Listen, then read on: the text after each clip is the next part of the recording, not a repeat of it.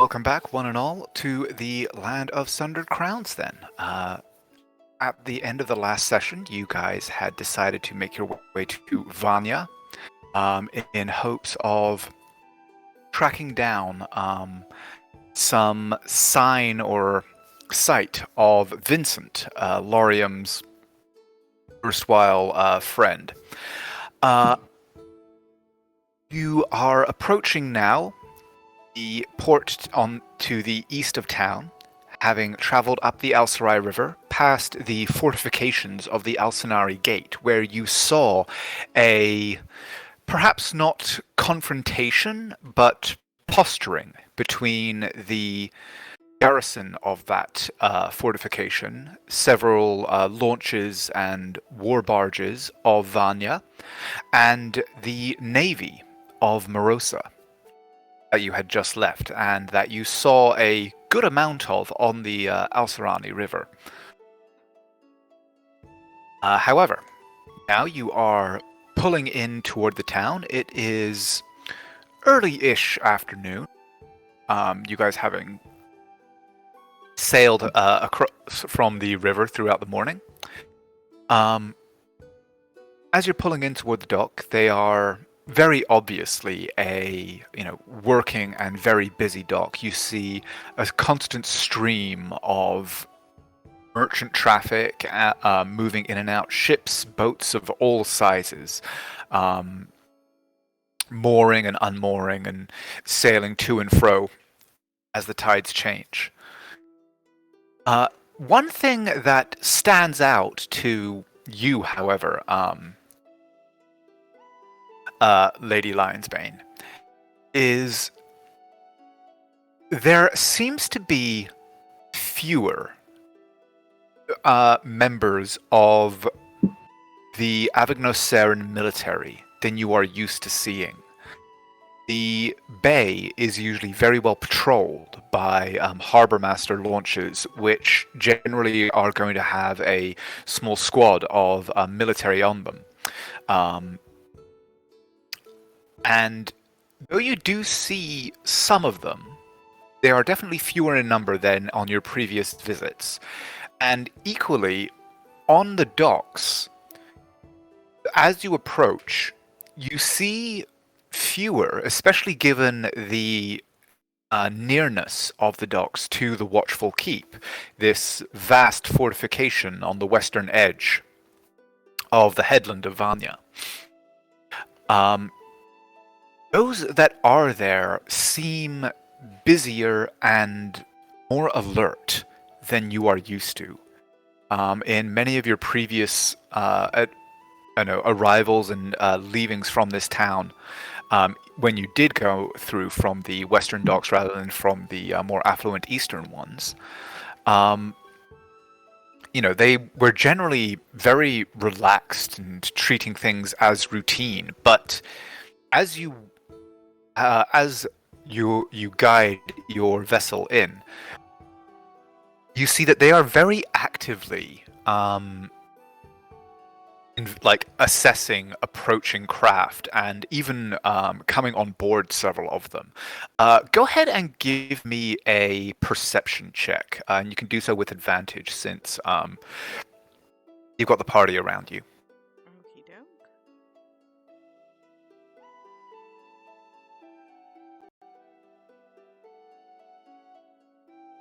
16. That's enough. You are able to see, as you get closer, observing the behavior of the launches in the bay and the soldiers on the docks and where certain boats are being guided to and the like. They seem to be paying particular attention to vessels and crafts that are coming from the direction of Avignosera, that is the kingdom to the west. Particularly any vessels that bear the flag of Avignosera, indicating that they are based in those ports, seem to be getting a particular amount of attention. As your small craft approaches, not being really large enough to be expected to fly the flag of any particular country or port,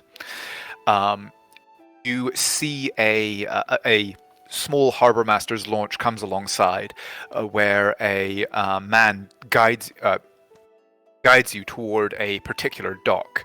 But as he approaches, he kind of pulls alongside, and you see a man stands up at the rail of the other boat, dressed like obviously as a kind of civil servant. He has what looked to be a somewhat official uniform on, but is obviously also just kind of a working man.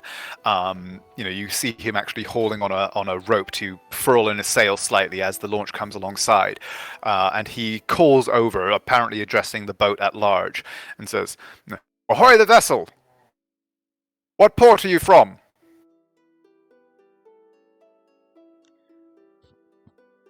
Naira's gonna look at Uther holding the paperwork.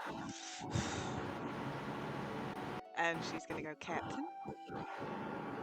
Oh, yes. And he'll reach into his bag and pull out the necessary proof and walk. Well, the vessel is about 20 feet away, so you're not like at the dock yet. This is while you are coming in toward the dock. You're still probably about half a mile away or so from the dock itself. So like it would be too far to hand anything over. He seems to just be calling. What was the town my documentation says I'm from? Where was that? The documentation that you received was in the port of Arosa. Arosa, yeah. I would just be like, we're coming up from Arosa, looking to do a bit of merchanting, a little trading, as well as passing on through further west. Who do you serve? Do you swear allegiance to anyone? Or are you an independent vessel? We're a free man, free vessel. Very well. He kind of gives you a once over and he goes, The unaffiliated docks, there. And he points down toward here. Give him a thank you, sir, and then turn and begin pointing it out and heading to those docks. Okay.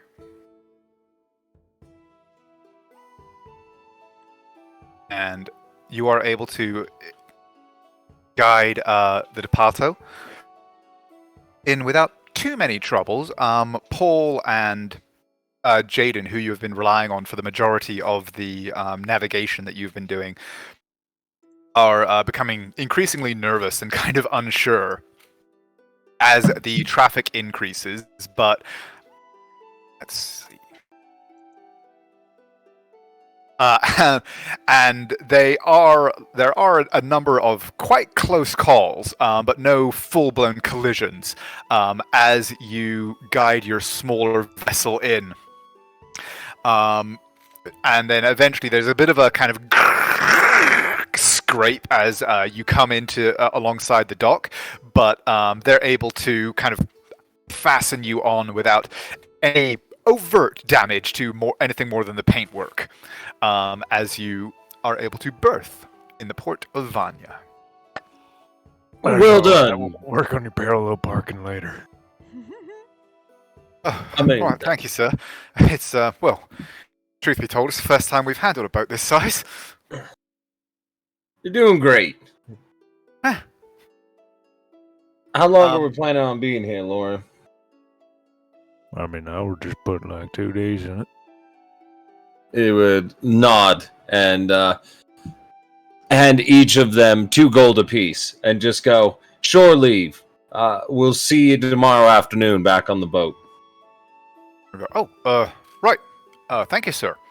And as they kind of make to kind of start gathering their stuff and preparing to embark on said shore leave, and as you guys are starting to turn to each other and consider your own intent in town, a figure actually comes striding down the dock toward you, flanked by a pair of guards in the blue and white livery of Vanya.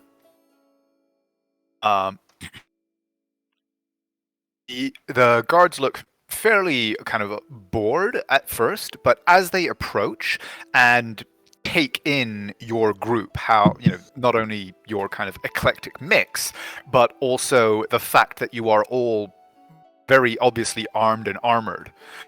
They kind of seem to straighten up a little bit, and you see them place their hands on the swords at their hips in some kind of preparation.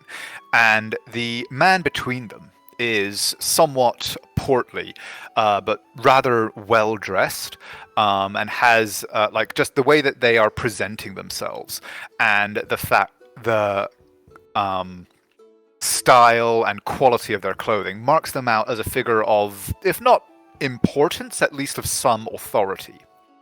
And as he approaches, he has a ledger in his hand, and he has what looks to be like a small stick of lead in his other. And as he approaches, he kind of is looking over the departure and goes, comes in and stands on the dock, a little a little bit above, but more or less level with the deck where you guys have pulled in. Good day. I am Harbour Master Coltrane. I run the merchant docks here in Vanya. What is your vessel? This one's mainly a trading sloop, recently acquired down south. We're coming here to start to understand a bit more of the trade, the necessities, what things have a higher price here and a lower place to buy elsewhere. You understand the merchant's game. Although we're a little short on supply, we are in need of somewhere with a bed instead of a hammock. I see. So you're not bringing in cargo yourselves? Seeking to acquire it in town? You see as he nods. You can look through our goods. Like I said, it was recently acquired. I have yet to entirely peel this thing apart. As I would just turn and show him the documentation and just notice how fresh all of it, the inks upon it are. New ship, like I said. Takes it and looks it over for a moment and then goes, very good, very good. So, you are Sir Lionsbane then? Indeed. Well, welcome to Vanya. Eric, would you just inspect below decks and ensure that there is no cargo that needs to be accounted for? And one of the soldiers with him kind of steps in and gives you all kind of a little bit of a wary look at first, as he moves toward the deck hatch, lifts it open, and unless anyone does anything, he goes under. Nope, just wave him through. Okay. And kind of he's down there for only a few seconds, just long enough to literally have the most cursory of glances around, before he comes up, shakes his head, and is like, nah, all clear down there. And Coltrane goes, very good, very good. Well, then I may say welcome to Vanya. However, seeing you all attired, I must inform you, the city is in a state of alert. I cannot allow you to leave your vessel so attired with arms at hand. In this current state, only agents of the city may go abroad with weapons available. I'm fine with that as long as I get to keep my pointing stick. As he draws his blasting rod from his holster. See, I can point at that thing and that thing. Go pick that up.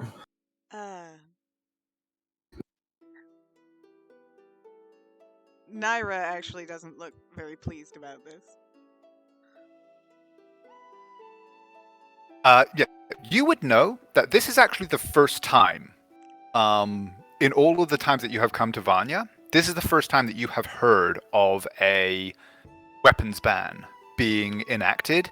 It is not normal for people to walk around with weapons available, but there is a fairly steady traffic of mercenaries and the like, as well as other campaigners and adventurers coming through the city, and normally they are allowed to move around the town with their equipment. But evidently, something has changed since the last time that you were here.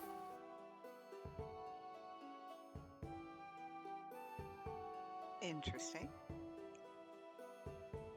She's first going to look at Lorium to see how he's reacting to the idea of not having his weapons. He'll notice the glance and then just ask, "What are the calls for the high alarm?" Oh, I see you are new. You have not heard the news. Well, if you must know, it is because the king has ordered the army to march west to ensure against a crossing from Avignosera.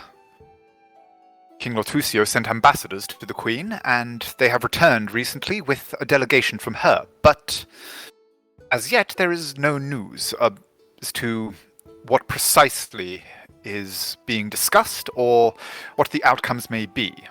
I have simply been informed that a weapons ban is in effect. Cannot have unknown quantities moving around the city, armed and armored. Is it an armor ban as well? Or may we Indeed. still... No, none may go attired for war, other than the members of the guard, the military, or agents of the city. Well, you wouldn't ask a lady not to be able to defend herself, would you? I'm kind of looks you over and goes, well, I'm afraid that I would have to insist. And then he kind of looks at the guards for a moment behind him and steps onto the boat and lowers his voice slightly and says, unless, of course, you would be willing to become agents of the city. You are, I surmise, accustomed to a certain kind of work.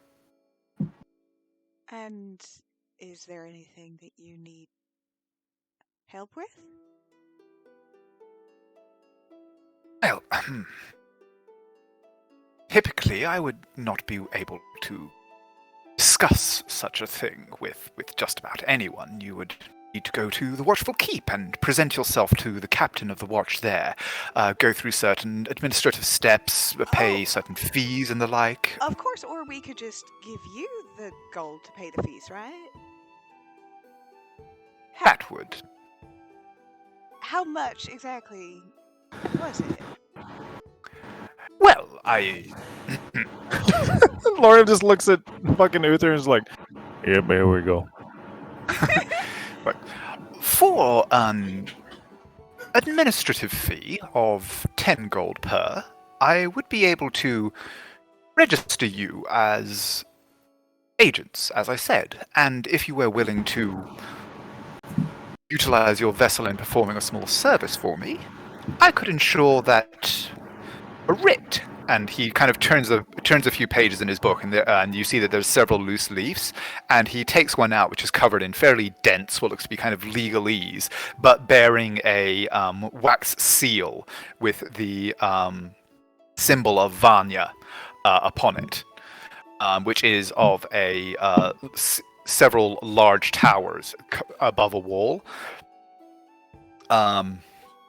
Says, I would be able to ensure that your names were applied to this writ of passage, which would assure your status, should anyone question it as you moved through the city. Well, of course, that's mighty convenient. And she's going to get out her gold purse. And actually, how much money do we have in party funds? Because that seems like a good... We got plenty. So it was 60 gold total?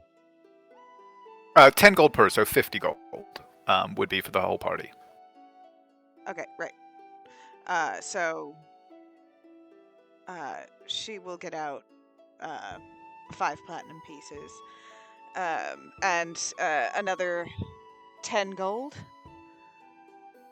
and hand it over to him and says, and of course your commission for discretion. Thank you. It is so good to meet someone that knows the niceties of such things, he says, as he quickly pockets the gold. As for the service that you would need to provide to cement your status, It should be a trifle for those such as you, and especially since you have a vessel of your own at your disposal. But there is a navigation point. Lighthouse of Vosros. Perhaps 4 or 5 miles. You can just see it on the horizon over there. Normally, it is a lighthouse that is utilized by vessels coming from the north. However, the light has failed of late. The last 2 days, no sign of the beacon has been seen. I sent a small patrol to investigate, and was expecting them back yesterday, but, well, they have failed to appear. I was considering how many more I could afford to send, but, well, if you would deign to investigate and return to me with a report of what you found there, I would be more than happy to, as I said, ensure that all paperwork is taken care of for you.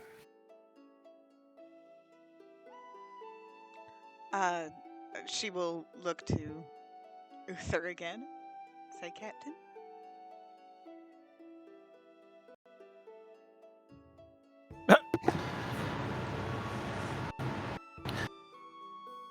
Do I get the feeling just that, like, he's playing the rest of it, like, across, like, he needs someone to check out this tower and why, and to deal with these people? He's obviously engaging in a crooked bit of business, like you guys have just actively bribed him. Right. So he's being a little bit kind of circumspect and doing a little bit of doublespeak in that way. But in terms of his discussion about the lighthouse and what he needs done, that does seem to be on the up and up. Okay. I would then nod. All right, we get to that, and then free reign of the town, and perhaps some more work in the near future. Of course. Should you be interested, then, well, you would already be certified and licensed agents of the city, and especially in these times, there is always a need for the competent and the effective. Well, It would even allow you to enter and discuss such matters with those in the Watchful Keep, or indeed with certain members of the colleges, should they be interested in acquiring your services. Quick point of clarification. I only had to pay for our actual party. Have Paul and Jaden already fucked off? They've actually taken off their weapons, because they had just been kind of holding their long swords. Their bows and everything had been laid down. So yeah, they've just kind of unbuckled their swords and put them down. And I mean, they haven't left yet, but they were kind of waiting until this business was concluded before they did so, is the impression that they get.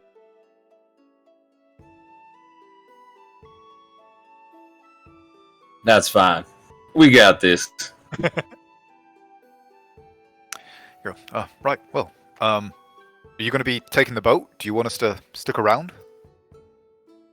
I'd look at him and just say, I guess we'll push out shore leave until after we deal with this lighthouse. You mind taking us out and heading that way, boys? Or I would look at Lorium and go, or do you want to learn how to do a boat real quick? This harbor seems intense with many other things to crash into. It's a great place to learn.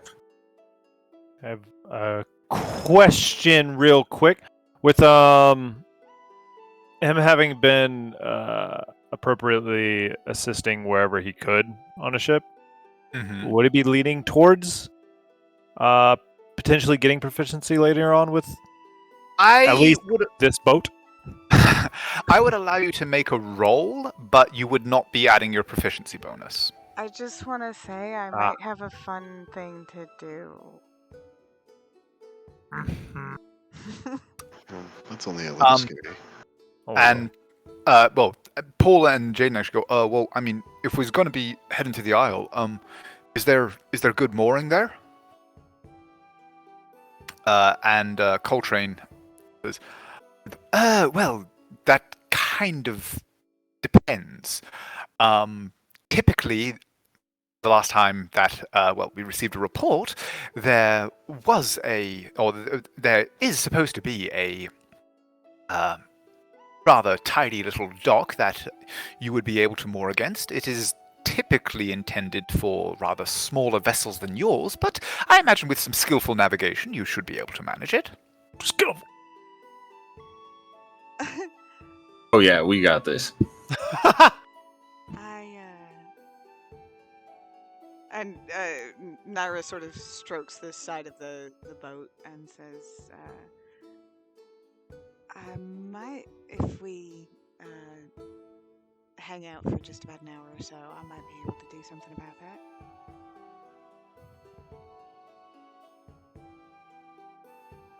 Uther shrugs, turns to the harbor master as he says, it looks like we'll be around for an hour before heading there.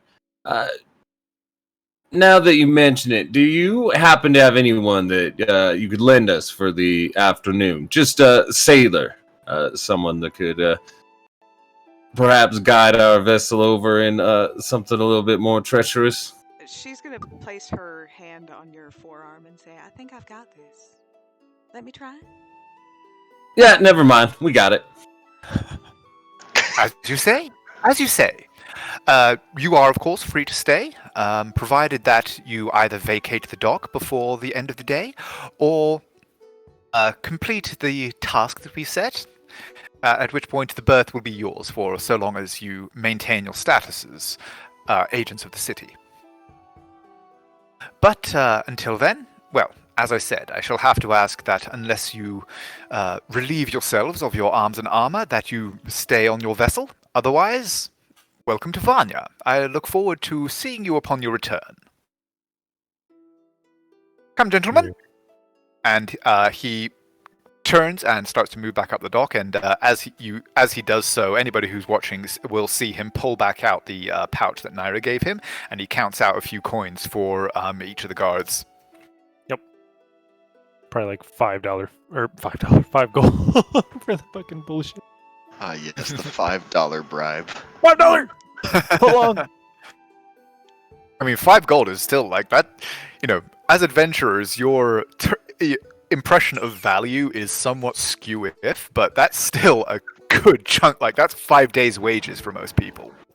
Well, the one thing I've heard that people forget is it's like a copper's like $1, a silver's like $10, and a gold's $100 bill. 5 Benjamins. Yeah. Yeah, Lorium's fucking viewpoint is really skewed at this point. He just keeps getting handed money, so he's got 313 gold total right now. We're doing pretty good in the party funds, too. Hell yeah. Well, our advantage is we do something that's like ridiculous and reckless, but we get paid almost die, lots like, of once a money. week. We're like the modern equivalent of like bank robbers. Oh no. And yeah, I figured it was going to be like a fucking rowboat or something that we could just take out there, but fuck it, we're taking the whole boat. You think a rowboat could hold us? Okay, 2 I mean, rowboats. You do have some rather weighty individuals among your team. I take offense to that. Well, Paul and Jaden, having been released from their duties, then will both kind of head on ashore, relieved of their weapons and armor, with a promise to be back here to, basically see if you guys still want them the following evening. But other than that, you guys said that you were going to hang around for an hour? Yeah, Naira's gonna go make her way, probably to the tiller, and then just sit cross-legged and sort of look like she is meditating. Okay. What is everyone else doing while Lady Lionsbane is taking some quiet time?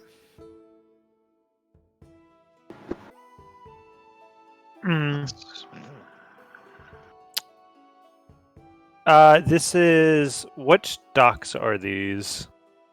Because no, you said there was a royal dock, and then Yeah, so the docks over on the eastern side are typically known as the Royal Docks. okay. That is simply a name, however. They are not exclusively for the use of the royal family. But they are typically utilized more so by the nobility, royalty when necessary, high-ranking officers and the like. Basically, the more kind of rich and powerful tend to moor their vessels on the eastern docks, whereas the more general traffic, including from what you can see, most of the merchant traffic is happening here on the western docks. And you can indeed see that there are a number of large, like the waterfront here contains a number of very large kind of warehouse structures. And just off to the south, quite close to the docks and kind of almost spilling into the waterfront itself, there is a truly enormous market, like almost probably 300 or 400 feet across. In fact, probably even a little bit larger, maybe as much as like 500 feet across in some places. There is this huge kind of bazaar that is just, you see a constant stream of goods going directly into it from other vessels, as well as back from there into other vessels. You can almost hear, even, from your position on the docks with the water around you and the noise of other vessels and everything like that, you can just hear this hubbub din of voices and bartering coming from that direction. All right. He would he would raise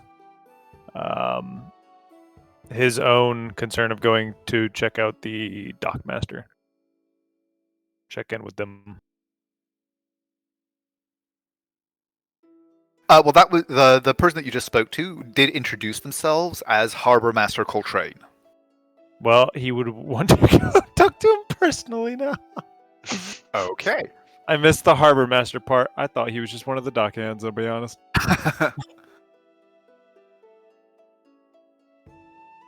Like, yeah, I should probably catch up with him and see if he's got any listings and documents for anyone by the name of Vince or Vincent coming in.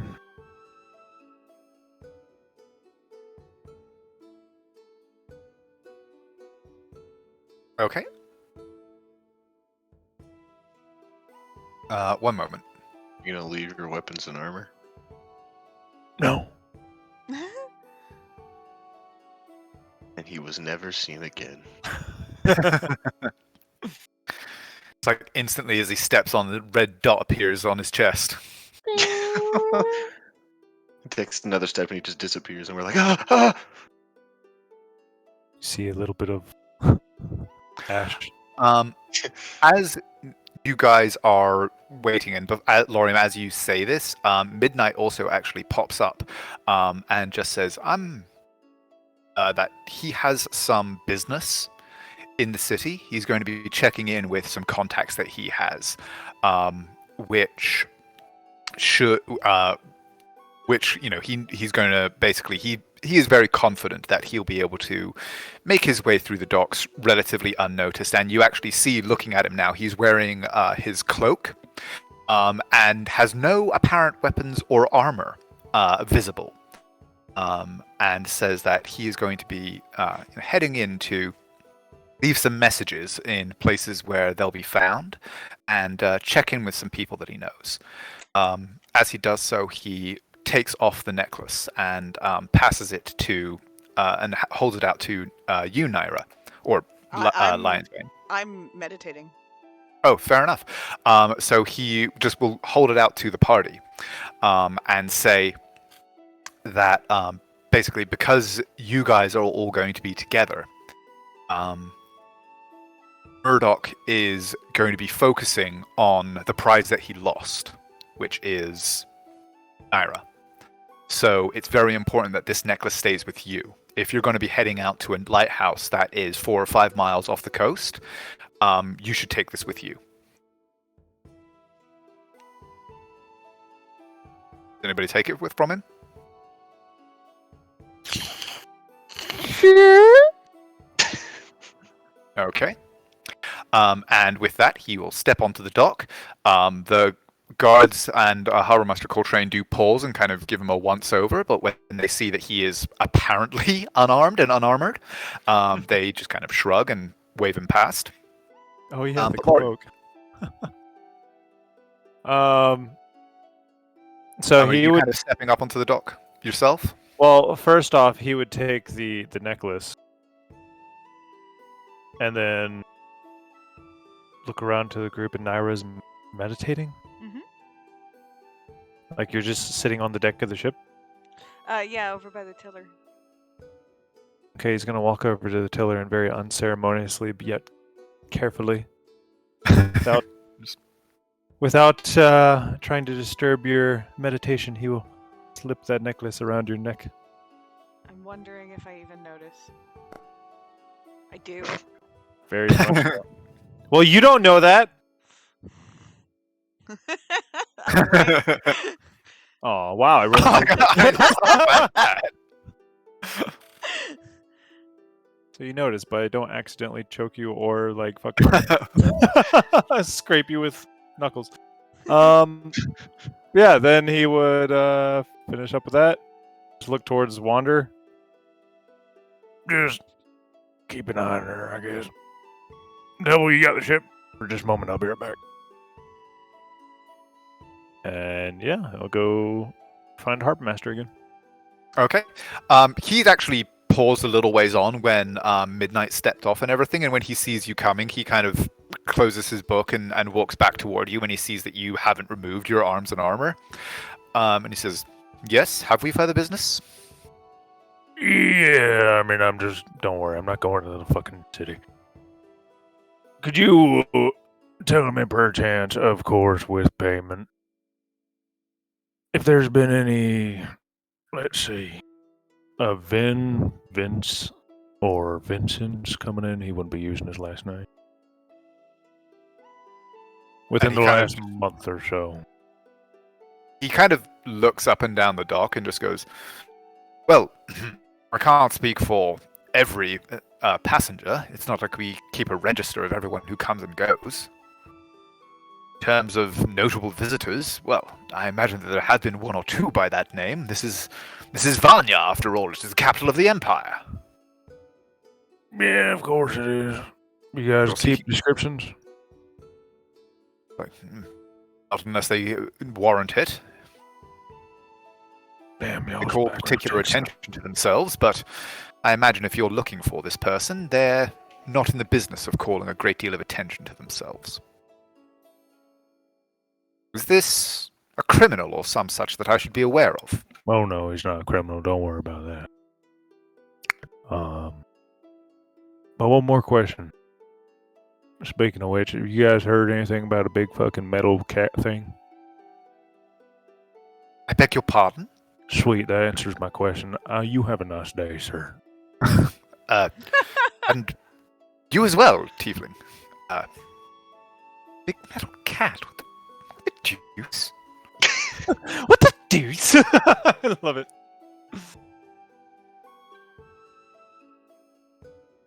Yeah, that real quick 5-10 minute excursion. He comes back with pastries. No, he doesn't. Yeah, aw. Yeah. Aw. I was thinking you went to my favorite. Oh no, yeah, it's here. No, it's not. Other. No, it's an Arosa. Yeah, Yeah. Wow, he remembered it. I know. Yeah, you met your like stepmom there. All right, now what's it called? I remember that. All Mags. And oh yeah, No. what was the pastry I shop remember called? Old Mags. It was called- Butterfinger. It was called Butterfingers. He remembers. Remember because it's the name of a candy. I'm impressed you guys remembered that. He's so smart. Okay, so you've concluded your business with the Harbour Master. Uther, Wander, are you guys up to anything? Nope, just hanging out on the boat. Okie. I will begin the process of doffing my armor, which is an hour-long process. Okay. In that Quick, case, yeah, somebody stop him. you can have finished that process at around about the point where Lady Lionsbane has finished her meditations. Why are you taking off your armor, though? Are you planning on going ashore, or what are you up to? No, just gonna do a thing with it. Okay. Um, now I'm worried. So, Naira, what are you up to with this hour of meditation that you are performing? At the end of it, when is everybody back on the boat? Yeah. I think everyone Yep. but Nyx, yeah. So she will open her eyes, and as she stands, I think everybody roll a perception check.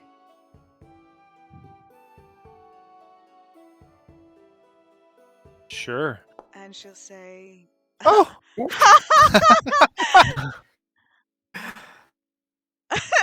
does not Go notice. Himbo power! Love to see it. Although I'd be interested to know what he feels through the connection, so you'll have to, I'll weigh in. yeah. So, Lorium, you are the first to pick up that something is odd. She moves,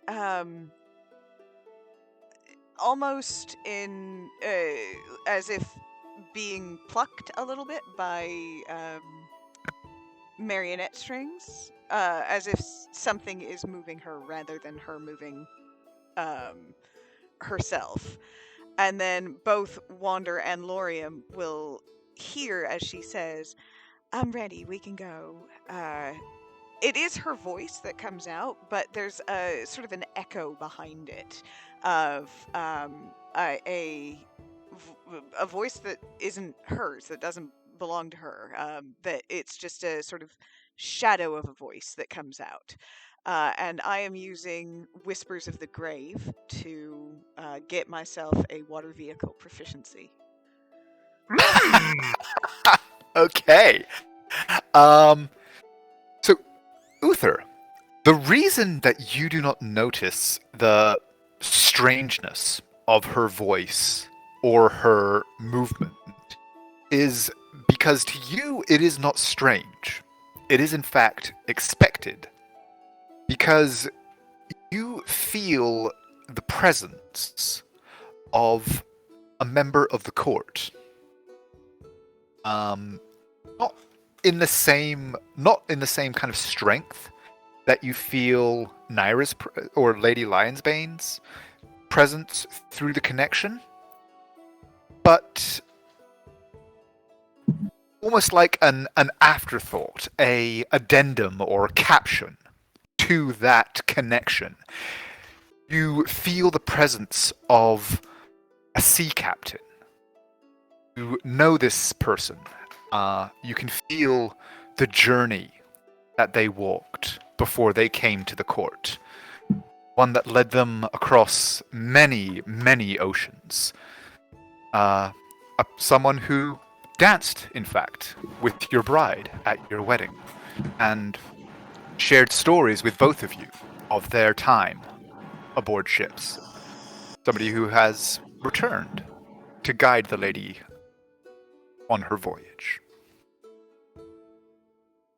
At that, you would just see as Uther turns to no one on the boat in particular and says, good to see you again, Admiral. I do appreciate your continued guidance.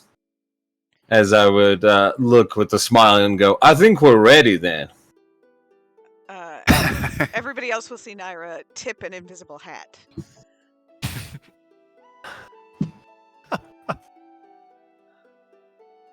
Lorium just looks over to Wander. That's it. just like the office look directly into camera. Yeah, that's all Wander is the camera. He's just looking down at the ground. I'm so confused. Yes. Okay.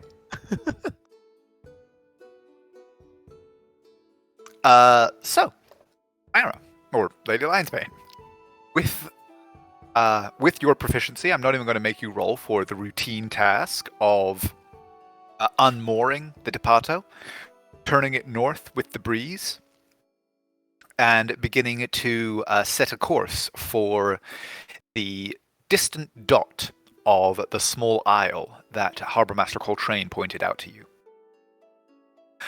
It's a fairly swift voyage. The wind is still coming up from the south, blowing in off the Harashan Sea. Even this far inland, that is still the prevailing direction of the wind as it heads up toward the Aglanon Mountains. And you are able to make fairly good headway. It's probably about half an hour, maybe 45 minutes, so it's getting on toward middle to late afternoon as you approach the island that of the Vostros lighthouse that he pointed out to you. Let me actually pop that in chat for you guys.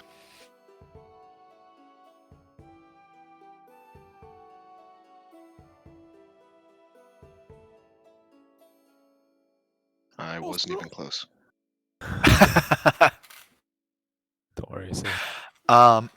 As you approach, you can see that the island, as you begin to be able to make out more and more detail of it, is just this fairly low but steep rocky promontory that juts out of the Venostian Sea, as this large inland body of water is called. The sides look steep, fairly craggy. There's seabirds, gulls and puffins and the like, nesting on them and floating and circling around it. As you approach, though, you don't make out any...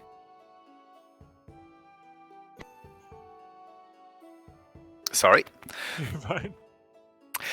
You don't make out any kind of landing site or specific dock that is available. There is a small inlet.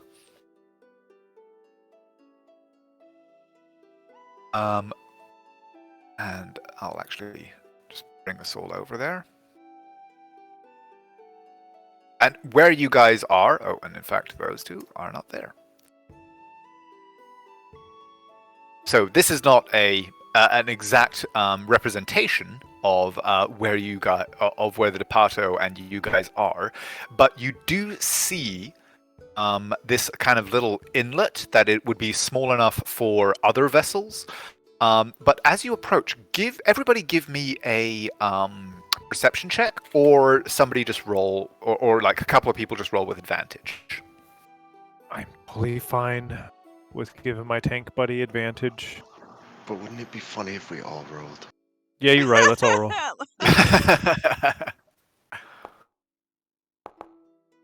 Oof. I did okay. 11!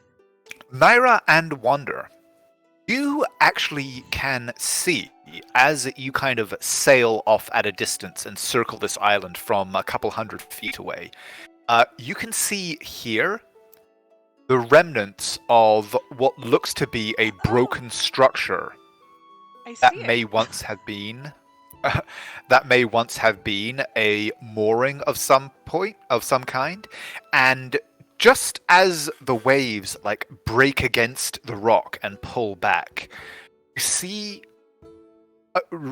cracked against the rocks the remnants of what looks to be at least one relatively small launch. However, the structure and the launch have very obviously either been destroyed or been possibly just battered by the winds and sea into almost non-existence. Everywhere else, the rocks form quite the barrier. They would potentially be climbable. However, the waves are breaking against them somewhat fiercely.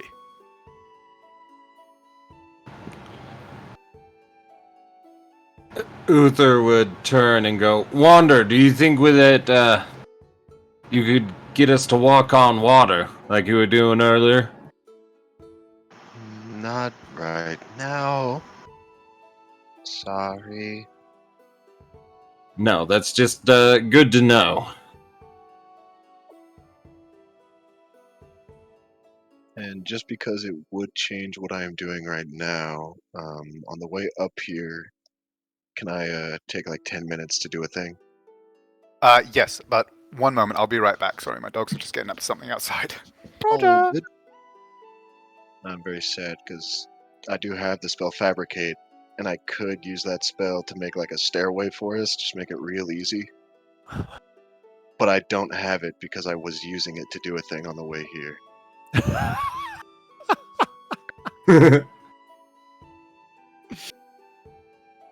Oh no. That's funny that you point that out, though. Yeah. I use Fabricate to turn the water into an ice slide. Can you do something with the water with Fabricate? I highly doubt it. Let me look. Okay, and I'm back. Hello! So, what are you getting up to with these 10 minutes? So I'm going to take the 10 minutes required to cast this spell to cast Fabricate, Oh. and with my no longer being worn armor and the 5 ingots of adamantine, I'm going to try to fabricate a set of adamantium armor. Or rather, enhance my own armor with adamantine. Okay. Go ahead and roll me a smithing tools check, but roll with advantage because you are not only a forge cleric but also utilizing magic in the construction. Can I roll using my wisdom instead of dexterity? Yes, absolutely. This is a spell that you're utilizing, so I'll say go ahead. Dope. So instead, can I just make a wisdom saving throw because it'd be the same modifier? Yeah, go for it. Cool. Because I think I have to go in and change stuff for it to do the other thing. And yeah, roll with advantage, as I said. 18. That is actually the DC that I was thinking of, so well done.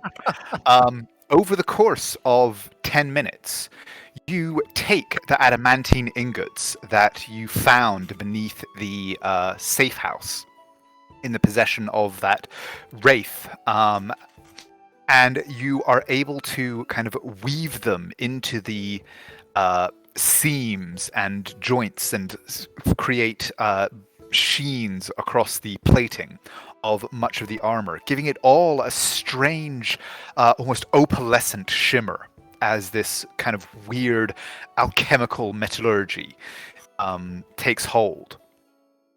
But yes, over the course of the next 10 minutes, you are able to enhance the plating, and your armor is now adamantine. Yay! Nice. Congratulations. I did the thing. I forged a thing. But yeah, I'm only making that point of clarification because otherwise I would use Fabricate here. Yeah. Yeah, cool. Now take the time to put it back on. Yep. 1 hour later. So yeah, you will need to spend probably between casting and starting to put the armor on. There's probably, how long does it take you to put the armor on? Because I know it took you an hour to doff it. Is it also an hour to put it back on? Yes. There's probably about half an hour of that time left by the time that you have started to circle the island and have made that discovery regarding the destroyed dock. I just noticed it and I'm like, oh. I don't think we can make it through there, right? No, I do not think we can. Well, then I'll get the anchor. And he starts tying a rope around Wander while he dons his armor.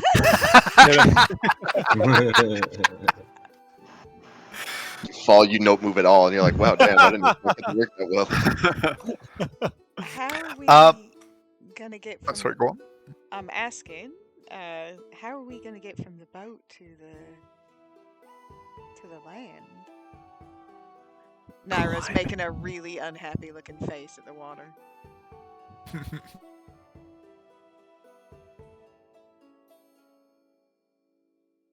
How far is it? Let's. Yeah, I could walk you over gonna- there in like 10 minutes. I was gonna say, are you gonna throw me? I mean, another option.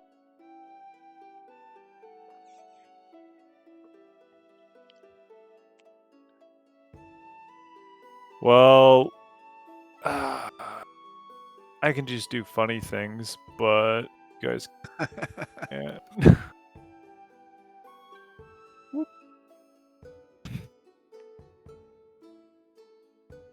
Now, if- Also, the way water works, it's really not all that bad once you get on the fucking bottom of the pool floor, well, ocean floor.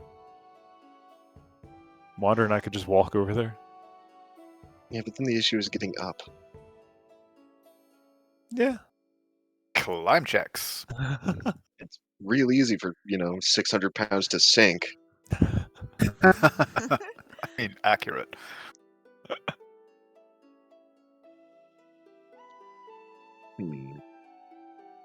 I say we take a nap and we come back tomorrow.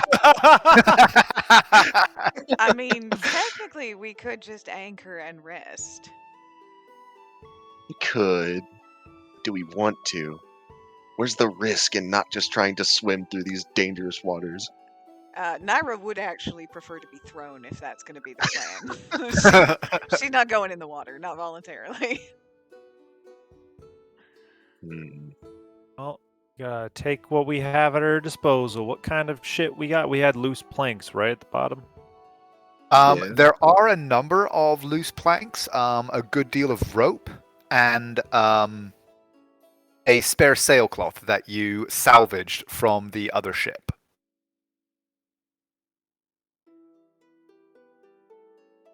Okay. Well, we could be really funny about this. It's not very practical, but it is funny. We love the rule of funny. Or we could just take a moment to put a fuck ton of planks together and make a really long shimmy. And just continue as we go. Pirates of the Caribbean shit. I don't see any possible universe where that goes wrong. We should do it. Especially when right here, when fucking 400 pounds is pulling down on us.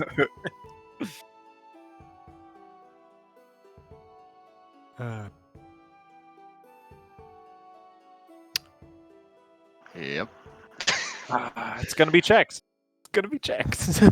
Yeah. There would definitely be some checks involved in that particular plan.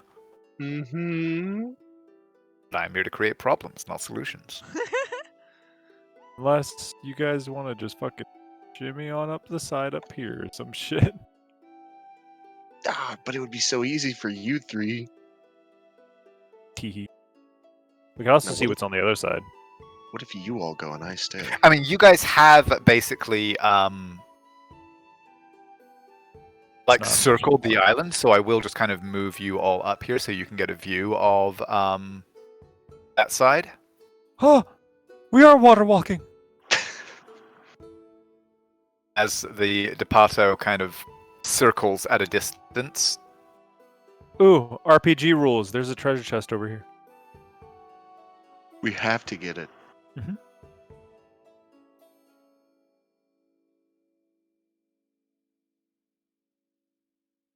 I mean, that does look a lot lower. Could just dock over here. Fucking. I mean, Naira, you can, from the whispers in your mind, there is nowhere that you could safely kind of dock. Looking at like a promontory like this coming up out of the water, you would estimate that the seabed or the lake bed technically is probably no more than 20 to 30 feet down. if you're relatively close in. But you probably wouldn't want to anchor closer than, say, 40 or 50 feet from the cliff face, in order to be certain that the vessel would be there when you got back. Drop anchor. I can hold my breath for 17 minutes. Let's do this. 17. I can only hold my breath for 5 minutes. As if that's not a Herculean thing to do. I know, right?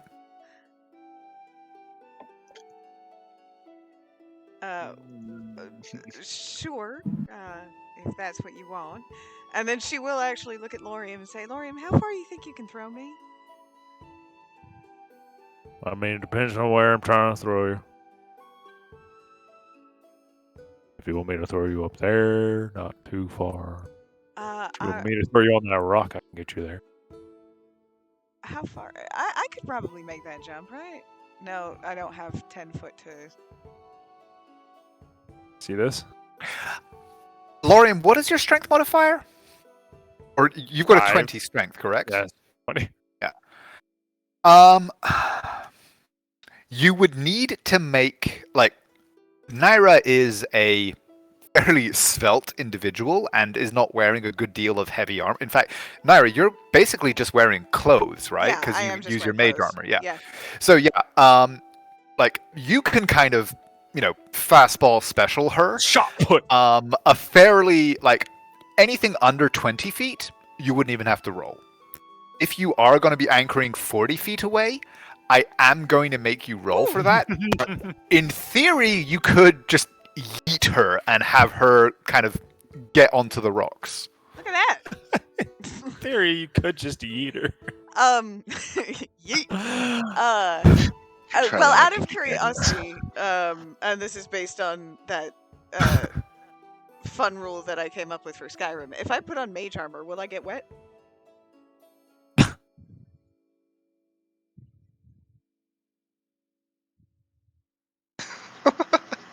I would say yes. Damn it. Okay, yeah. So she is going to ask you to chuck her over to that rock. She's going to put on mage armor anyway. But she is going to ask for you to chuck her over to that rock, if you wouldn't mind. I will give them guidance. He used it! Oh boy. But, he's like, alright. Balco, don't Okay, look. so you're just basically, like, anchoring the ship more or less here. More or less. And I mean, I'm like, for the sake of ease, I'm going to leave the ship here. But yeah, it is probably about 35, 40 feet to this rock. 45, 40. 35 to 40. Okay. 35 to 40, yeah. Okay. Well, He's gonna be like, alright, so you're fucking tiny. So my arm gets like about 70% fully extended. You go ahead and just leap, alright? I don't have as much of a jump as Midnight. Which propulsion? I don't know what that word means, but I heard it before. It sounds cool. It's propulsion. But okay, and if I say that I would jump at the same time he throws, can he have advantage on his athletics? Give me an acrobatics check or athletics, whichever you're better at, to determine how much of an assist you're able to give him. Acrobatics it is. Okay, Hey! yes. Lorium, go ahead and roll with advantage. Athletics? Right, it's athletics check? Athletics, yeah, plus guidance, which Wander dropped on you. I don't know if I want this to succeed or fail. 21. Okay. I was gonna add it for funny. 24. Woot. Whoop. And she will have told You get Valco one. to be good. Oh shit, that was a bird strike. She got hit by a seagull.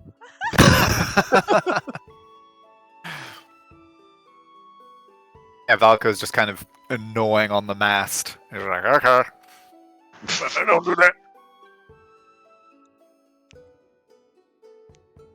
Okay, so yeah, Naira, you are able to, like, in midair, he hauls back and launches you, and just as his arm reaches full extension, you kind of use your feet and push off his extended palm, twirling through the air with a flip and landing your claws, chink, cut into the rock. Because you have your climb speed, I will not make you roll to see whether or not you are able to gain purchase and avoid slipping in. But yes, you are now perched atop the boulder. Yay! This worked out for me. Lorium, you're going to have to do the same thing on the way back. I wander, your turn. You can't throw me. I can certainly try. You Not could certainly try. 100%. That is accurate. You most certainly will not. Alright, well, how do you want to get in? Because we got a fuck ton of rope if you want to just walk along the bottom. I'll try. That's not up to me, that's up to you, buddy. I foresee nothing going wrong.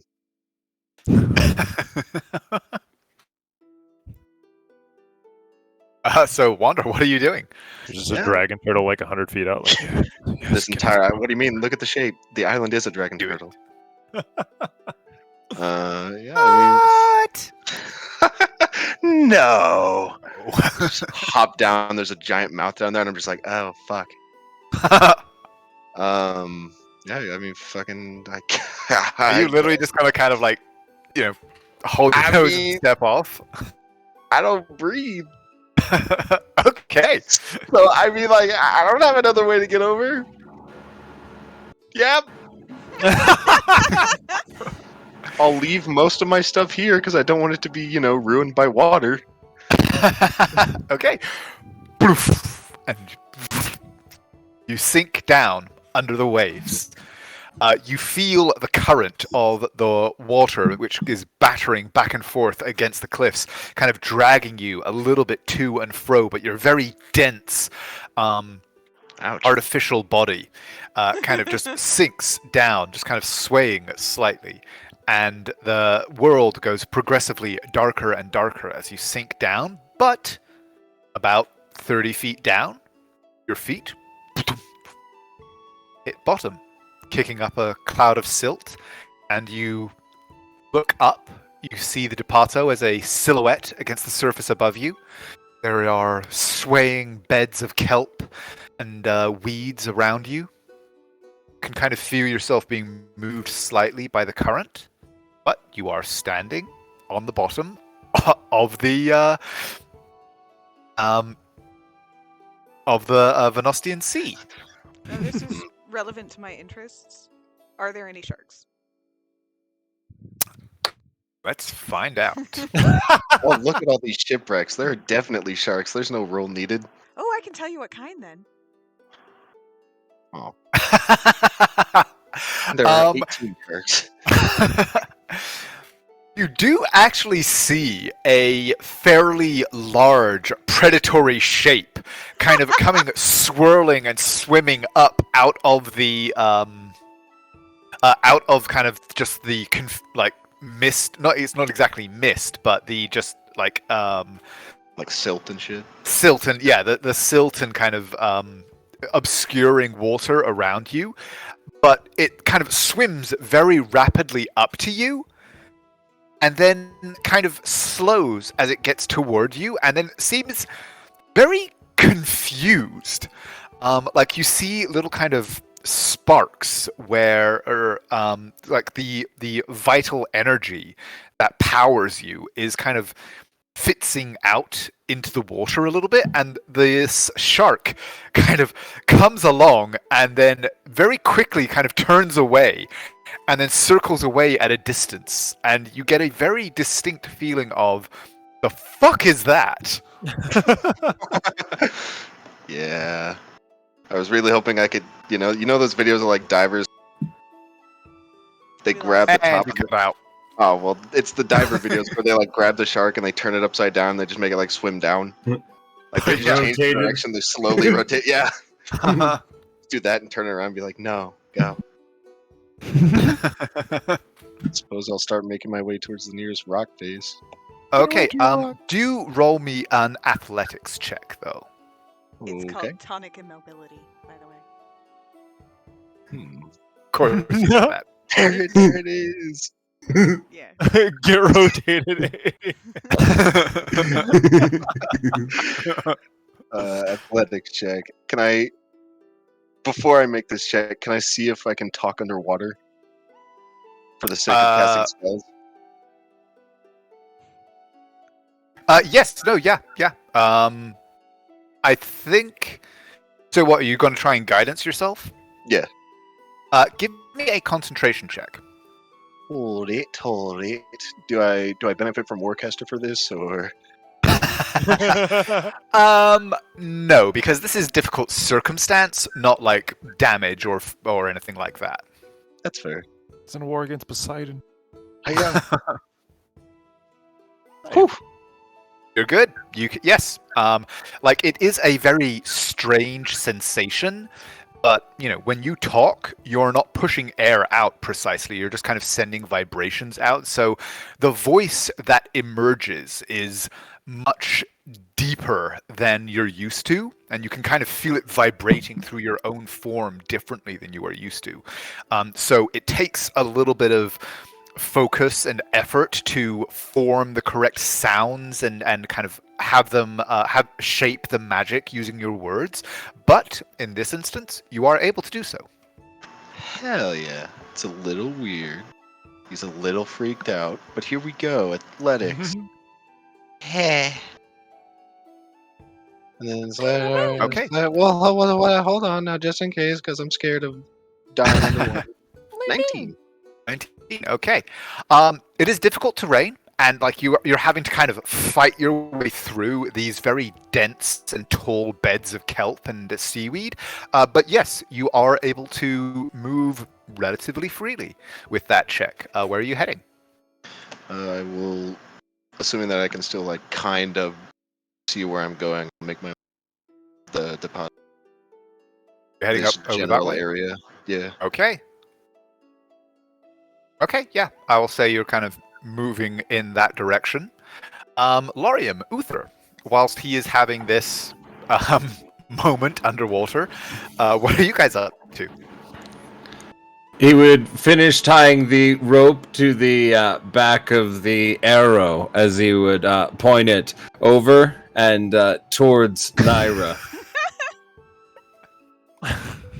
And Under the sea. see if I can get the range on it. You're tying a rope to an arrow? Yes. He's going to shoot Naira. Find that one, I probably do. There was a danger, I'm not going to lie. But yeah, you are able to kind of and send this arrow kind of going past Naira so that the rope kind of is now draped over the rock next to her. And I will. Nod and go, all right, Naira, get ready to pull me onto that rock. I don't have the claws for climbing like you do. So we're going to cheat and use some teamwork. You need any help, Lorem, or you got this? As he looks back. I mean, I guess I can just walk. Up to you. Okay. So Naira's gonna pick up the rope. And Uther's then going to run along the prow of the ship all the way to the point and leap off with the rope. And then land, and then just begin like swimming and pulling myself, ferrying along with the I mean, rope. from where you are, if you do, like, you will need to make some dexterity checks or acrobatics checks. Sure. But if you do actually make it all the way to the end, you could attempt to jump directly to the rock. And I will We're pull doing it. when he jumps to give him some help. Okay. Okay, so yeah, first of all, give me the acrobatics. You get to, I will say, there, when you feel yourself starting to slip. So give me an acrobatic or an athletics check now With to see how advantage. well you're able to kind of push off as your feet start to give way. It's with Oh, advantage. but with advantage, yes, because Naira is yanking as she sees you. Another one, come on. Ah, that was almost natural 20. um.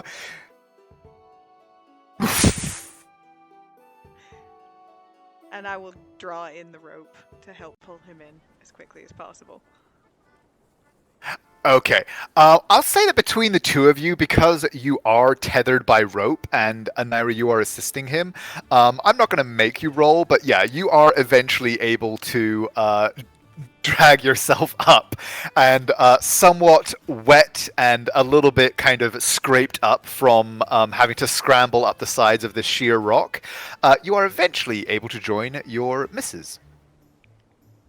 He's got prestidigitation. He's fine. Lorium, your turn. Meanwhile, Laura's back here like, Baco, stay. And he'll just take like a tinderbox with some jerky and just place it along the side. And then remind me how you rule swimming with heavy armor. It is an athletics check at disadvantage, and Okay. it will have a higher DC than a normal swim check. Also, these are very rough waters, so there will be an even higher DC than it normally would be. Okay. If you were trying to actually stay afloat and like actually swim. Well, no, he's going to let himself sink, but he's going to swim to catch what he fucking can. Oh, okay, so just try and like make headway as you go down. I'm going here, but first he's going to take a long jump and jump 20 feet. Okay. He's right here. So 20 feet would technically get you to the rock, but I am going to ask you to roll athletics because it is a very slippery rock. So you may not land as well as you had been hoping. 23, okay. In a somewhat bizarre and very majestic spectacle, 300 pounds of armored tiefling comes thundering across the deck, the entire vessel kind of pitching forward slightly as your weight moves up onto the rail, leaving a groove in it as your boot pushes off and sails impossibly through the air to land boom next to Uther and Lady Lionsbane.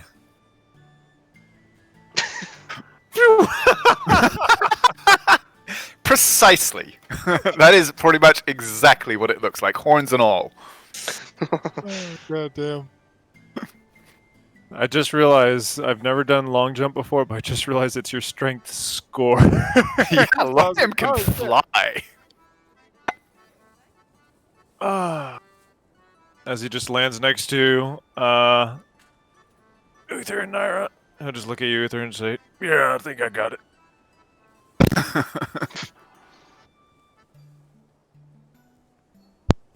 You just see Wander's like a leg float up from the ocean. Did you say another cow? What I said wasn't I was expecting a response, but I don't think he heard me. I said, cow, All right. another cow.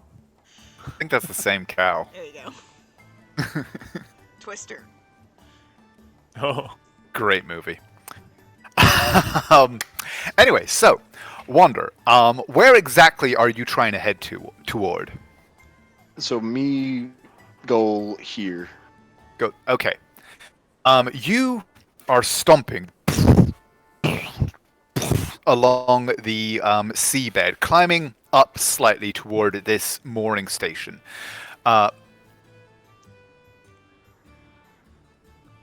With the density and your strength and just durability, you are just able to kind of power your way forward. And as you approach, your passive's like 26 or something ludicrous, isn't it? In terms of Perception 23. Okay, yeah, that's more than enough. Yes. As you pass the remnants of the launch and the remnants of the dock itself, you see very clear signs that they have been deliberately smashed by someone or something. It's hard to tell what the marks are. There's definitely no signs of like an axe or anything like that being used. Both the launch and the remnants of the dock were smashed apart. But there are marks. It's not like someone like Samesh built it. You broke up a bit there. It's not like someone bomb barreled it, right? There are like No, yeah, consistent. it wasn't like blown apart or anything like that. It looks like somebody actually smashed it apart. Particularly the boat. There's very clear holes in the bottom of it, where someone or something came in and smashed them. I just heard that you said bomb barrel. Well, the first thing I said was Samesh barrel, so I was like, I have That's intimate what you said. I experience didn't with catch that. it properly. No, good reference. I was like, if it's a bomb, I know exactly what happened here. Huh, interesting. Well, given that that's a thing to be gleaned from it,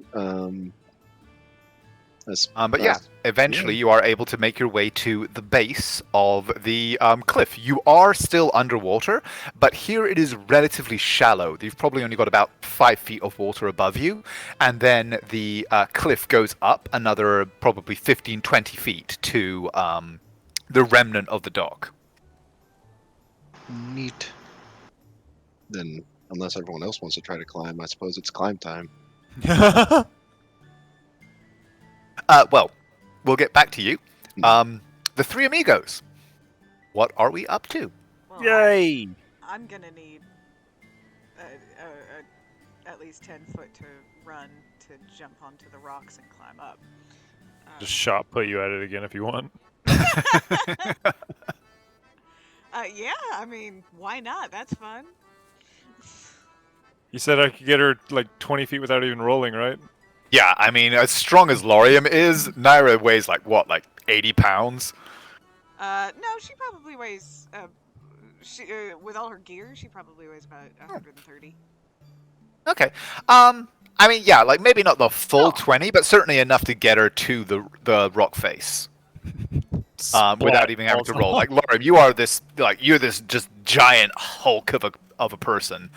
I mean, even 130 pounds, you can kind of just one hand that. Uther hands her the rope. I'll just if she's willing to do that, then I'll just aim for. It looks like there's a slope there, so. Yep. Yeet! Naira, you kind of claws out, land, chink, are able to catch onto these minute fissures in the rock face where you can gain purchase.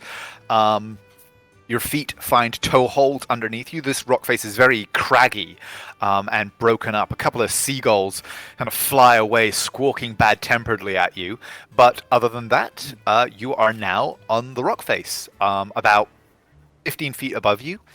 The lighthouse itself rises from the only kind of the very small, flat-topped area of the island. And yeah, you are able to clamber your way up. I'm gonna go stand there because it looks like it's got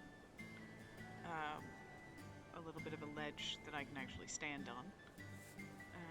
Indeed.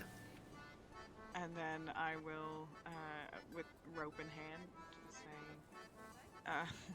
I'll do my best.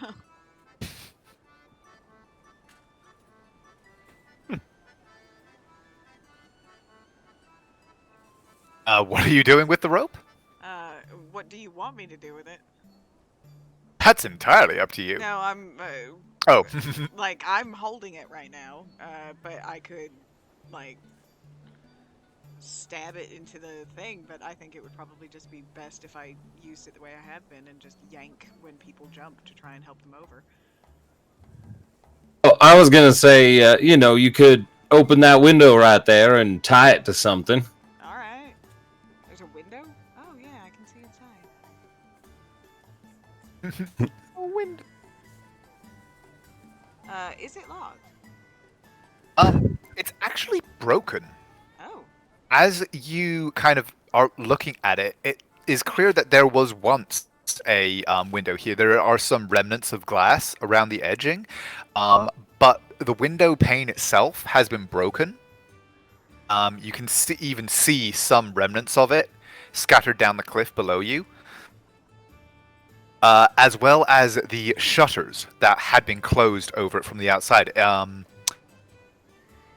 Lara is functionally a genius, so I'll give you this for free. Based on what you can see, it looks as though it was smashed open from the inside. Yeah, I got that. I'm apparently functionally. Christine's apparently a genius. No, I have seen too many crime dramas. But yes, inside you do see there is a fairly large table right in front of the former window. A chair behind it. Scattered in front, on top of it, are what look to be some navigational charts and like kind of logbooks and the like. But that's all you see on a casual glance. Okay. I am gonna do a perception and take a more detailed look, especially since it was broken from the inside. That's probably where the threats are.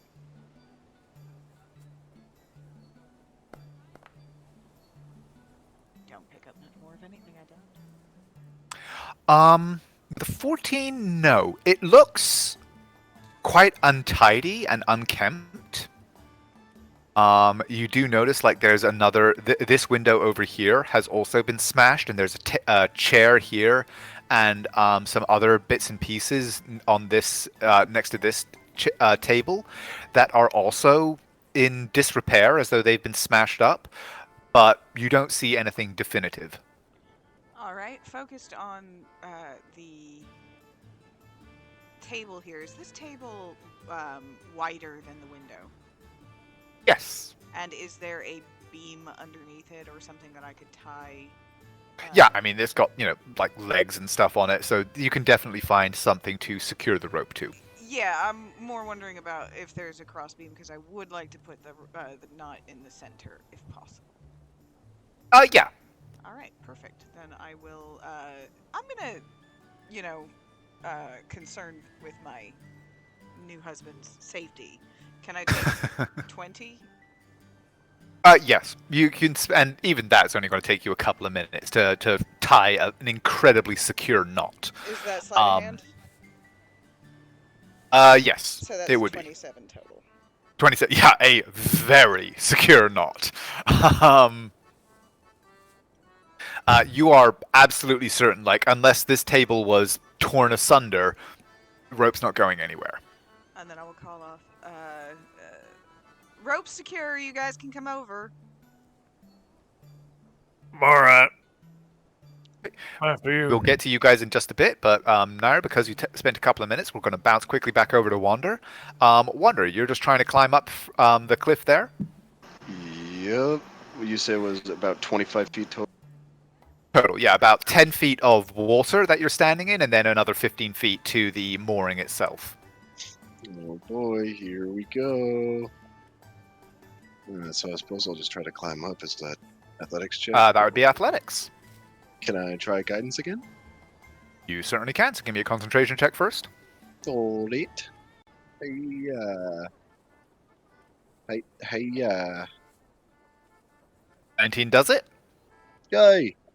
Hi-ya. Ooh, less yay. So, 1, 2, 4. 11? You do not take damage. However, as you're like climbing up, the rock is slick and wet, and it's just very difficult to gain any purchase. Despite how craggy it is, you're able to kind of like get yourself above above the level of the water, but as you do, the force of the waves moving you back and forth and battering at you is too much, and you're not able to make progress up. I'll just hold there for a minute, just like, oh.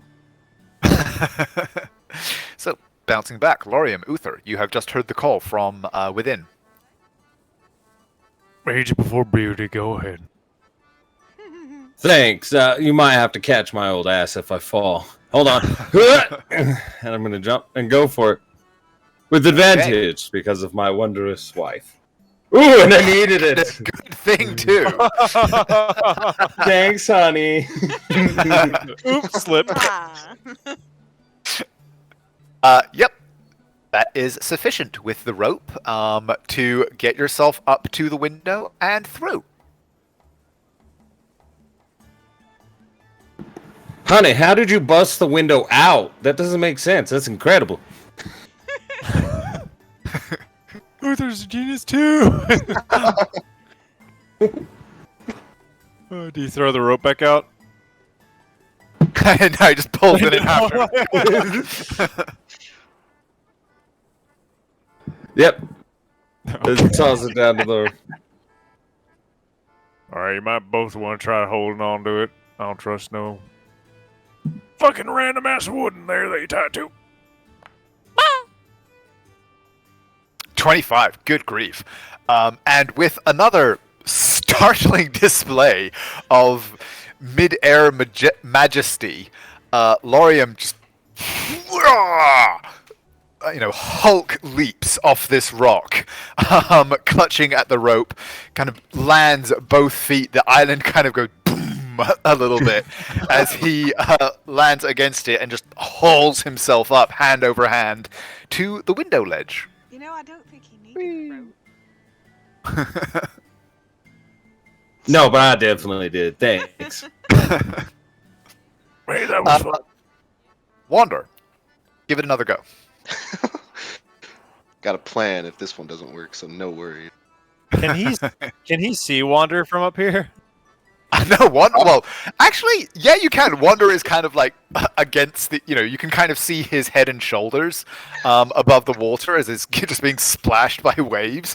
It's like a kitten trying to claw at the little fucking child bars. Exactly what it is. Only his head is just constantly smashing into the rocks. Just bing, ow, bing, ow, bing, ow. Bloop, bloop, Yep. bloop, bloop. Alright, that one looks like it hurt. You should probably go help big guy. Then as I sink to the bottom, I will cast Sending. And I will send to Lorium. I will just say, help. Who? To Lorium. Oh. He's just gonna walk over here because I probably don't hear anything if there's any danger. Do you think he's gonna fabricate a dock down there? I don't know what the fuck he can do, but apparently he can't swim. Alright. Actually, does this look extremely unstable? Fairly, yeah. You Okay. wouldn't necessarily want to put any weight on the end of it. Okay. In that case, he'll just take out his rope and find a decent chunk of rock to weigh it down to, reach him. Yeah, like you can kind of tie it around this boulder here and make it fast, fairly securely. Throw it down. Wander, roll again with advantage. Yay! Hi, 7 and a 2. Oh my god!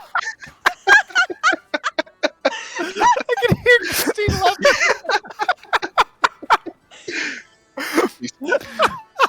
If I would have rolled a 1, I would have been like, can I pull Lorium in with me? So, you take 9 points of bludgeoning damage just as, you kind of are up and then you slip and crack into the rock, and then up a bit more and slip and crack into the rock. Eventually making your way up to join your I was about to say, companion. he's just going to take that rope, double knot it, and fucking jump down and make the fucking repel him up. He was not gonna move. He was just gonna sit there like, give me when you're done. Are you all good? No. I don't know. Okay, that looks like it. I will cast healing word on myself. No is the healing word. Yeah.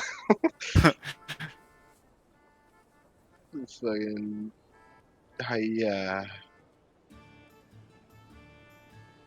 Collecting my fucking rope. Even though there's a big ass rope right here with a rock conveniently tied to it. Hey, you almost healed Max.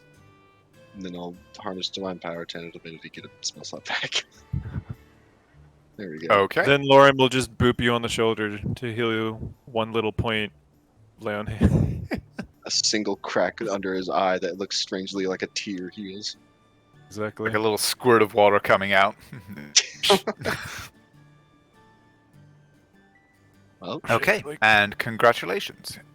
You have all now, at last, arrived Remember, at we have to make it Vostrom. back, though. At the Vostros Lighthouse. I will happily sit on this island for 8 hours.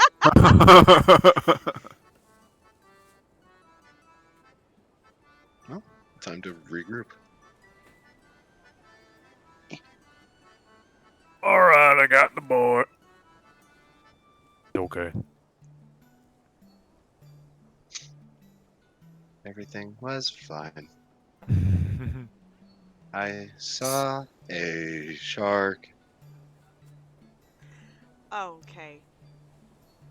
Alright, it's definitely a great thing I didn't jump in.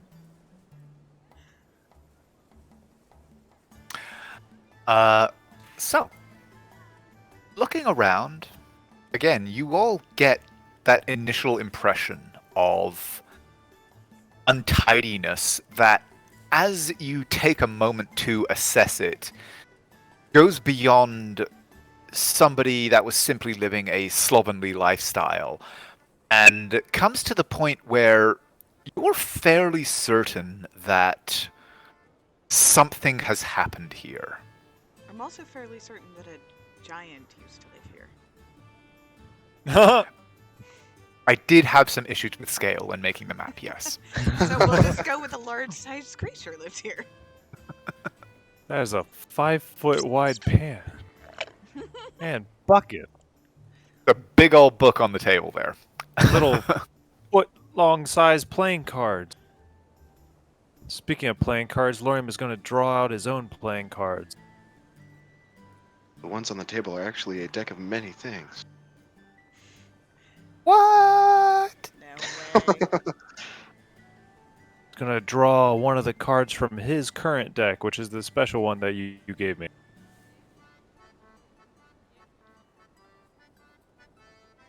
Do I summon a goblin? Which one?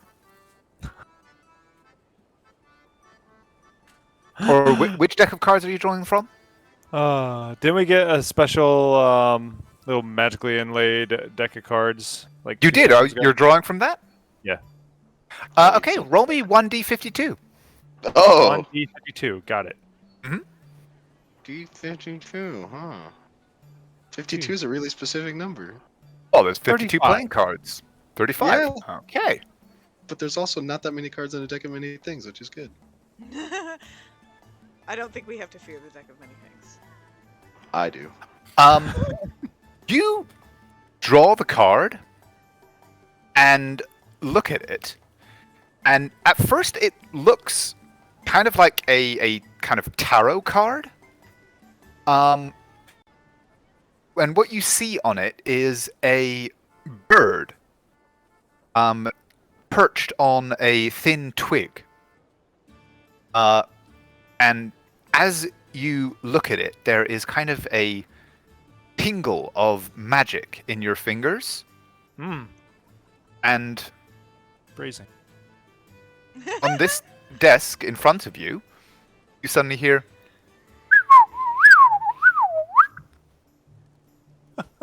and you all see a little bird appear, hop around a couple of times, and then fly out the broken window.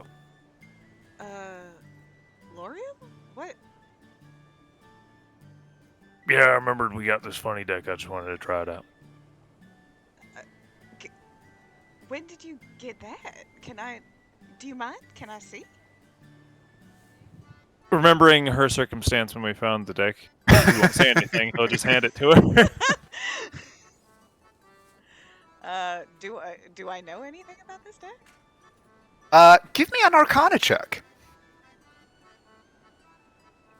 18. You are familiar with stories about magical card decks. The stories vary. Some of them talk about the magical decks of cards as things of great danger and bane.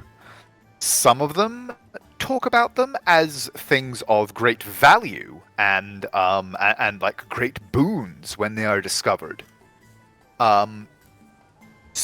You also know that according to many of the stories, the powers of the decks of cards, it's unclear if some stories are talking about the same and some are simply exaggerated, or if they're talking about different decks. Some of them talk about the cards being able to literally rewrite reality. Others talk about the cards as mere trifles. A child's toy, if you like.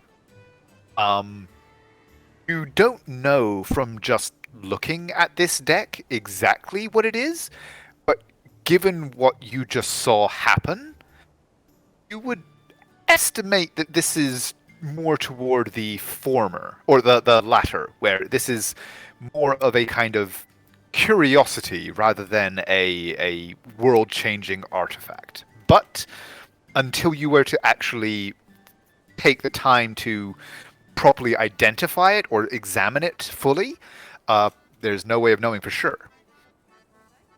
Out of curiosity, did you have Wander identify this particular deck?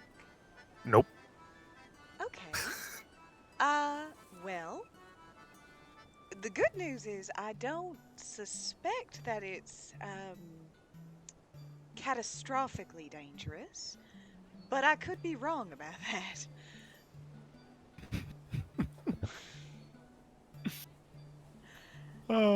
It's like, I knew you wouldn't give us a deck of many things, but I was so ready to just draw Ruin immediately. It's better than Void. Or Void, yeah. Void is the big... Lorium's gone, bye. So... I mean, I would love a chance to learn more about this, but I would recommend having Wander identify it before you pick any more things out of it, just in case. Alright, sure. That one made a bird. It did. A pretty little bird too. All my little instincts just went nuts. Okay, that does get a genuine chuckle. Like, he was just bullshitting. Alright, sure. And she will give it back. Start shuffling. Without drawing it. Just place a bit. And then looking around, is there any more signs of like violence or? Give me an investigation check. Is anyone helping me assisting out? her? Absolutely. There you go. I think because I was walking away from you and Uther was walking towards you. Thanks, man. Okay. Yes. Looking around, you actually, the more you look at it, the more certain you are that violence has taken place here. There are several clear signs where blows have shattered furnishings or plates or things like that. There's also a couple of places where you see what look to be faint smears of blood. Where? Just like in several places, actually. One here next to the broken window and the table. And actually, what did you get? A 28? 28, yeah. You also see several signs of blood here around these barrels, which, as you look at them, you can see very clear signs that these have been piled by somebody who was potentially injured against this wall. Oh, interesting. Quick question. Is this treasure chest really here? There is a chest there, yes. Ooh.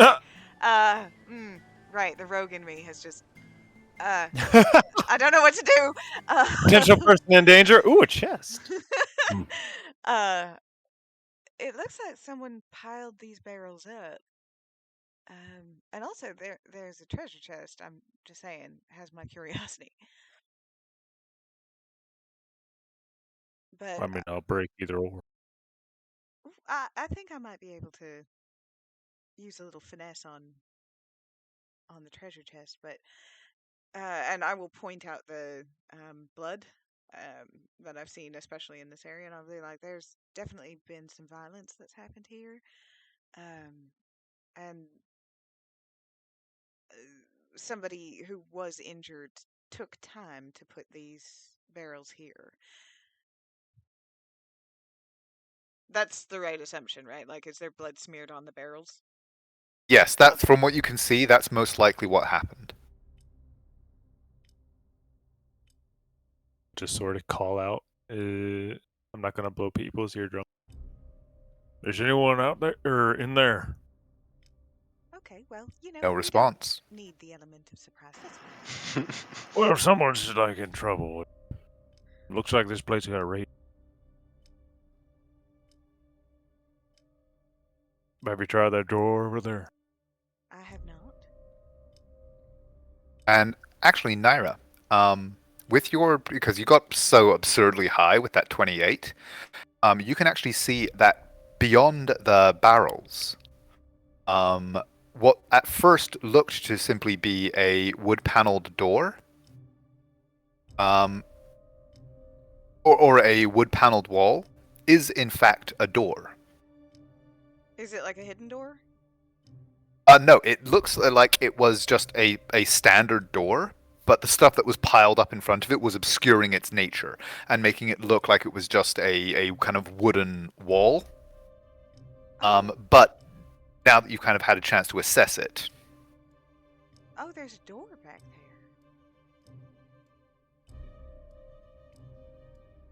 Well, that's good enough for me. But someone... He'll start. But someone put them there. Is that what you're about to say? Yeah, someone must have put them there. The injured person put them there. The injured person's not on the other side. But he was hiding something. Yeah, no, that's... Maybe we should check this door first. Sure. Can I do a perception? See if I hear That would be anything? investigation. You're checking for traps and stuff, or? No, I was... Well, now I am. Thanks for that. Why do you think I walked here to be within 10 feet of everybody? First thing I wanted to do was listen if I heard anything on the other side of that door. Give me a perception check. No, I don't hear a thing. All you hear is the crashing of waves, the calling of birds. And now I'm also going to check for traps. Fuck. Seems like it's just an ordinary door. Right. Is it locked? Does not appear to be, no. Take a step back just in case. I can use my magic hand to do it. Oh.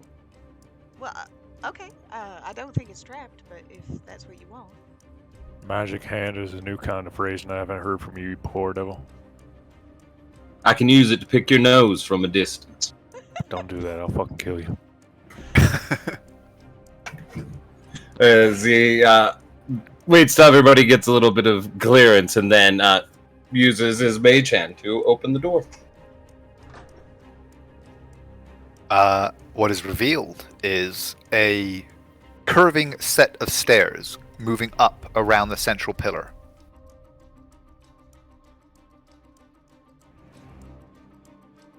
My God, we're in a lighthouse. Does that door open? Oh, whoops! I didn't mean to open it. Does that door open inwards like that?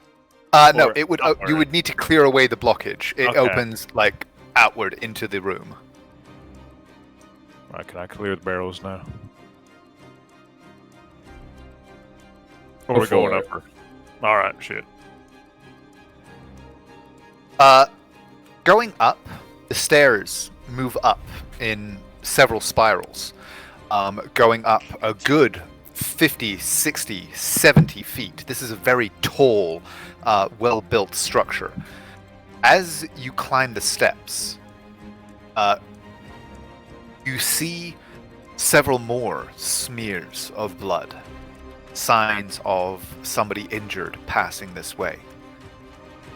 You get to the top, where you find the beacon unlit. It looks as though the fuel burnt out after a period of time without anybody refreshing it. And bent over it, apparently attempting to do just that, to light the beacon in potentially a last effort to call for help. Find a body wearing blue and white livery of the Guard of Vanya. Uther and Laurium, or one of you with advantage, give me a medicine check. Can I help them do that too? Because like, If you would have ascended the staircase with them, then yes. yeah, yes. Florium is +1 on medicine, so. Maybe he gives Me me too. advantage. Oh boy. Well, here Uh, we go. So yeah, Wander with advantage. 22. 22. Well, go ahead and roll again just to see, like, Ooh, if you know, big no, check. crit fish. Crit fish. I believe he died of the flu. I know everything about his body. I know when his last bowel movement was. It was 4 months ago when he was alive. Not quite that long. With a 28, you can actually tell very precisely, not only how long this person has been dead, but what their cause of death was. The blood that you had seen on the stairs was not the kind of blood that you would normally expect to see from a mortal wound. Indeed, looking at the body, you don't see the kind of grievous injuries that would have caused somebody to fully bleed out. Instead, what you see is on their shoulder, through the top of their mail hauberk, 4 small puncture wounds, upper and lower, as though bitten across the shoulder. And from the coloration of their skin, the pallor, the pain frozen on their face, this person died a little over a day ago, and they died of poison.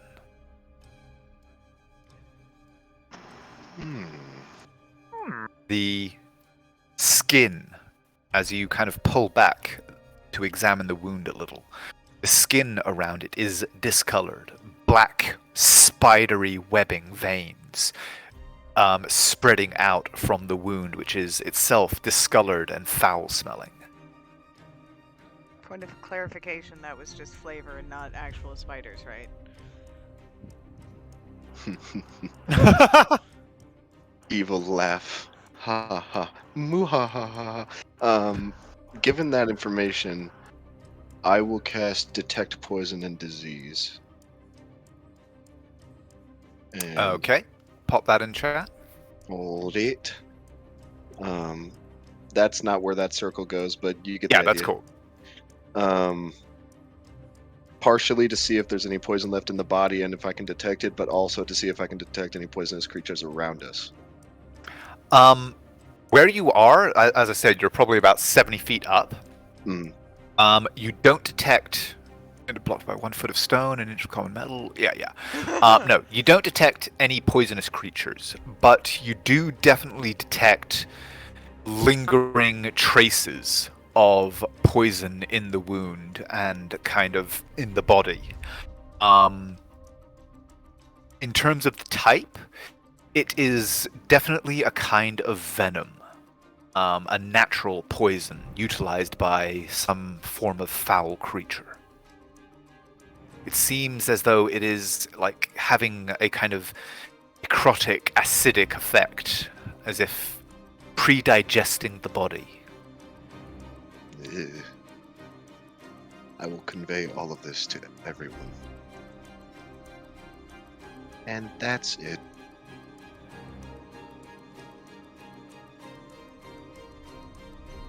Scary.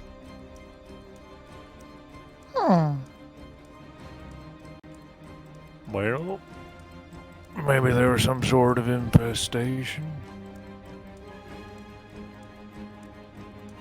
They're probably still here. I mean, could be what's hidden below.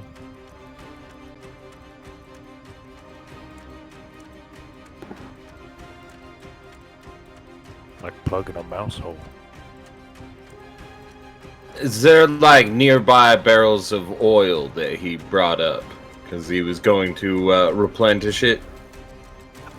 There are indeed a couple of barrels, and after a moment of investigation, it does seem there's a couple of like large bundles of wood that are here as well as a couple of large barrels of oil. There are materials here that could be used to relight the beacon, if you so chose to do. Yeah, I would just say to everyone, just go, I kind of want to prove that we were here, and if the damn thing's suddenly lit, we can prove it pretty easily. And then just make his way over and, begin to set it up to do his best guess of how it'll work. Okay. And then light Yeah, it's like you may not be doing it as efficiently as a lighthouse keeper would, but it's you have wood and oil. There's very little that anybody could do to stop you from making a fire if you wanted to.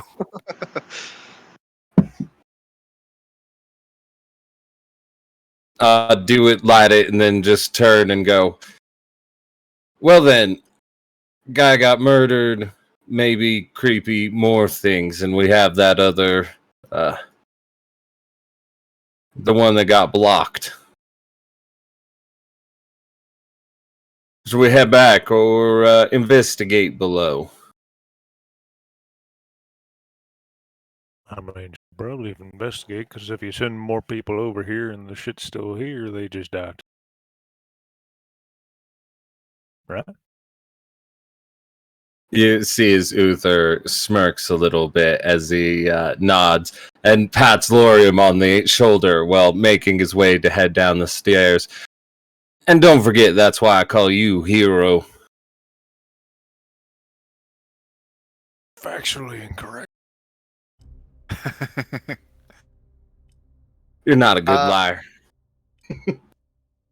Nara, the chest was not locked as you investigate it with your thieves' tools.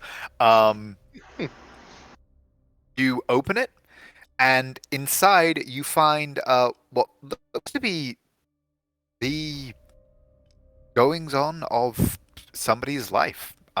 Sets of clothes, kind of some bits of mess kit, personal items, spare pair of boots, that kind of thing.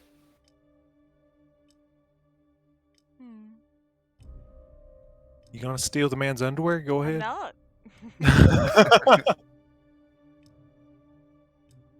But just think of the pranks you could pull. Shut up. That's it. But yeah.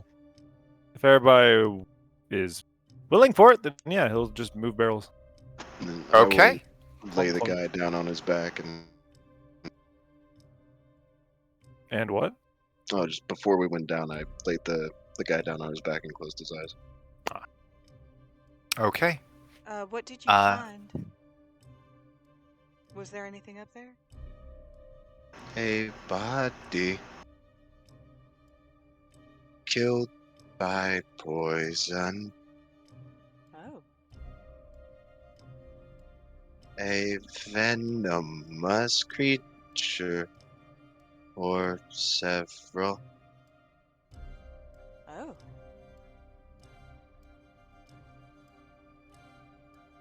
Okay. And he just looks towards the door. Probably there. Oh. Midnight's gonna be sad he missed this. Yeah, that's what I was thinking. Maybe the fucker could tell us what it is. Well, remind me, I should pick up a sample and bring it back to him. And for the sake of saying it, anytime this detect poison and disease drops, I will recast it. I saw my voice drop. Sad. Oh, right. So you're just ritual casting it? No, I'm normal casting it, but it lasts for 10 minutes. Ah, okay. So if that drops, I will cast it again in the time that it takes for us to like clear the barrels and all that. Okay, no, yeah, this was a fairly makeshift barricade. It's literally just like 3 or 4 barrels and a couple of benches that have been haphazardly piled against this door, in a last desperate attempt by a man who did not know he was already dead. It takes Laurium mere moments to kind of drag them all away, and you are able to, and the door is before you. Before us. I should check it for traps, don't you think? Or, Uther, do you just want to open it with your magic hand? Funny magic hand. Yeah, let's go with the magic hand. Run away 25 feet, open the door. I don't. Just to be sure, I don't see anything on the other side of the door with that, do I? There's not just like a giant poison creature that's standing there like, hey, let's open the door. These barrels have been my sworn enemy for 24 hours. The door, the hand grasps the handle, Oh. turns it, and opens, and the door swings open into the newly cleared space. And beyond it, you see a skeleton on the stairs. Not fully skeletonized. This was a body that, from the looks of it, may have actually died relatively recently, but the bones have been picked at. There are clear signs that most of the flesh has been deliberately stripped. Naira's got her hand over her mouth like those. Wow, you were right. There's a giant living And 1 point of psychic damage.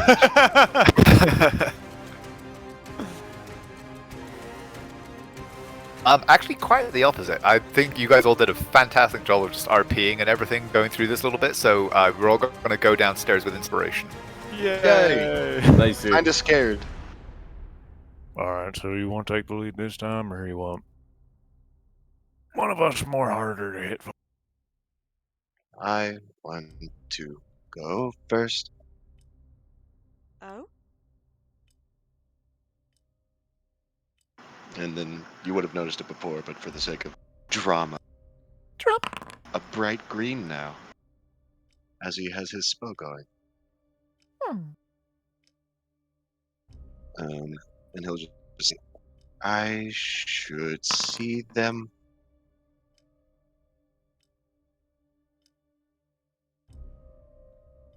Alright. Boss. Mm,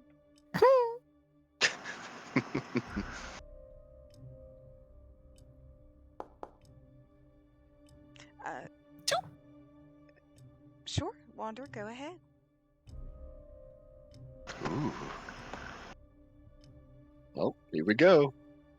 So, you begin making your way down the stairs, which go downward into a dark basement, apparently. I will draw my rapier. And As you begin to move down, and kind of the space in front of you clears a little bit, you feel almost like scent of that same venom that you sensed in the wound. Whatever creature it was that inflicted or provided that venom, a similar creature is ahead and below.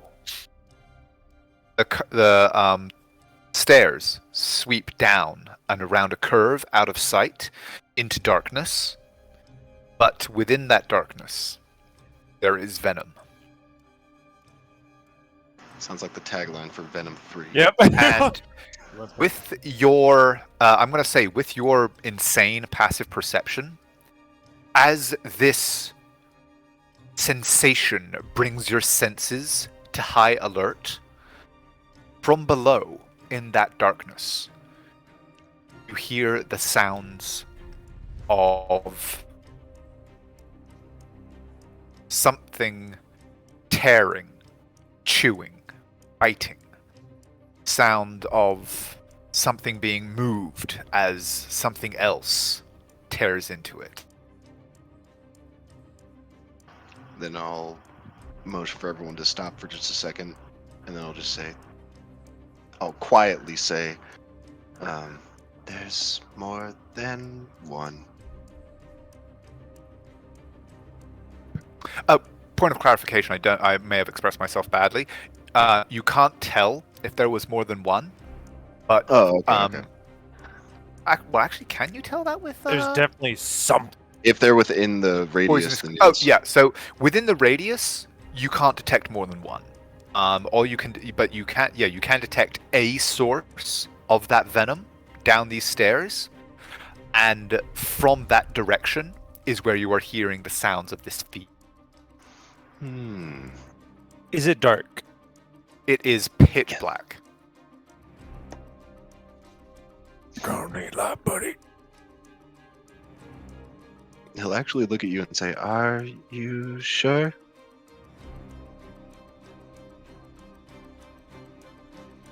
Shrugs with his eye.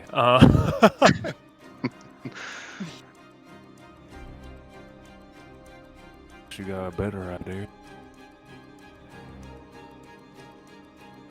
What about you two?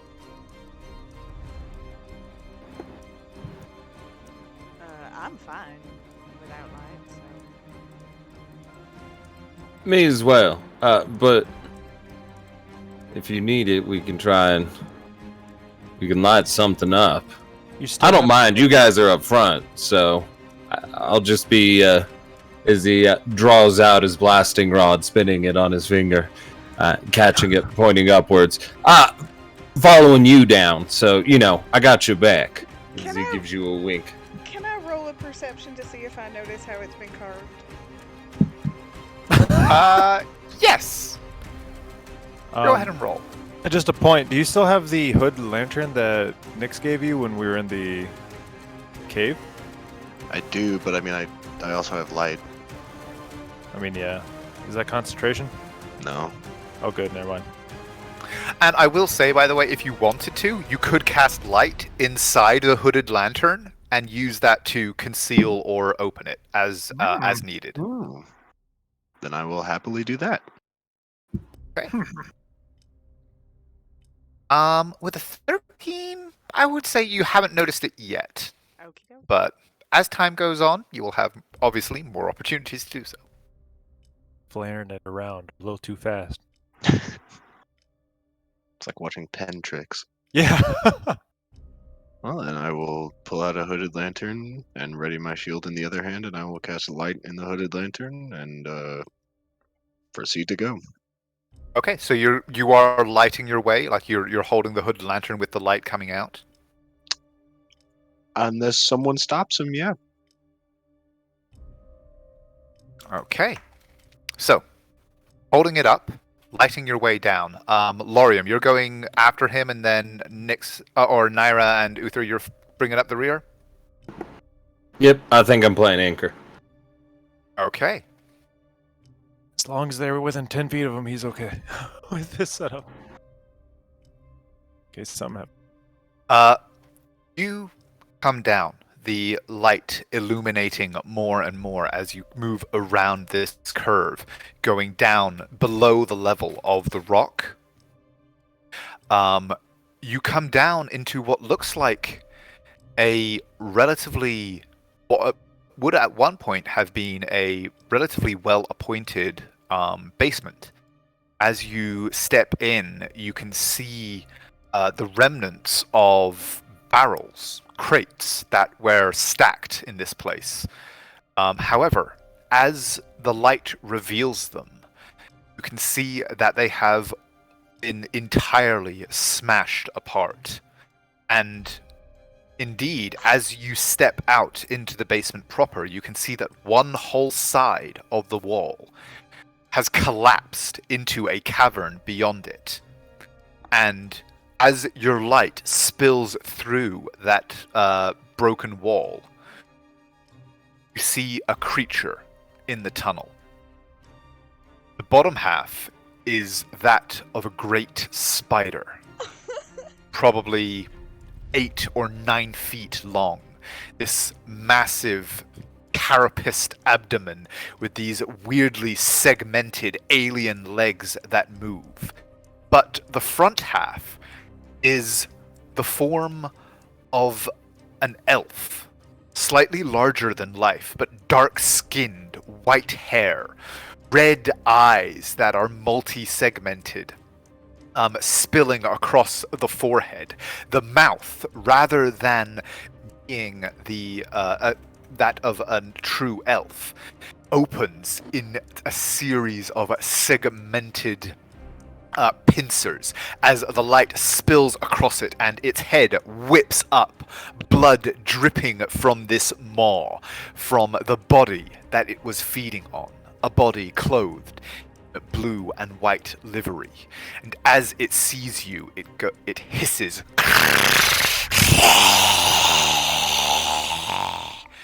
And I will need everybody to roll for initiative, please.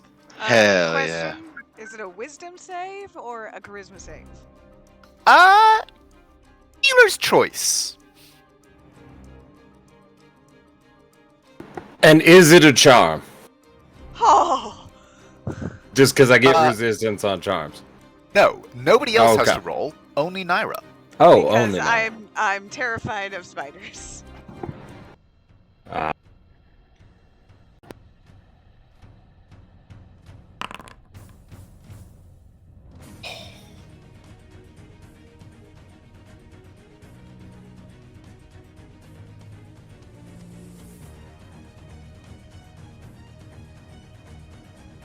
So, Uther, there you are. Okay.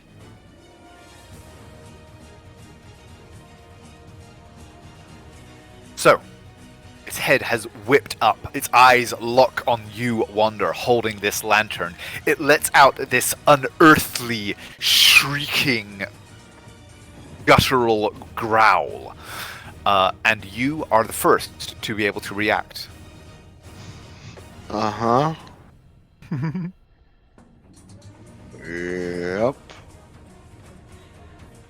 Huh. This is not where I want to be as the cleric. I'm gonna start by casting Spiritual Weapon. And I'll put it to here. Because it doesn't really matter where Okay. it goes, because it doesn't take up space. Give me a tick, because normally I would summon a tile, but tiles are apparently bugged in Foundry right now, so I'm just going to pop that right there. That is your spiritual weapon. Oh, Which is actually kind of appropriate for the form that your spiritual weapon normally takes. yeah, that's actually almost perfect. It's good. And then, so I guess first I'll bonk him with the spirit weapon. Hiya. So first, hiya, boop, boop, and then I'll attack you. Heh. Hiya. 23 hits. God.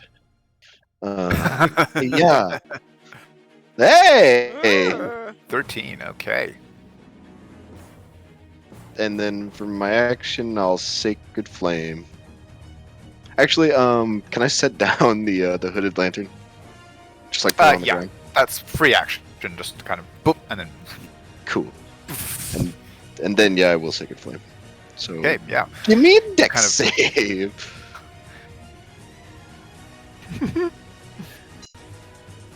Oh.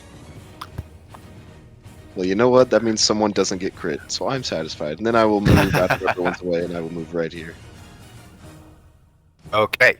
As you take in this thing, you can see that its whole body, even the elven skin, is covered with these thick chitinous plates.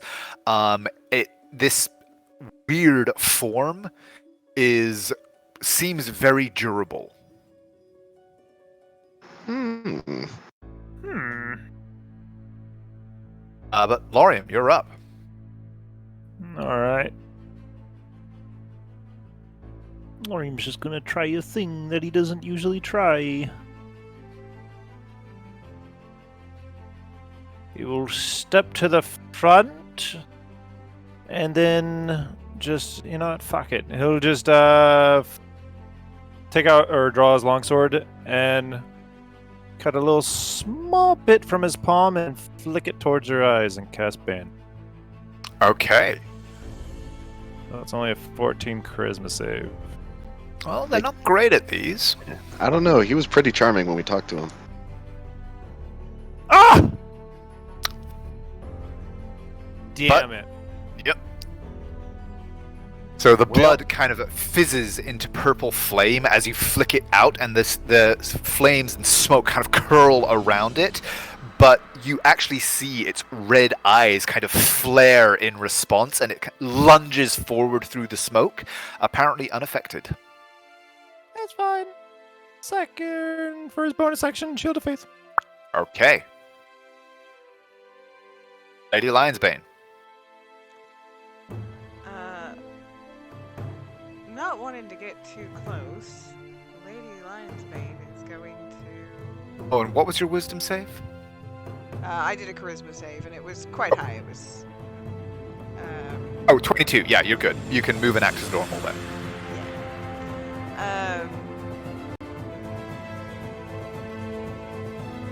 I am going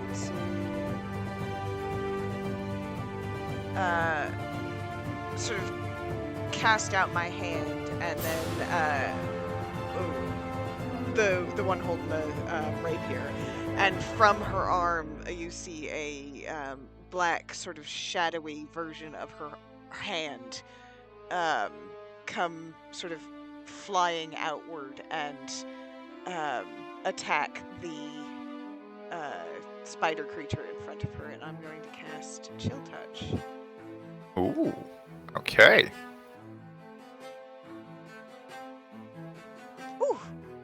24 hits. Oh, I meant Toll the Dead. Damn it. I'll do Chill Touch instead. Hmm. Okay. And it cannot regain hit points until the start of my next turn. Okie dokie. And it has attached itself to to the creature's throat, and it's just clinging on. Okay. Spider. This assault kind of sends it reeling back slightly, and it kind of slashes. Oh, you might be in the wall. There you go. And then I will move. You might be in the wall.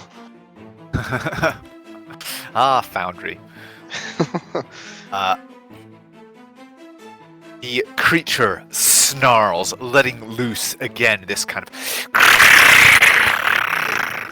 guttural, chittering growl as its legs shift unnaturally and it swarms forward.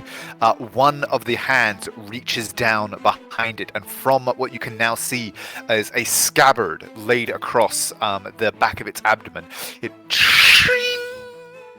with a ringing noise draws forth this long sword blade. Made of some kind. It looks almost like the blade itself is made of bone rather than metal. and it swings it at you, Lorium. Huzzah! Oh. That is one miss, and it swings again, both hands on the hilt. Ooh. Damn it. 23. Okay, yeah. Then make a dex save. Oh, shit, yeah. Well, you take 5 points of damage.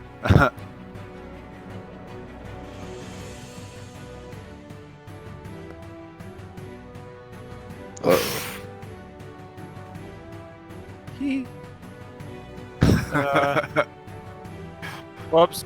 Damn it. 1 more. Oh, 16. 16 Okay. pipe. After all concept. So it reels back as the blade bites in, only to be met by this burst of flame. It recoils back, this smoke curling from the chitinous plates as your flame bites in, and then it shrieks in anger. The fanged pincers go wide, and it lunges forward, trying to bite you as it bit the poor soul that you found above. No. But you easily fend aside its desperate, vengeful attack with your shield, and that is its turn. Uther.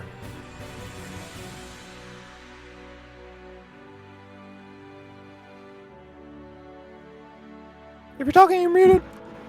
Uther's going 2 points towards it. As he's going to just go, I've been wanting to try this out, and it appears you're the first one up today. As he's going to draw his blasting rod, pointing it at the figure. And he's going to Hexblade's curse him. Okay, you get 3-point bonus damage rolls. Okay. And then I'm gonna try and shoot him. Eldritch Blast. Yep. Nope. The 13 is a miss. Let's try this again. I'm going to use my de-inspiration to get advantage on the second one. Oh, Oh my No, yeah.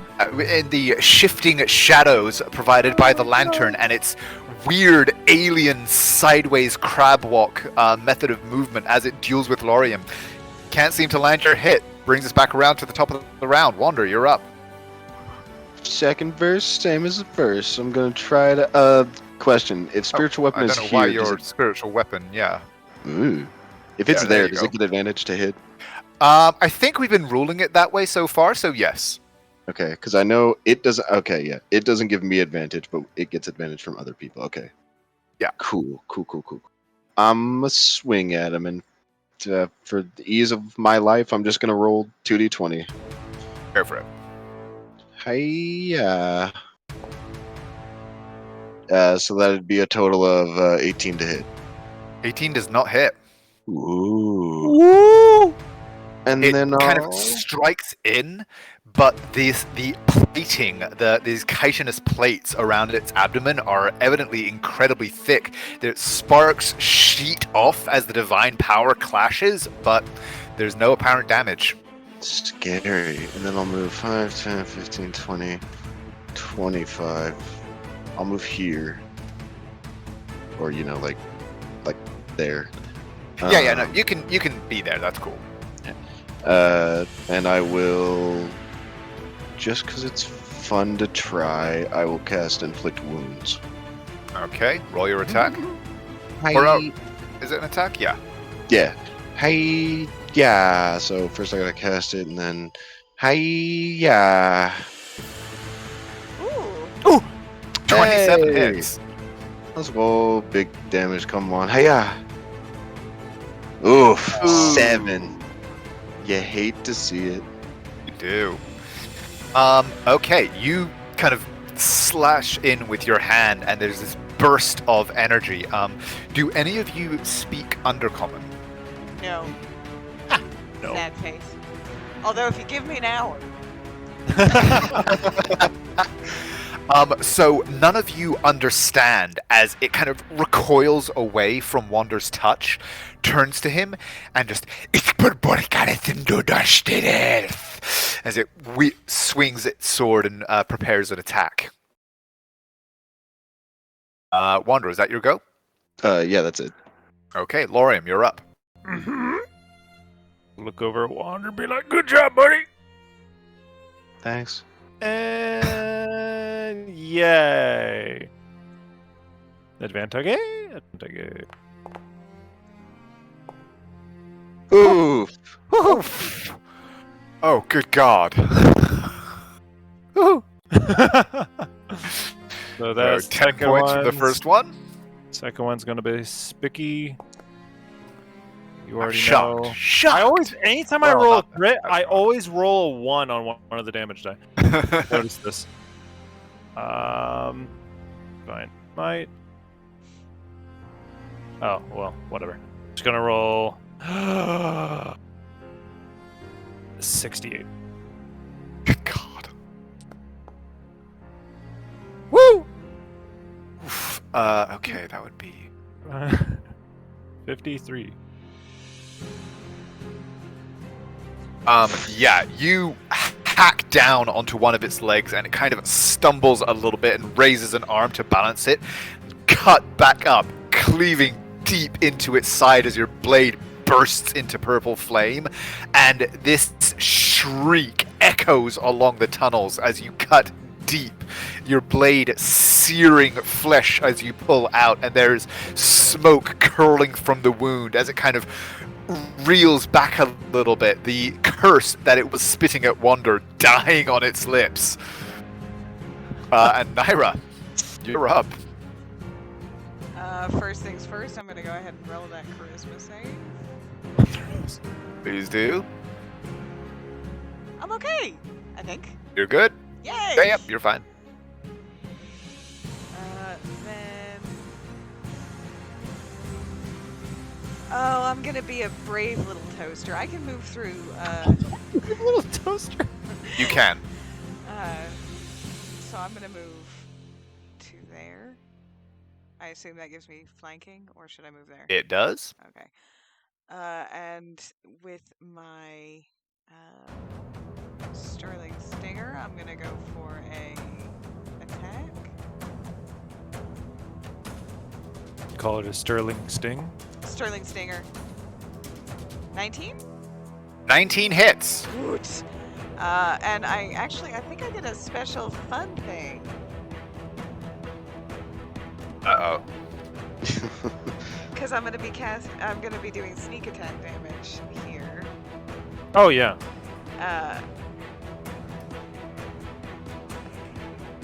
And no, that's not the right one. What is it? This one.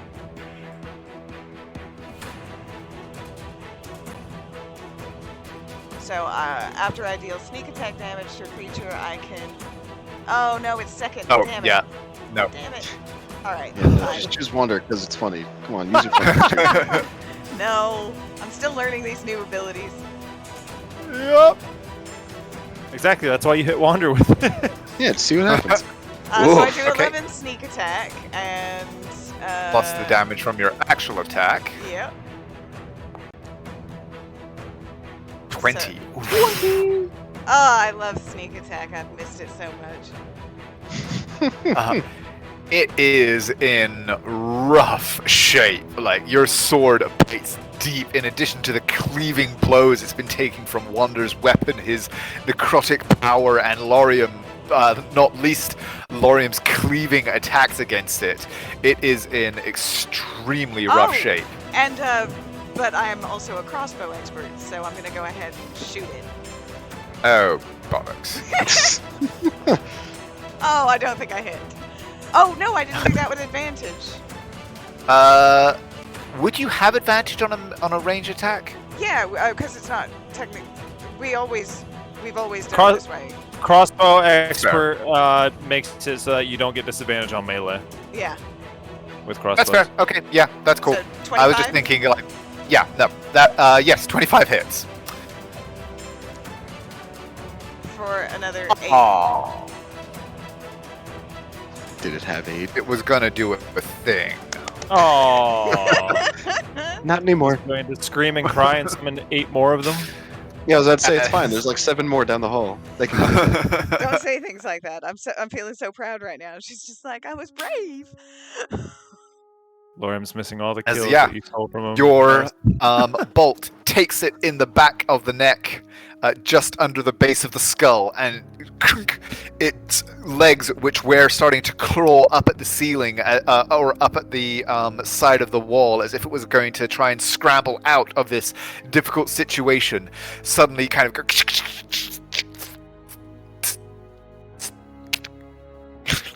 And it slumps dead to the floor. The music. And the music changed very appropriately. I didn't get rid of that. I love it. No, I wonder what's after that though. I really do wonder what kind of hype shit is after that. Do I have any idea what this thing was, by the way? Give me a. What knowledges do you have? Arcana, history, religion. I've got them all. She says casually. Yeah, go ahead and give me an Arcana check. 23. 23. Okay, I will say with a 23, yes. I'm just gonna change the music to something a little more appropriate. This is perfect. What do you mean? Oh.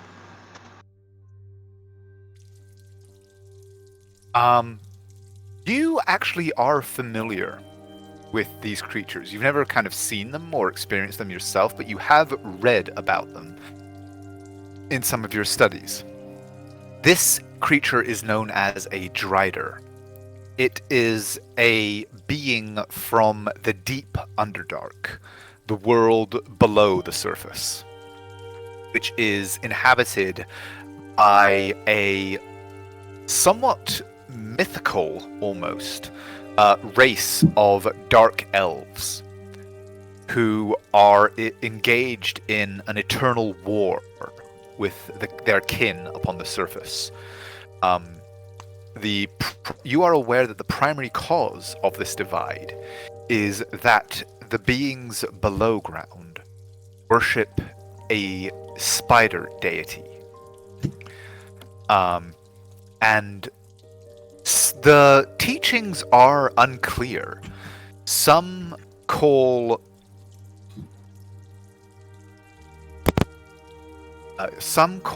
this twisted, monstrous form a blessing from that deity. Others call it a curse. What you are aware, though, is that some members of this underground race of drow are turned into these Drider creatures.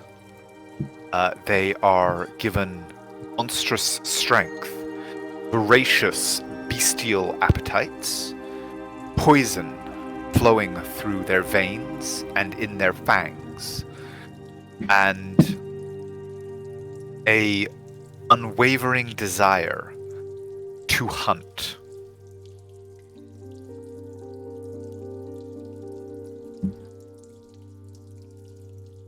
And I will communicate that probably with just a little less drama. To the rest of the group. Does anybody else know about these?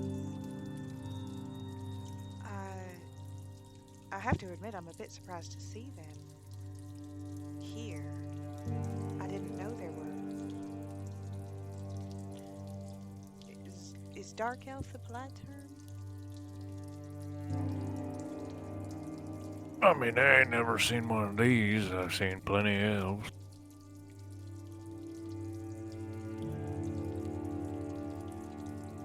Well, I think these are part of the underground elf community, culture, I suppose.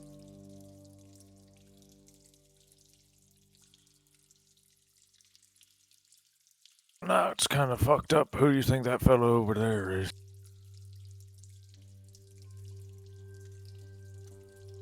As he points to that guy. As you're taking a moment to look at him, it is a human, male, relatively young, like late 20s, early 30s, wearing chainmail, over which are the remnants of a tabard with the in the blue and white that you recognize as being worn by the guards that accompanied the harbor master when he came to speak to your boat. He actually said that he had sent a patrol out here previously, but that had not returned. It would be a reasonable assumption that this was a member of that group. He looks like he's very similar to the one that you found attempting the beacon above ground.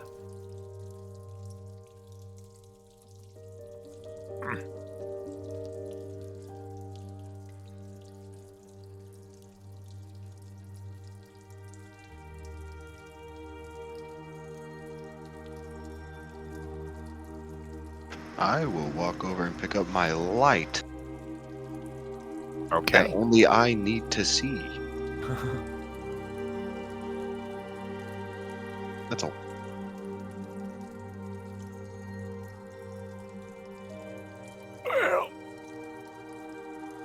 Well, how much deeper you guys think this goes?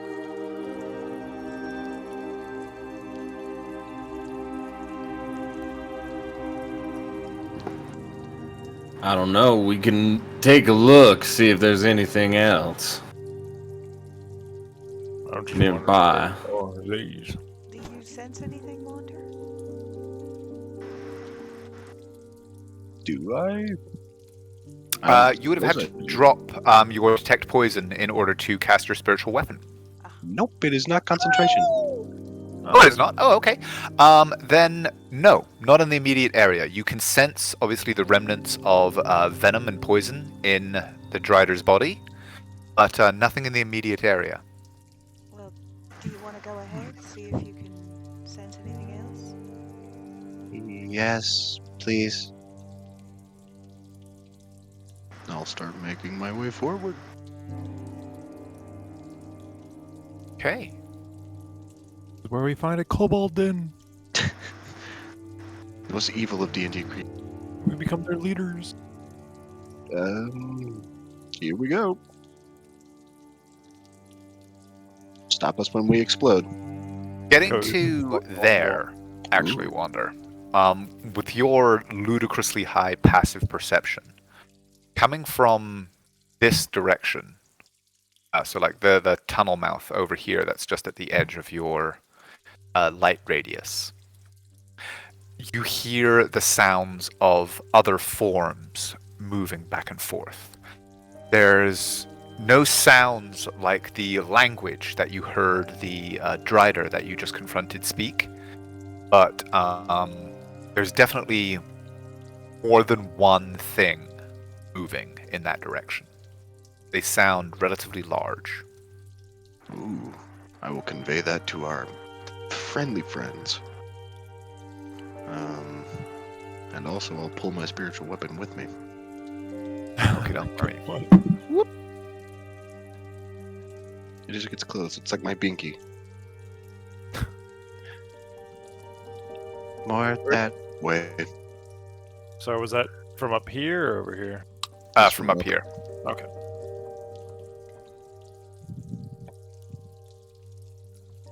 Well then, after you, unless you want me up there. I suppose I'll shield the light just enough to give me like vision within like 5 feet. Okay. As you are actually getting closer, moving this way, you hear a sudden shift in the noises coming. There's kind of like, before it was just like, the sounds of things moving around, and then all of a sudden there's a kind of like a cessation, as if things have suddenly stopped, and then you hear a low kind of like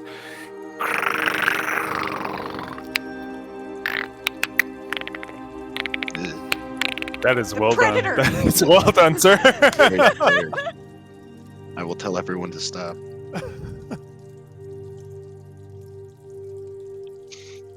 Did the noises just cease, and are we at kind of like a can't see each other stalemate right now, or are they getting closer? go ahead and give me a perception, because like you can hear the noises. I'm trying to determine how well you can kind of interpret them. Anybody else can also give me a perception check. Hey, yeah. I always roll high on these.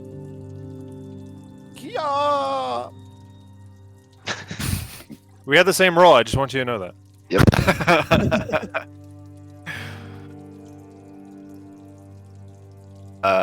Lion's Banes, are you going to roll? What am I rolling? Perception.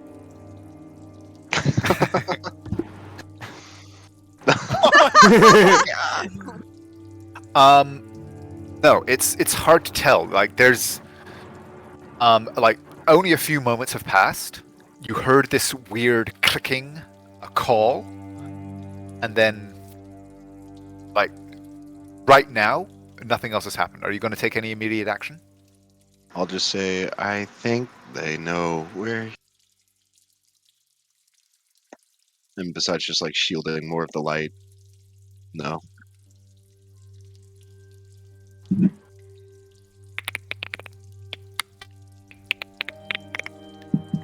Yeah, that makes sense. All right, boss, you want to go first? Let me see if I'm even willing to do that. He's entirely kidding and will stop you if you attempt to do that. She actually will try. She will say, I can sneak up and see what I can see.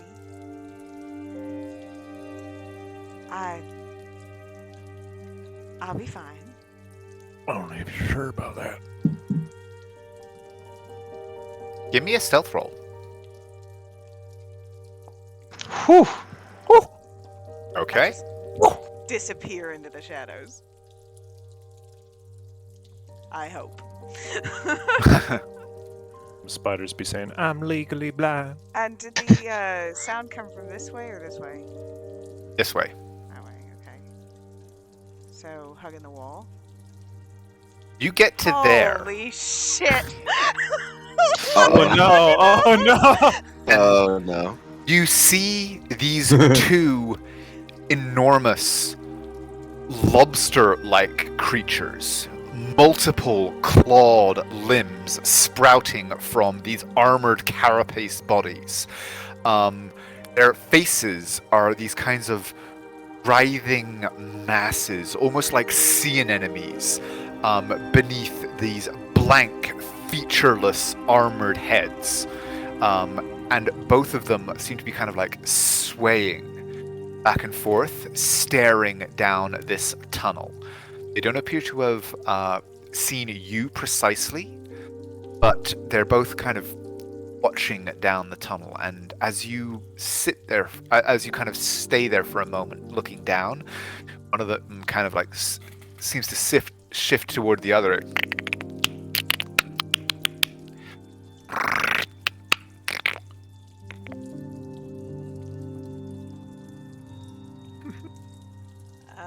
Oddly Okay. calming.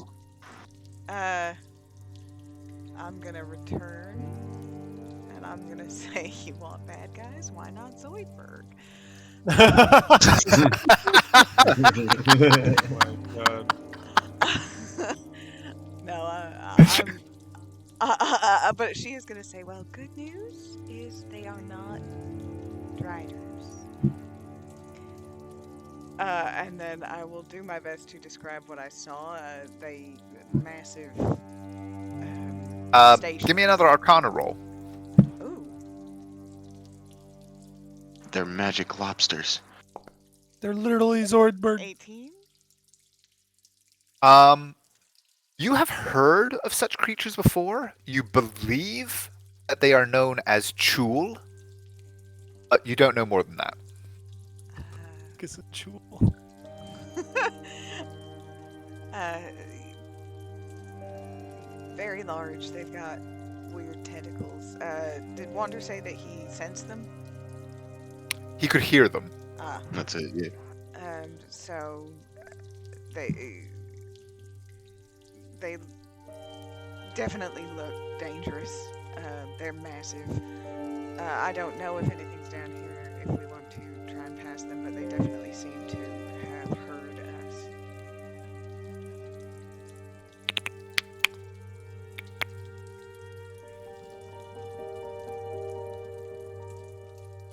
Well, there's more danger.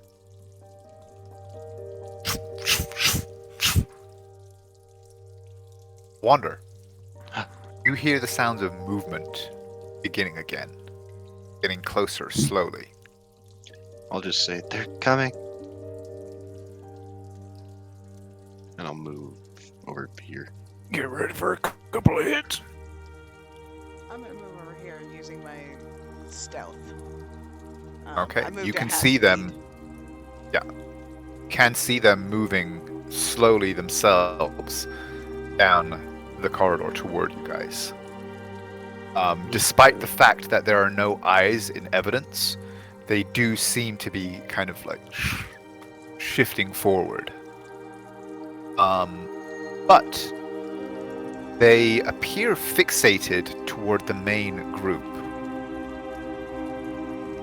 And I'm gonna. How tall is this wall? ceiling's probably about 10, 12 feet up. I'm gonna climb the wall. Okay. How But- tall does their reach look? I mean, they could reach the ceiling if they wanted to. These Oh, are well, pretty then big never mind. creatures. She's about a spider cat. As But I say, Spider-Man as- in the cage. It steps out to here. It whirls, and Wander, with your crazy passive perception, you notice it seems to first focus in on your spiritual weapon, then your light, and then its kind of head rakes across the rest of you. And that clicking call goes.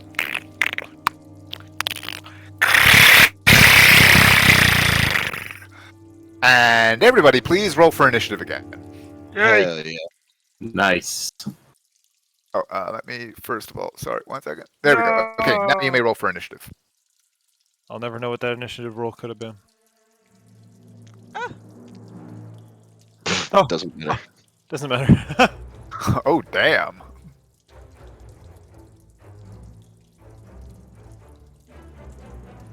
But yeah, prepped as you were for their presence, you are all very quick off the mark. Uther, you're first. You are muted. Going to wait to take his he's gonna hold his action for when the bad guy move here comes around the corner to unleash my shot at him. Okay. You're holding your action then. Lorium, you're up. Okay. Sorry. He will walk. See Uther doing this. I've seen him do this before. I know what he's doing. He'll walk right up here and then take out the glaive. Okay. Goad them to come at him. Take 2 swings. That's a miss. That's also probably a miss. Yes, indeed, they are both misses. These giant claws come up, and again, this very thick chitinous plating just crink, crink, knocks your strikes aside. And he'll move. Oh, Oh, okay. shit, you're right. Well, that was 1, 2, 3, 4, so that's 20 feet. Yep. So you do still have 10 feet of movement left. Nah, he'll just stay. Okay. Nara, you're up. They don't appear to have spotted you.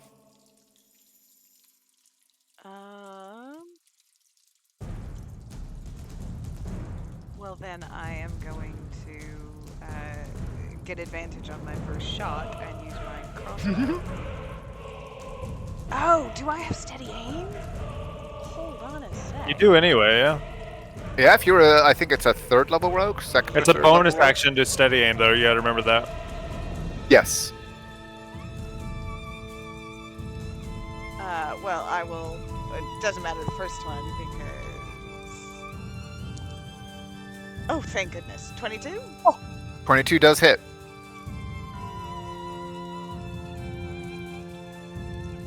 For that plus. Oh, and you know what I can do now? Is that within? I dread to think.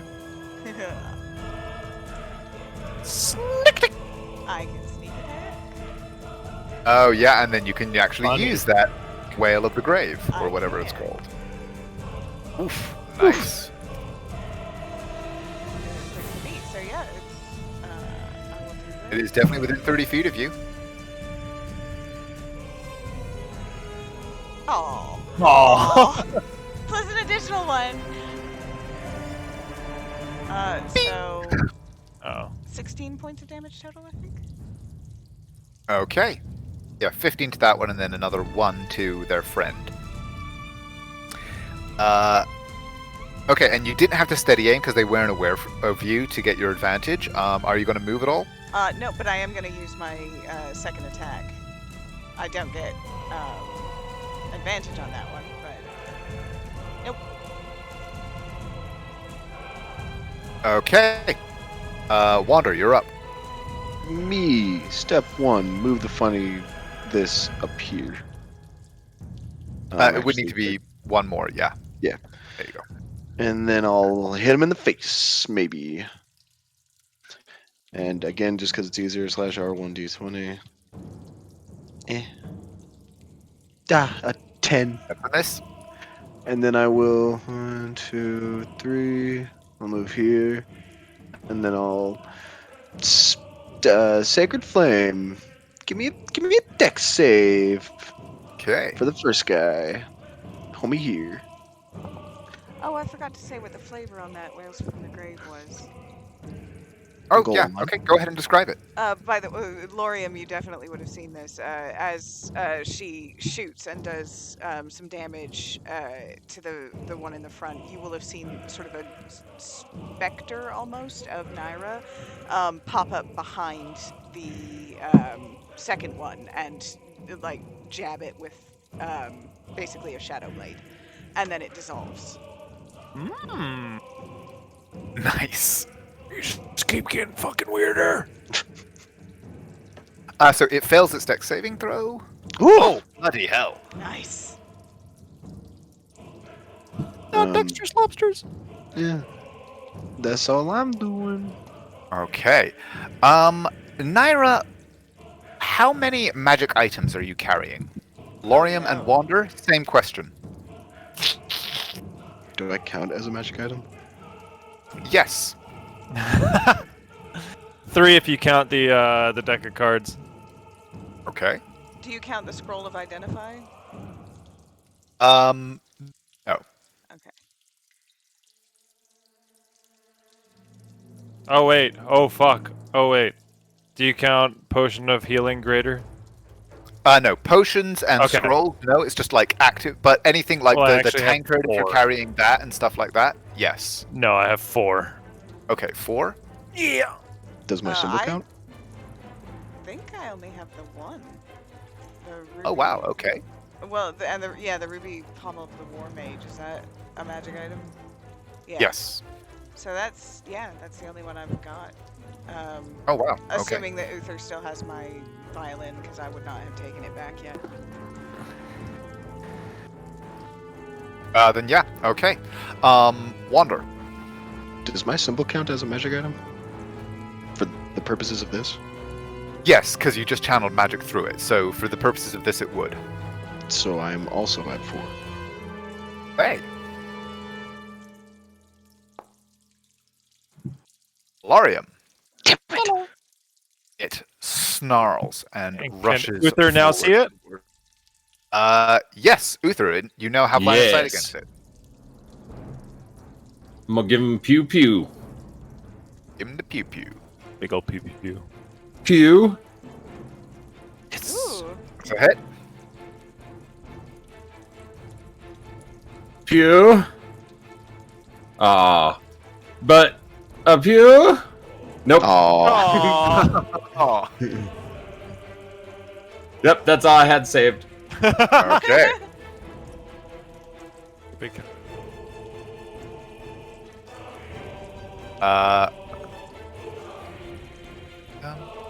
Cool.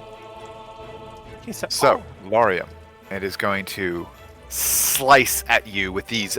It's actually got 4 pincered arms on the front of it, and all of them start snapping toward you as it rushes forward. It's going to attack once. Oh no! Ooh! "Oh, And Anybody twice. have silvery barbs?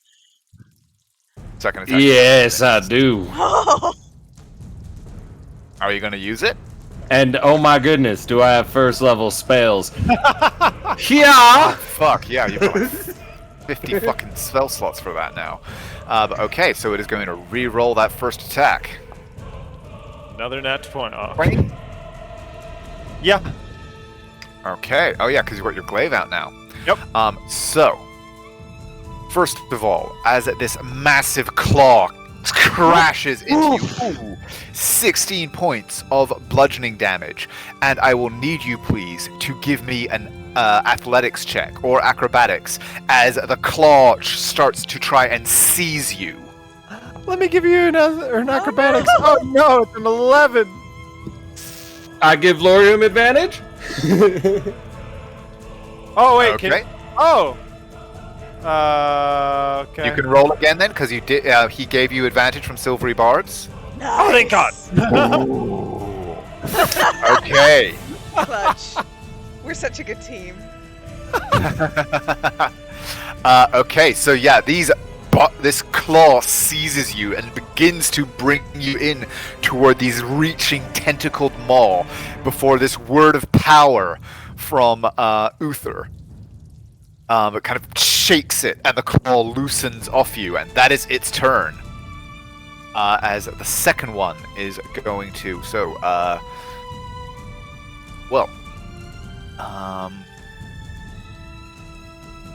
it actually cannot effectively get at you, Wander, so it is going to swarm through toward you, Naira, having revealed yourself. Oh no!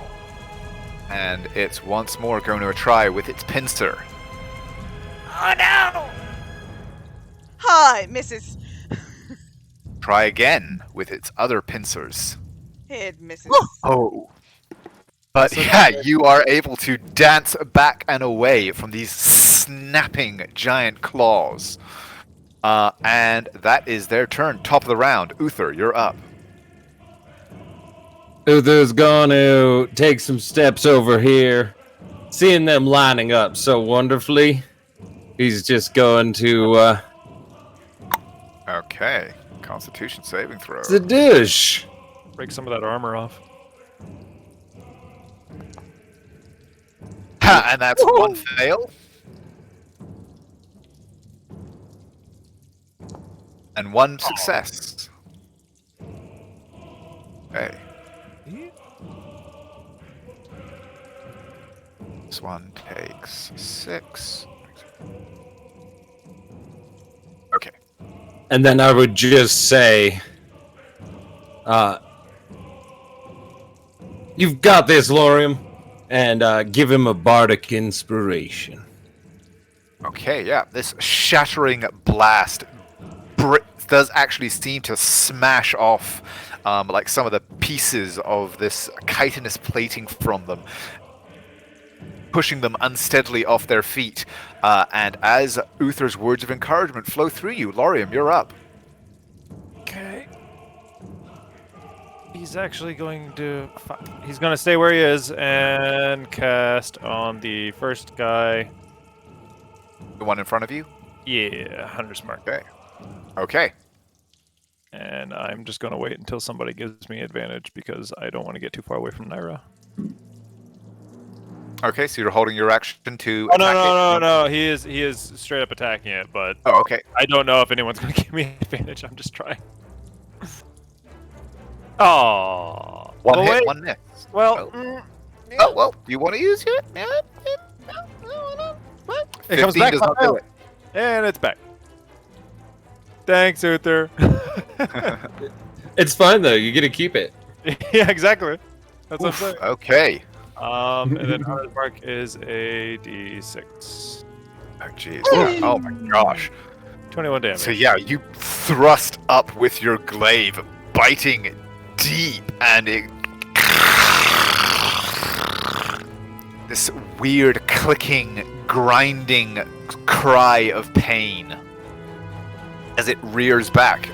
Naira, you're up.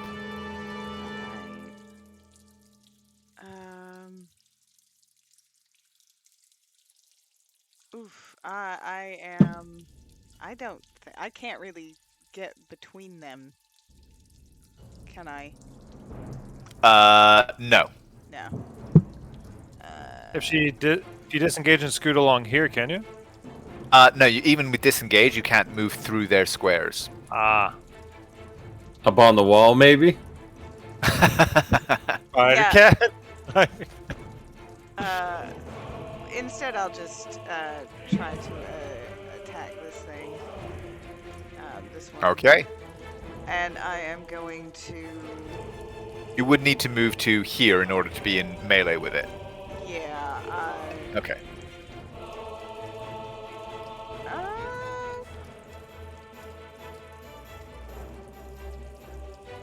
I'm just going to Toll the Dead. Oh, So okay. as I point my rapier at it, a sort of a sound of bells fills the air. And are you going to move into melee to do that, or are you going to do that from back here?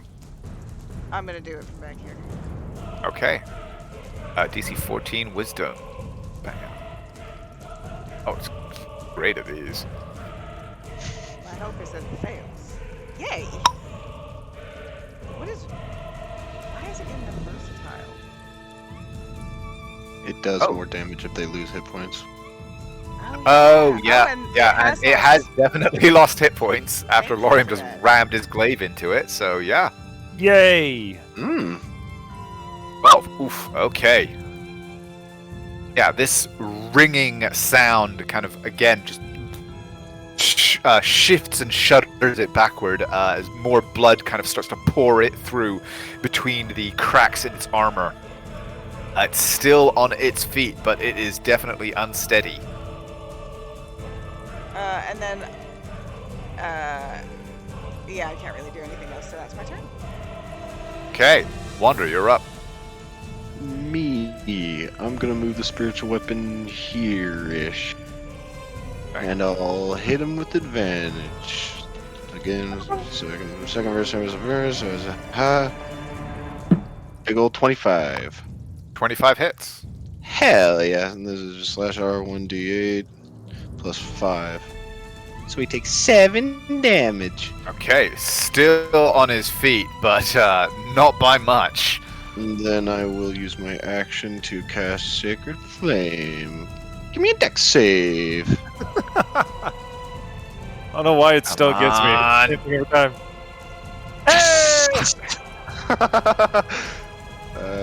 In before 2 1s. Hiya. Man, 9. So mad. It had 9 hit points. Yay! I did This is the second time you've done that.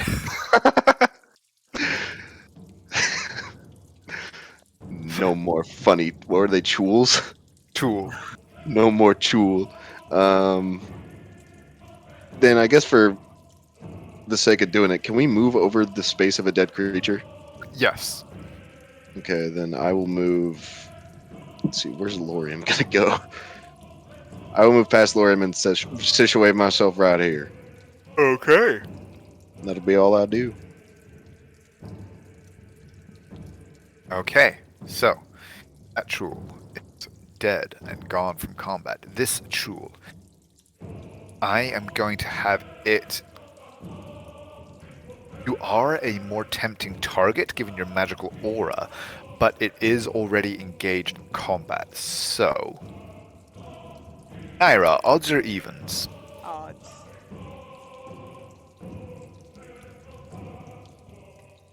It is going to attack Wander. Detect magic. I want one of these as a pet. We can do that.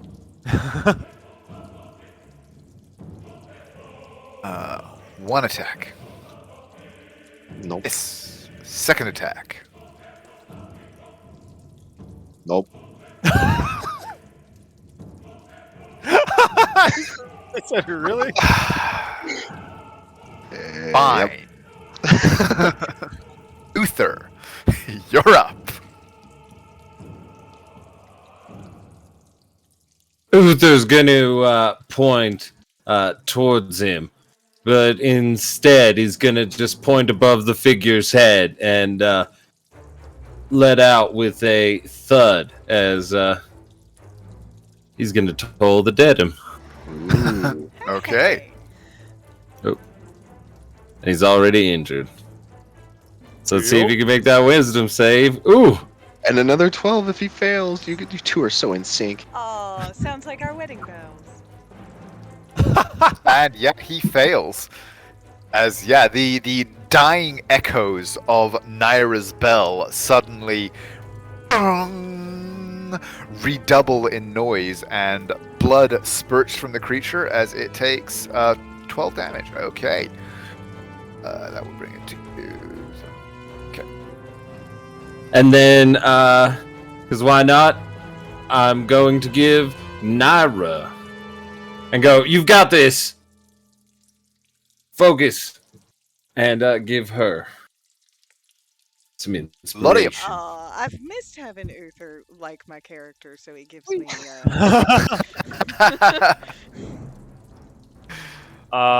Does this give me flanking? Question It mark? does.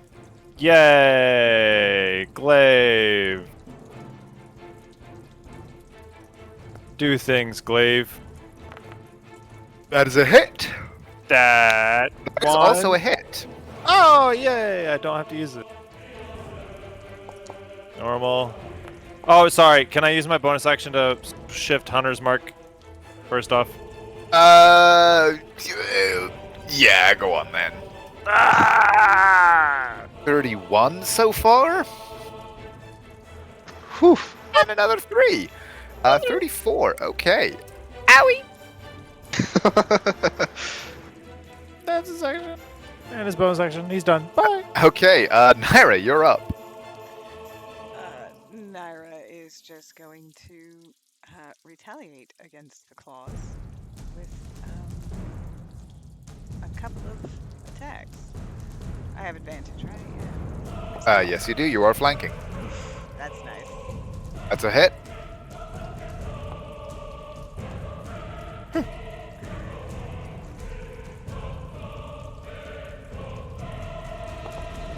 Ooh! Whew. So 20 points so far, and then... Okay. Oh, I rolled that. Well, ooh. I mean, I you mean- go ahead and crit fish. You sound so mad. Got a crit fish. That's gonna be a hit, though. For fun. Aww. Okay. Okay, it is still on its feet, but not by much, as we come to Wander. This is seeming oddly familiar. I'm gonna move the weapon about 15 or 20-ish feet. I'm gonna move it here. And then I'm gonna hit him, maybe. 35 to Yeah. 20 something. Slam plus 5. Another 10. Okay. And then, let me You guess, win it needs to make your next... day. Okay, just knows. 30th Yes. birth, same as Save. the first. maybe I don't kill it. Hiya! Cooking lobster. He's cooking shul. Another 9.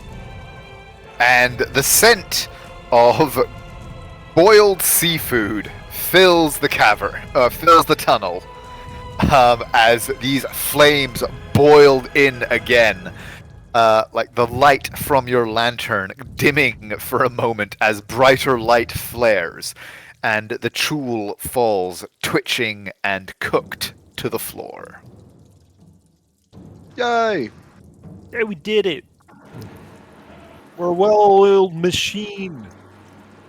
I'm the only one who got hit. Let's go further. And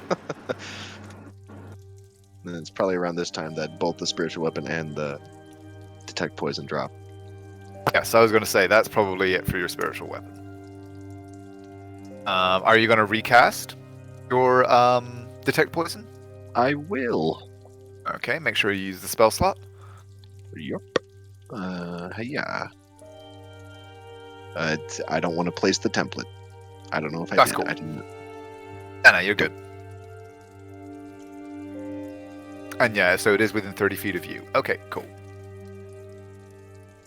You don't sense any more poison directly in these creatures. You do actually sense, though, there are strands of webbing and evidence of spiders everywhere in these tunnels. And you do sense kind of small, sparks in amongst the webs, as though there's definitely venomous spiders in this place. None of them of great concern, especially to you, but definitely a presence. But nothing greater than that yet. And did these things come up as having poisons, I wonder? They did not. Okay. They did not.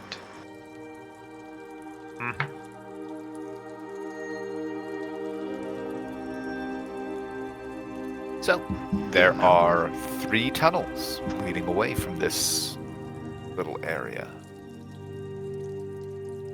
Alright, I'm not gonna lie, Where I are you didn't expect this much underneath a fucking lighthouse. You note, by the way, all of these tunnels are sloping not very steeply, but definitely noticeably downward. The further you've been going away from the basement that you first entered from, you're probably you would actually estimate you're back down below sea level at this point. Oh, it's probably a real good thing that Midnight's not here. He would be freaking out.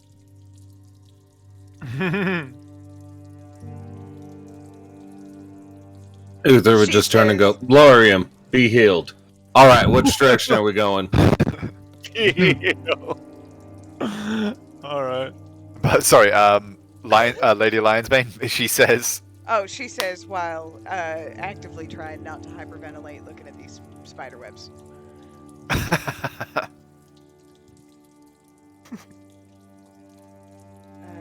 Wander, do you have any advice on which way we should go, or should I look down these tunnels? I mean, just from where I am, can I try to listen out and see if there's maybe any more of these tools or? give me a anything? perception check.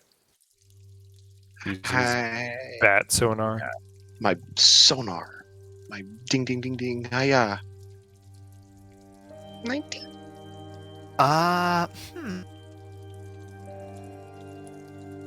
Actually, yes. With that roll, you do hear very faintly, as if from quite a distance away, over here, so down this tunnel, but quite a distance away, more of the strange clicking calls of the chools.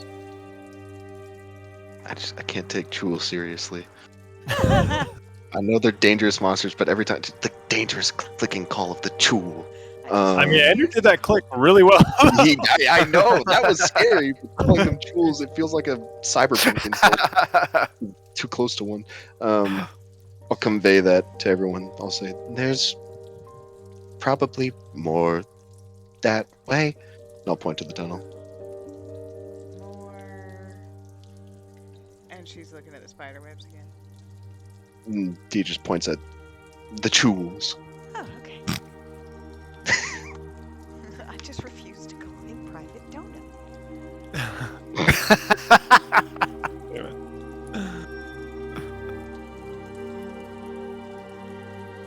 Well, Do you want me to Go ahead. have a look?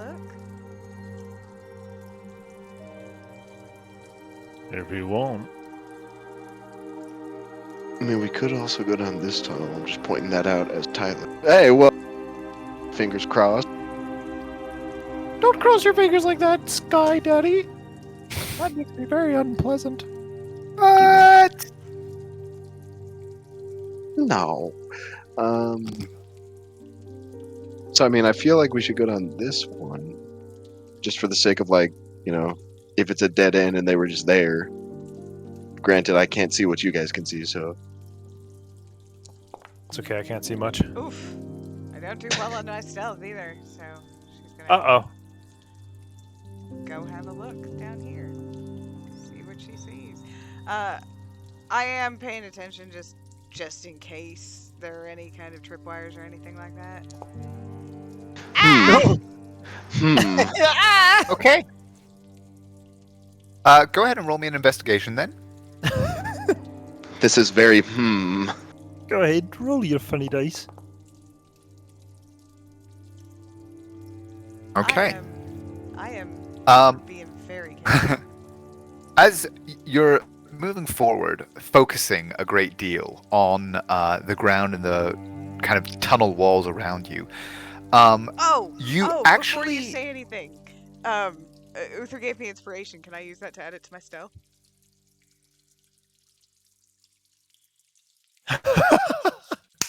go on. Yay!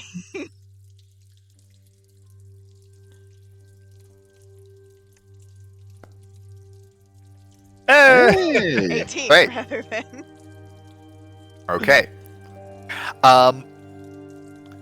As you're moving along with that 28, being creeping along, examining the walls and the rocks around you for signs of mechanisms or anything like that, you realize that not only are they clear of any sign of artificial mechanisms, they show every sign of having been fairly recently dug. From the marks on them and your recent close encounter with these things, it looks as though they may have actually been dug by these creatures. Just like you see gouge marks in the stone and dirt that match the size of the appendages that they were snapping at you with.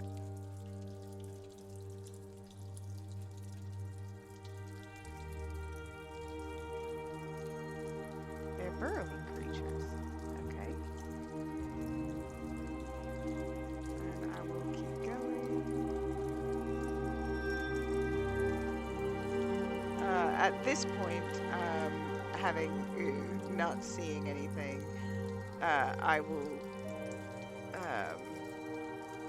signal that I'm gonna go check down here. Okay. Ooh, what is that? Do I see that?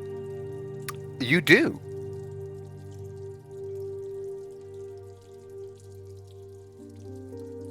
Okay.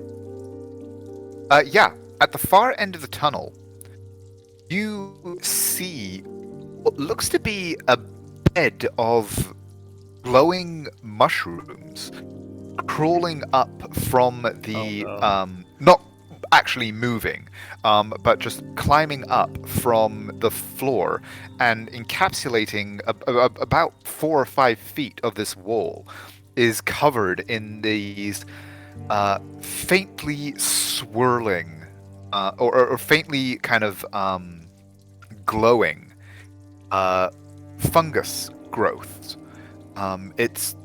They're all sort of almost pulsing, this kind of swirling, strange light emanating from them. It's quite beautiful, actually.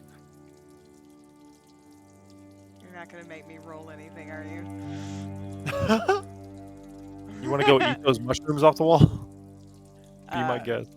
Right No. now, that is what you see.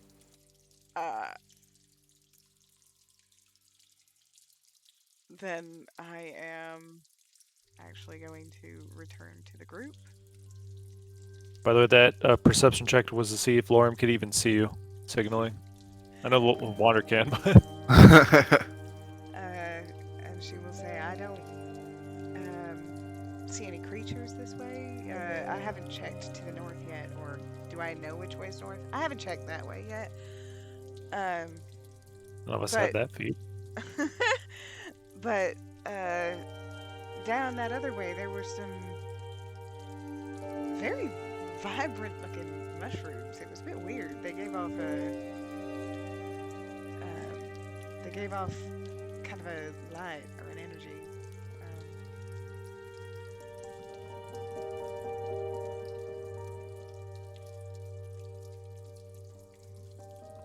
Can I roll an Arcana? Do I know anything about them, or would Arcana even be the right thing?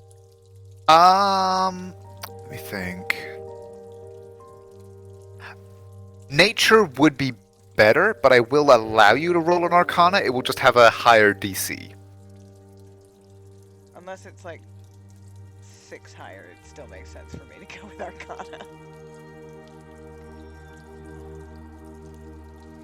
29. Oh, okay.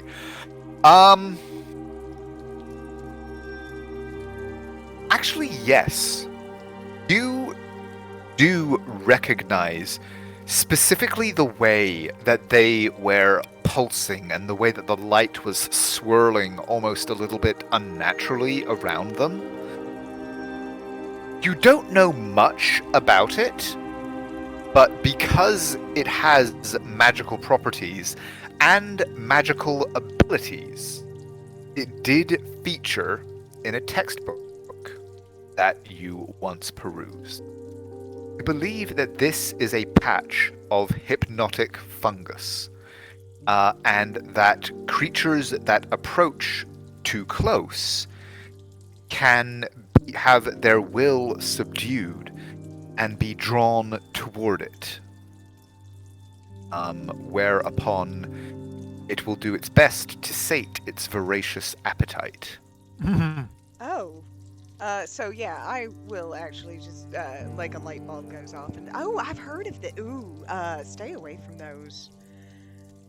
Do I know about how close is a safe distance? No. Not that, there's not that much detail, because you were, like, technically it would be more knowledge nature, so you're not really sure. Can I now roll a knowledge nature? No. I mean, I just try. I get why you asked, but but no, that was your role.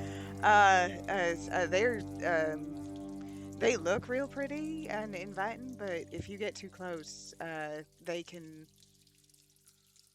draw you in and, well, try to eat you.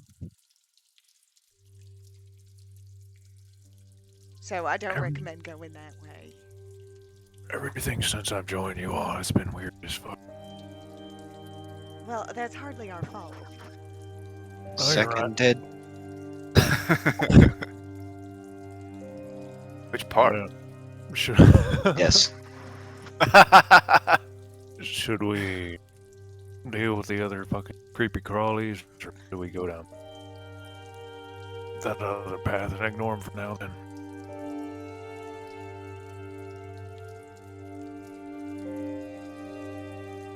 I'm just one not to leave a job unfinished. My vote is to go see if there's anything else to learn deeper in, obviously. So I think that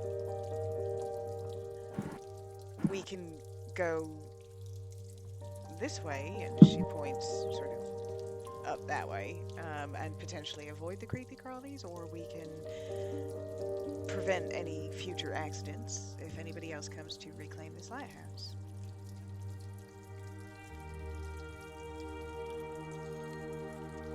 That's fair.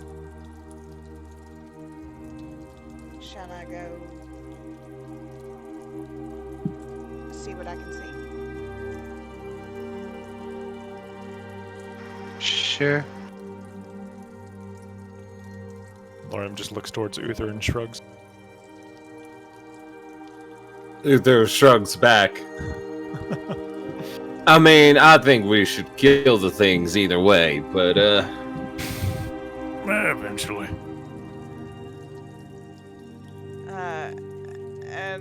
Yeah, I'm not.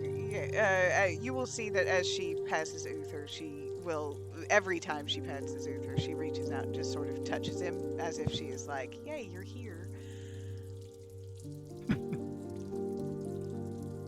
For a second, I thought that's what the stealth check was for. No, the stealth check is for her to come up Okay, and see if she yeah. sees anything. See the tunnel continuing further. And just so Still we all remember, that was sloping the down tunnel where we away heard from more you. shit. Yep. Just making sure that's clear. Scout would be so proud of you. Oh,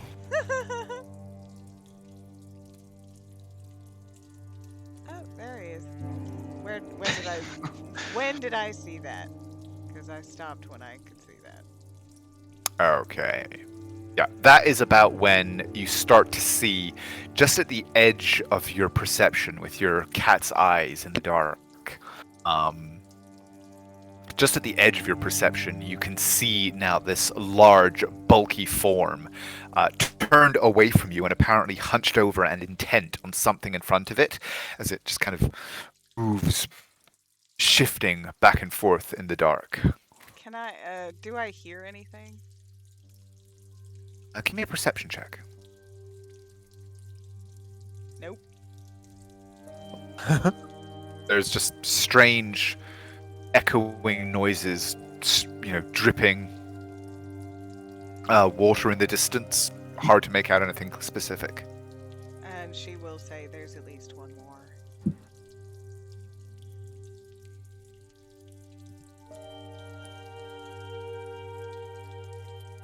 Did we notice they were attracted to magic items? Is that something that we became aware of? Everybody give me an insight check.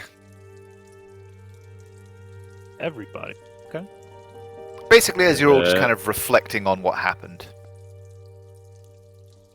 Yeah. Ira and Uther, through your connection, you both feel each other kind of Naira. It sort of clicks in your mind, and then a moment later you feel an answering realization through your connection, as the both of you do seem to realize that the way that they were focusing, specifically when they arrived and first looked at this floating spiritual weapon, then the magical light streaming from Wander's lantern, and then encompassing the rest of you, you actually feel like, yeah, there might be something about magic specifically that attracts these creatures.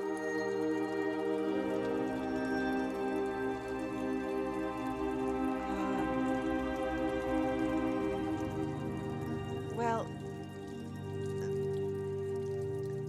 it's possible that they are drawn to magic or enchantments.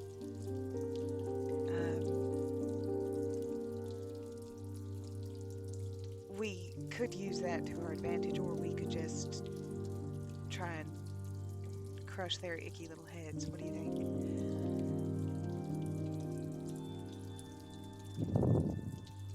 I like to crush them, that. You know, I sort of knew you would. Shall we go? Yes. Yeah, Well, Crushers, do you want to take the lead? And she is gesturing to both Lorium and Wander. You know, Wonder's like, who are you calling a crusher?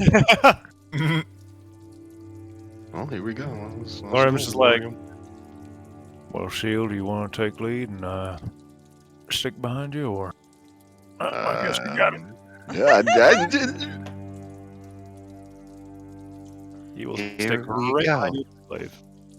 Okay, are you guys making any attempt to be stealthy? I wasn't. Sure. You know what, I'll roll this just for shits and shiggles. I did advantage, but it's disadvantage. Whoops. Hey, 15! That's still not bad. I could do it, but I'm not gonna. 'Cause I'm not that lucky. One of these days I'll bump up that dexterity. Okay. Here we go. So yeah, start moving yourself down. And it's actually fairly quick, Wander. With you holding your light up, it seems that the light draws attention. So were you guys all moving as a group? Like Uther, would you be up there with them? I'd be back here a little bit, but Okay. yeah. As you guys start moving in, you hear the sudden shifting of large forms from further down the tunnel, and then all of the now familiar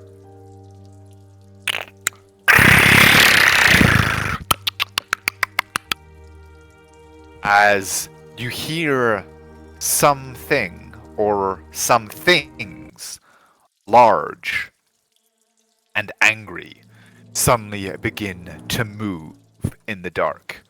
And everybody, please roll me initiative. Yes. Yes. Oh, there it is. Ooh.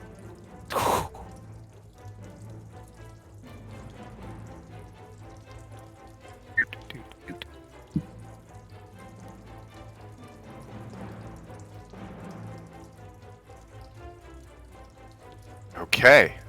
Up of the round, Naira, you have just heard this clicking roar echoing down the tunnel toward you. What do you do?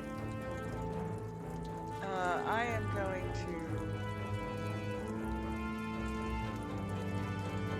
I can't actually see him yet. Cannot. I am going to step to here and hold my action for it to get within about 30 feet so I can shoot it with my crossbow a couple of times. Okay. Okay. 4, 5, 6. Huh. One of them comes, stomping rapidly down, feet crunching over the stone as it uses its clawed hands to kind of pull itself faster and faster down the tunnel. 1, 2. Naira, roll your That's attack. where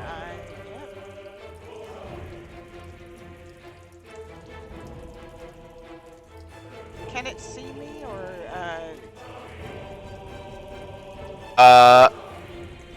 Yes, you weren't. You hadn't said that you were taking an active effort to hide, so yeah. Oh, I'm sorry, I thought I did. But no worries.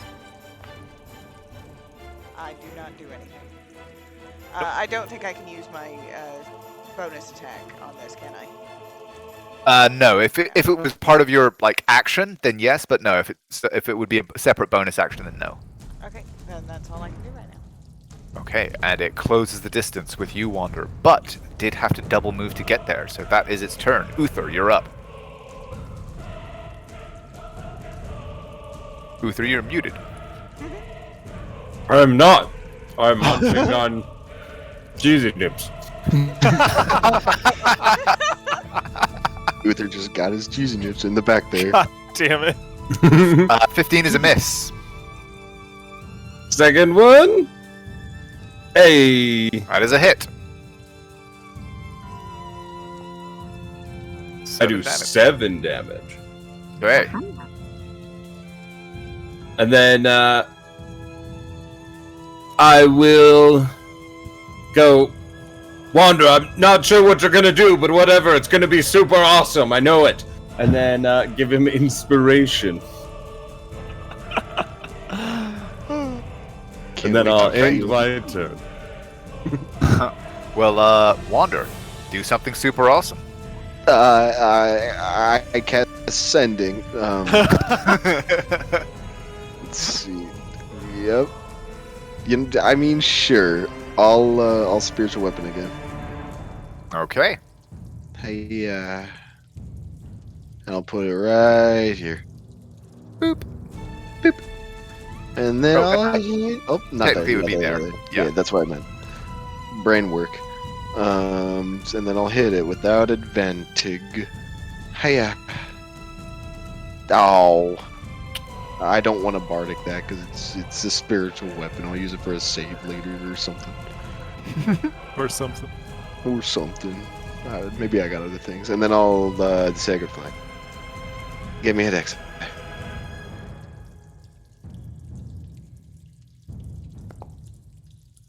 Damn it. Hey! It's You just a live little this too time, fast, and Opter. a flash of fire cascades off the rock behind it. Okay. After that, I will take exactly one step to the left. And that's all. Okay.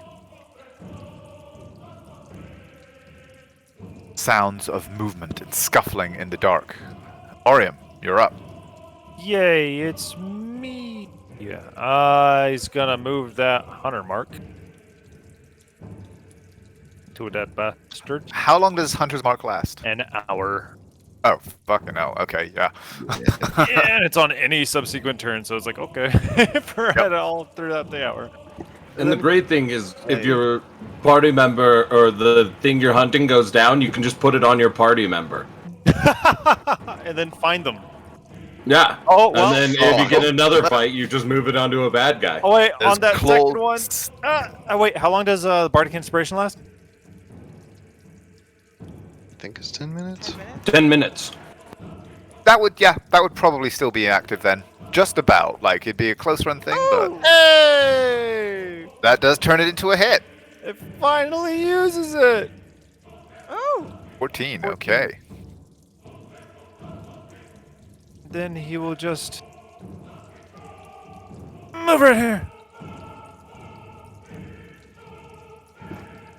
That is his turn. Oh wait, shit. It's so satisfying when you get to play support and your inspiration works. Satisfying when they Three remember to use it damage. at all. Okay. I'm learning. Yes. I'm getting much better at remembering that. Okay.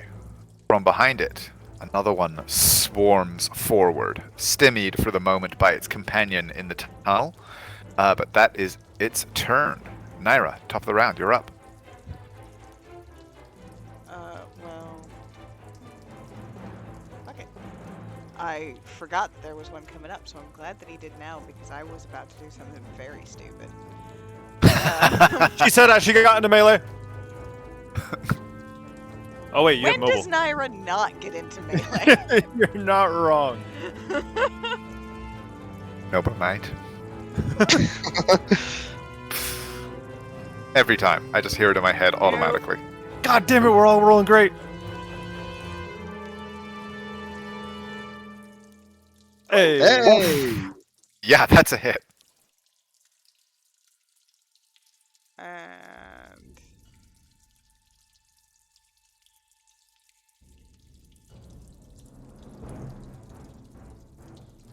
And fuck it. 16. I'm gonna go ahead and use my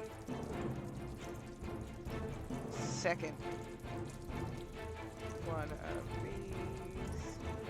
Oh, is there a limit on those? Yep. Oh. Oh. So hopefully I can roll a little bit better. Yay! Hey. Oof. Okay, that is a So- total of 16 to that one. And sorry, go on. I was just gonna say everybody else now sees that sort of spectral image of Naira show up behind the thing and jab it.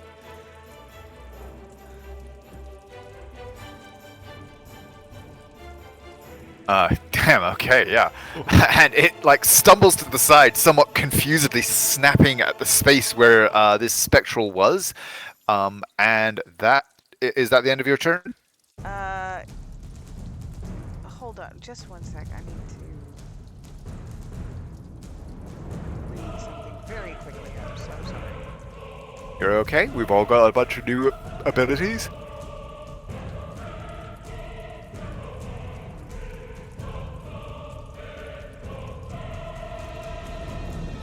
Yeah, so I can also, I don't provoke attacks of opportunity. from this dude. 'Cause you're mobile. So I am gonna go ahead and back the fuck up. Wise. And that's my turn. Okay. This one. Eeny, meeny, miny, mo. Lorium, odds or evens? Even. Yes. Yes. Just gonna prep that. Oh shit, yeah, you're Sentinel, okay. So, one attack. Oh, I was so close to being a nat 20. No! I rolled 2 1s and a 2. No, wow, yeah, Lorium has been rolling badly this combat. That sucks. It hits. What's your AC right now? 24. God damn it. So, I could bump it up. for you. I could too. Oh, I've been So nice. Wander- I've been doing the poison thing. you take 10 points of bludgeoning damage as this great claw clamps onto you, and I need you please to roll me a athletics check as it tries to draw you in towards these writhing maw of tentacles. Does he get any sort of bonus for my aura? No, it is not a save, it is a grapple check. Damn it. Can do, Captain. Big ol' 7. Ooh. I like how he just prepped something aside for a moment. He was like, I know you're gonna fail. 13. So yeah, it pulls you in, and these tentacles all lash out, finding weaknesses in your like construct skin and sapping and kind of seeming to inject something into the energy that runs through you. Please give me a Constitution saving throw. All right. This first one is for detect fucking poison. Poison. Yeah, the concentration Um, check. Yeah. So that's a 23. That's fine. And then here's the normal con check. Is this Or a constant. poison effect? It is. Okay. Then I let me. Do I have advantage on those? I don't remember. I go look at thing real quick. If you have D&D Beyond open, it's easier on that. Yeah, I do have advantage on saving throws against being poisoned. Is this against being poisoned, or is it just poison damage? No, it is against being poisoned. So yes, you would be able to roll with advantage. Then I roll with advantage. Hiya! You feel this weird venom. Oh, actually, yeah. So they should have come through as poisonous. Apologies. I actually had. I was thinking of a different creature thing. So yeah, these ones should have been triggering your poison sense. Apologies for that. That's all right. But yeah, you are able to kind of twist away, and so you are still grappled, but you are not currently poisoned. Yay! As we come to Uther, your go. All right. Uther's going to. Yeah, the one up front. Because he has so many of these. He's gonna hex him. And he's gonna Okay. do strength hex. Oh, So any ability check with strength. Yeah, you see what I'm doing. And then I'm gonna give him a good old-fashioned two-piece combo. Ooh. oh, one hit. There's my first piece. Aw. Ooh. Oh. And there's my second piece. Also hit. Hey! That's a Wait, bit did I- Okay. Oh, plus the hex damage, which is 2d6.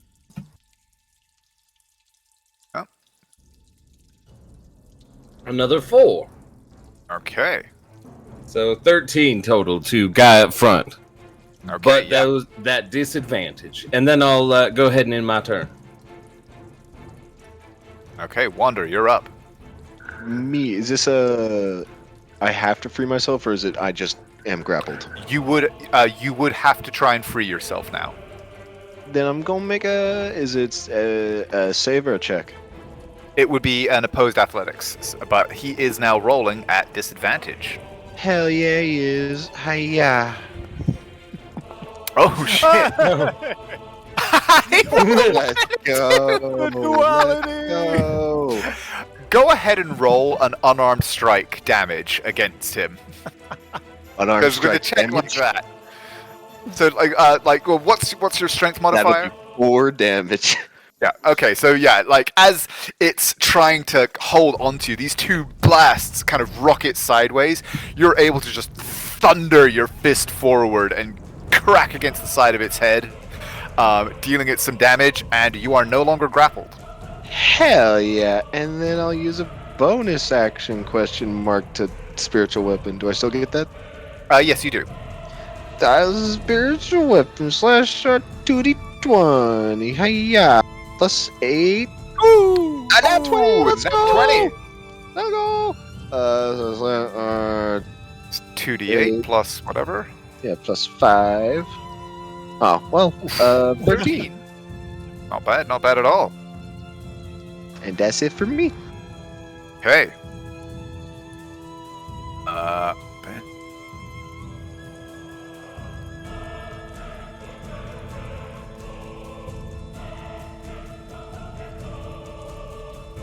Is the third one going to join us now?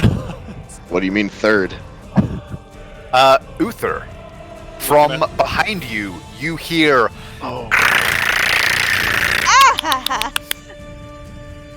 and the clattering clack of claws as another appears in the tunnel behind you.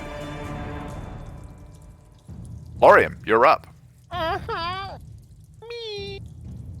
Oh, yeah, I know. Bro, I know. Yeah, I was like, this is really good time for lightning bolt. Hey! Except for Well- one of those nat ones. Yeah. Let's do this. Hey, no And then we make it the spacey, because why not? I have it. Here, take that. one. Oh my god. Oh! Duties, and then take that. So that is a total of 37, 45 damage, and it had 23 hit points left. Yes. So yeah, you just ram your glaive up and into its throat, and there is this smoldering burst of fire that explodes out of the back of its head. Its body is just outlined in silhouette from this burst of purple fire behind it, and then it crumples down as you kind of pull your glaive out free. Now, question: with the noise in here, would I have heard the one behind us towards Uther? Give me a perception check. Okay.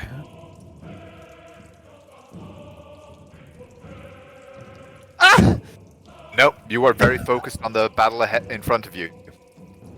In that case, he's gonna take a step forward and strike again. Yeah. 18 hits.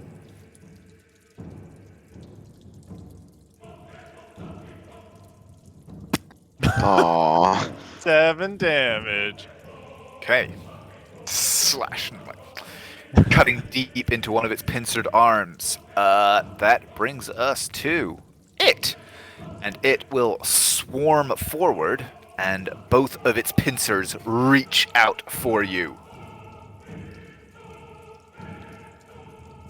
One attack. 18, I assume does That not does. hit. No, that does. Oh, okay. Yeah, I'm sitting at 17 right now. Okay, so you take 11 points of bludgeoning damage, and please give me an athletics check. Okay.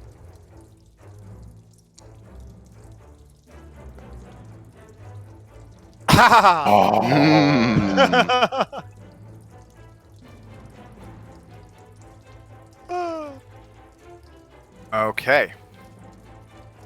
So you just avoid being grabbed as, but now it will attack a second time. No. Oof. No. Hit again for another Oh. 12 points of damage, and please give me another athletics check. Okay. Okay. Ooh. Ah! Wait. That goes to the defender, right? That goes to the defender. So you are just as these massive claws batter you back and forth, you're just kind of able to shove them back and stop them from getting a grip as they just leaving these trails of sparks as they try and gain purchase on your armor, sliding off. And that is its go. Top of the round, Naira. Did I hear that one scamper? You have line of sight on it, so you are aware of it. Okie doke. Then.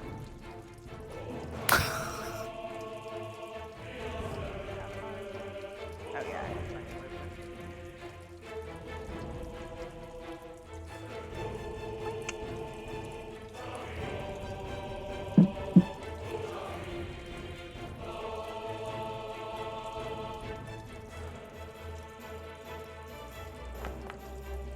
Ooh. It.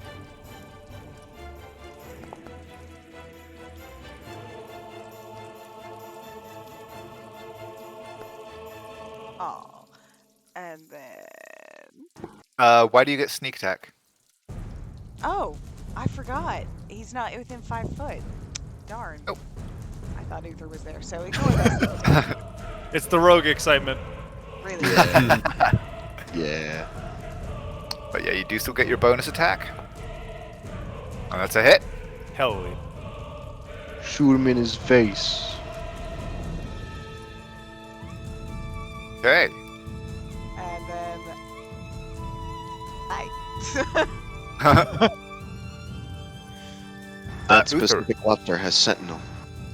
Uther's gonna twist his hex, pointing at the figure behind him, strength too, and just kind of lean back and go, "Oh, we got friends coming behind us too," and then point, locking onto him, and give him a pew pew. Friends. Give him a pew pew. That's a A hit. pew, and pew. That's also a hit.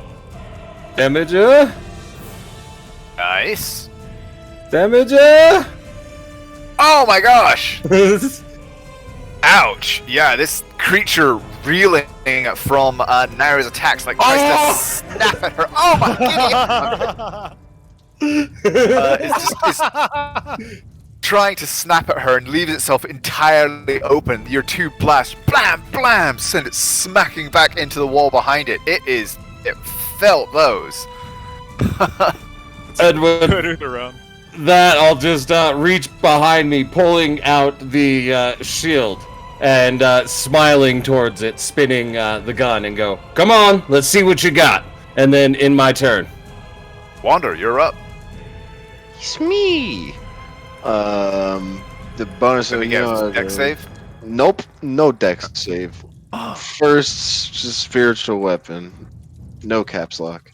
2d20. Yeah, plus 8. Yeah, 24. No, 23. That's That's a hit. Yeah. hell yeah. So 1d8 plus 5. Big old 10 to Okay. him. And sure. I'll move here. Is that? Yeah, that's good. And I'll use a what level? I'm gonna use a 3rd level spell slot to cast Inflict Wounds. Oh my. Okay. And I'm gonna Roll use your my attack. inspiration to get advantage. Oh, nice. Okay. So the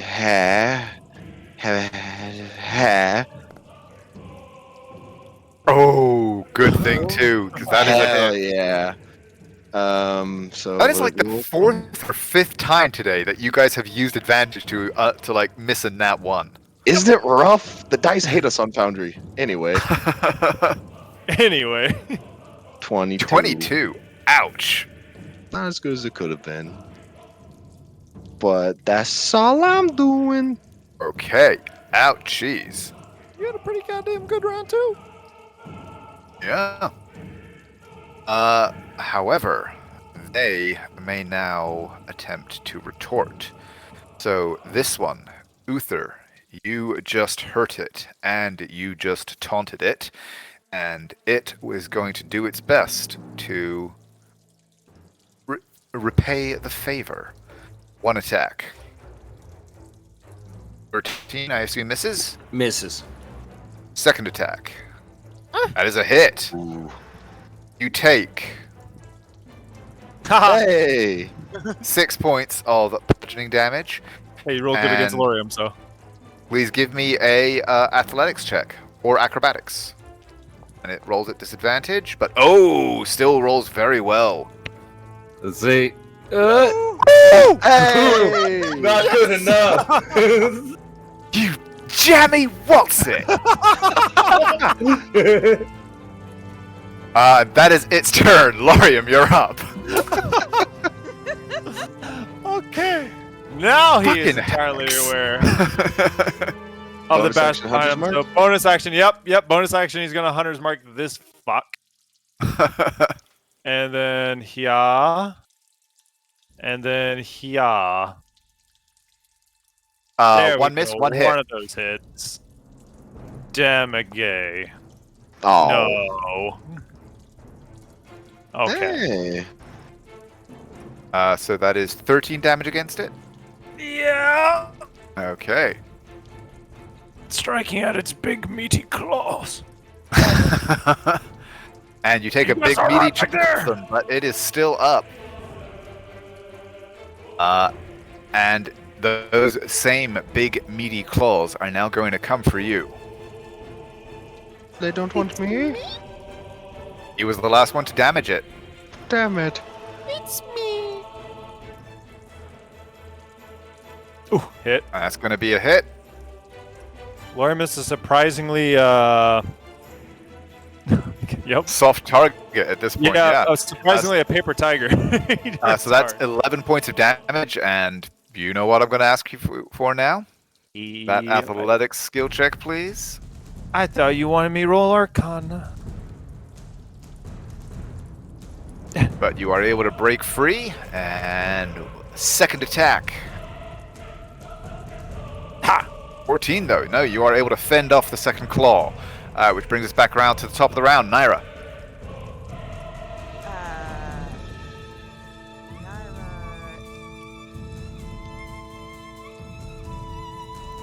You could move to there to get flanking. Yeah.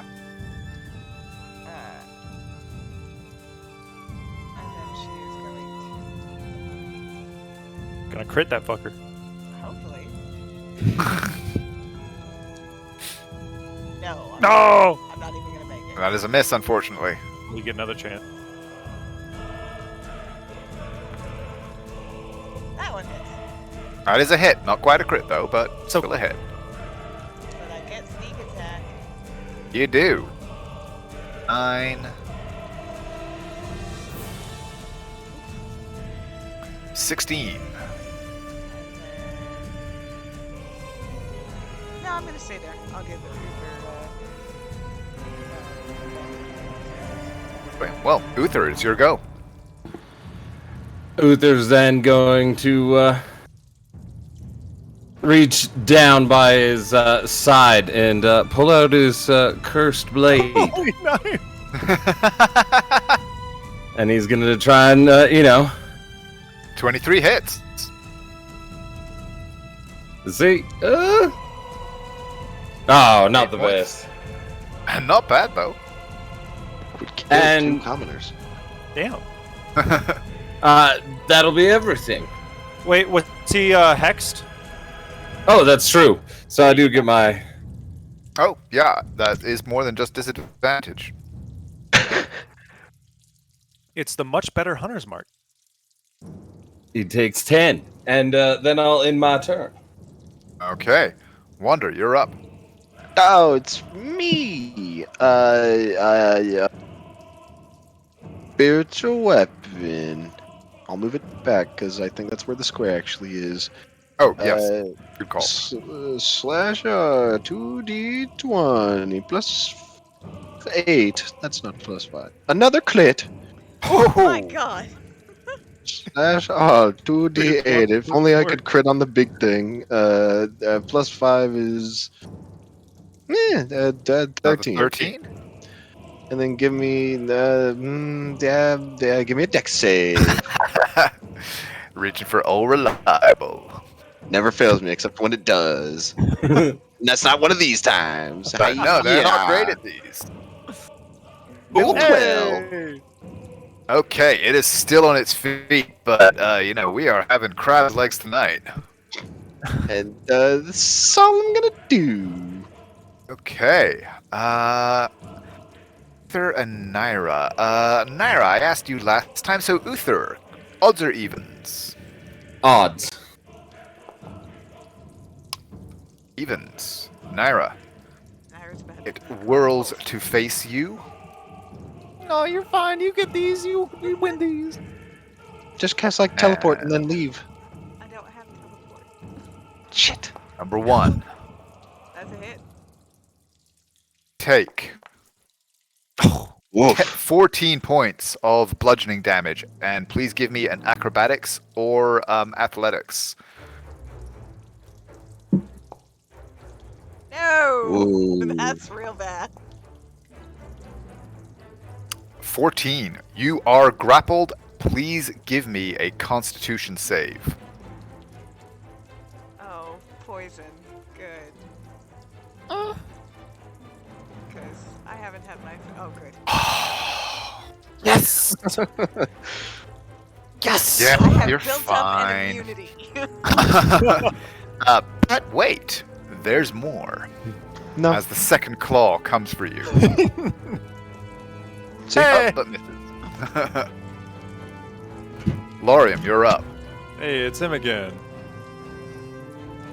It's like I don't look at the turn order and notice I'm next. Yeah. 16? 16 hits. Yes!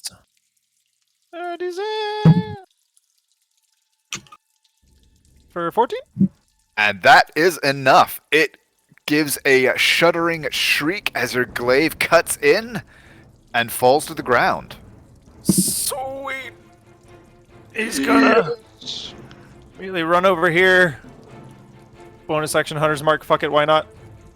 And then attack at advantage. Yep, you are flanking. Yes!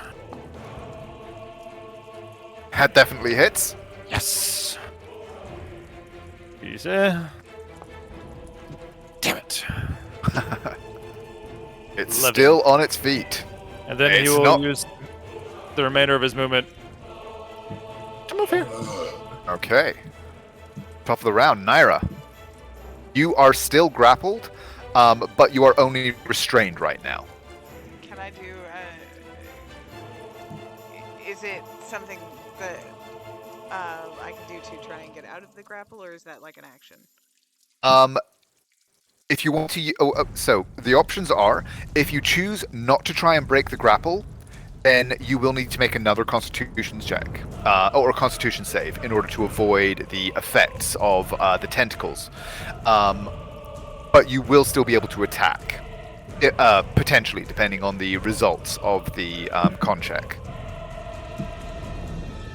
Or you can use your action to try and break the grapple. I'm going to try and break the grapple. I do not want to be poisoned. Okay.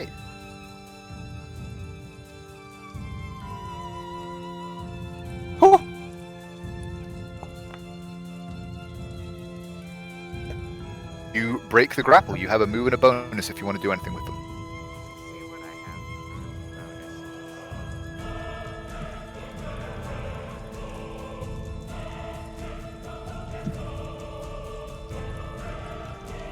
I just took kind of a lot of damage. I'm gonna equalize it.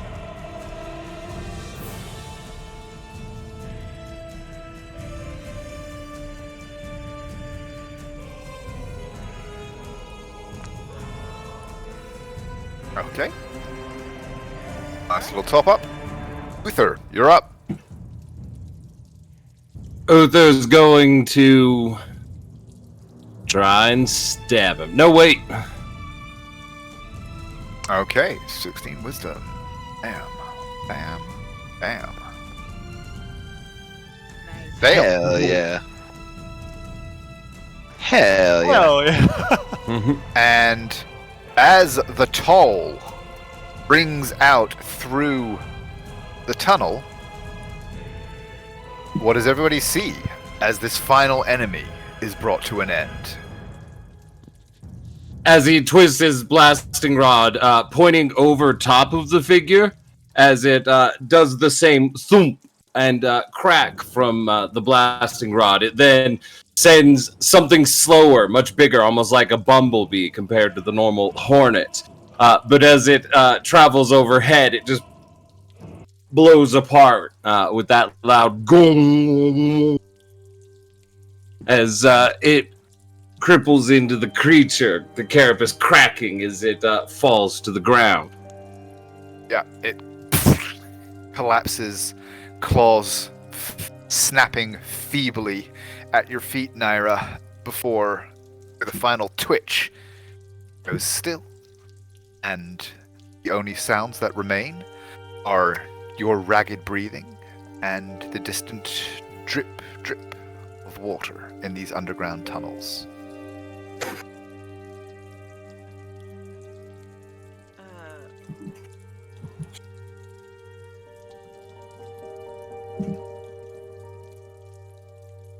She's going to very gratefully mouth thank you at Uther.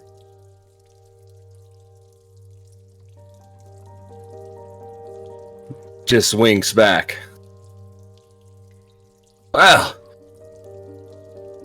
there was quite a lot of them down here. Yeah, this is enough to feed a fucking village. Ew. The poison, did it come from their tentacles? Yes, it seemed to be coming from the mall. I'd like to very carefully extract the sample, maybe use... well, I've got, like, a healer's kit we can use. Like maybe bandages to keep my hands away from the actual poison. Okay. I will let you roll sleight of hand to kind of extract some. It would normally be at disadvantage because it's kind of a misuse of the thing, but because if you expend a use of your healer's kit to like swathe your hand in bandages and stuff to avoid the poison, I will let you make it a straight roll. Where did my healer's kit? I was gonna ask if I can help, but I guess that makes it that. Hey, Lorium, Yeah, what's up? be healed.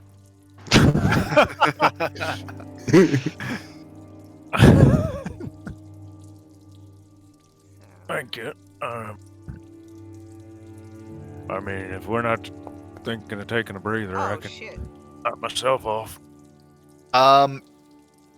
You are not poisoned, but you also don't think you've been able to extract anything of worth. I will just Like- try again. Okay, then yeah, expend another use. You move on to the next body. Oh, I have to Try expend again. another use on bandages? The bandages that you've got are kind of soaked through and kind of cut up from its from the use. So Okey doke. Yeah. I will expend another use. Because definitely gonna grab some.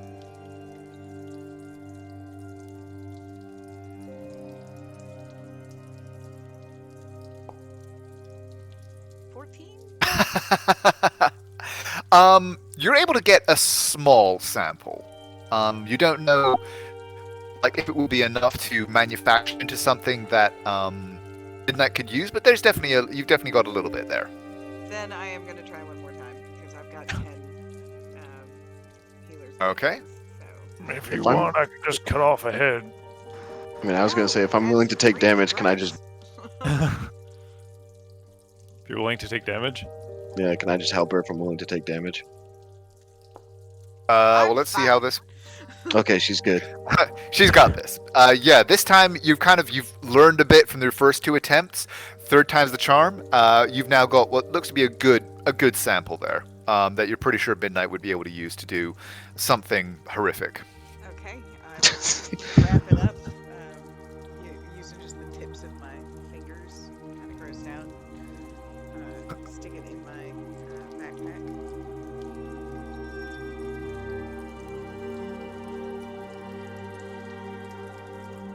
or we'll just look at everybody else, see that he's the most fucked up, and just say, "Oh, fuck it, be healed." And he'll grab his holy symbol and throw in 20 lay on hands. Boosh. So 59. Okay. All right, I'm good.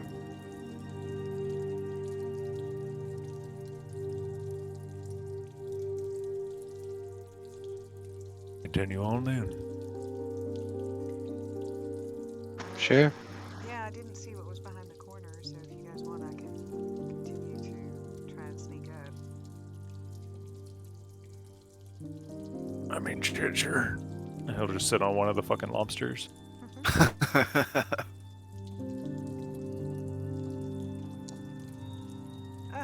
was almost a really good roll.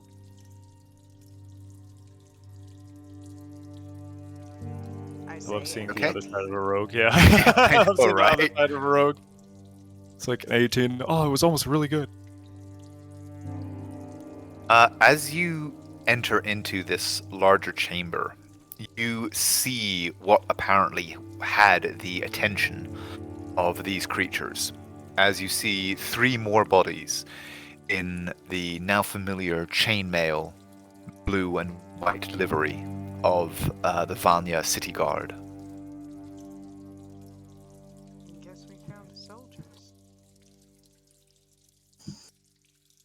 And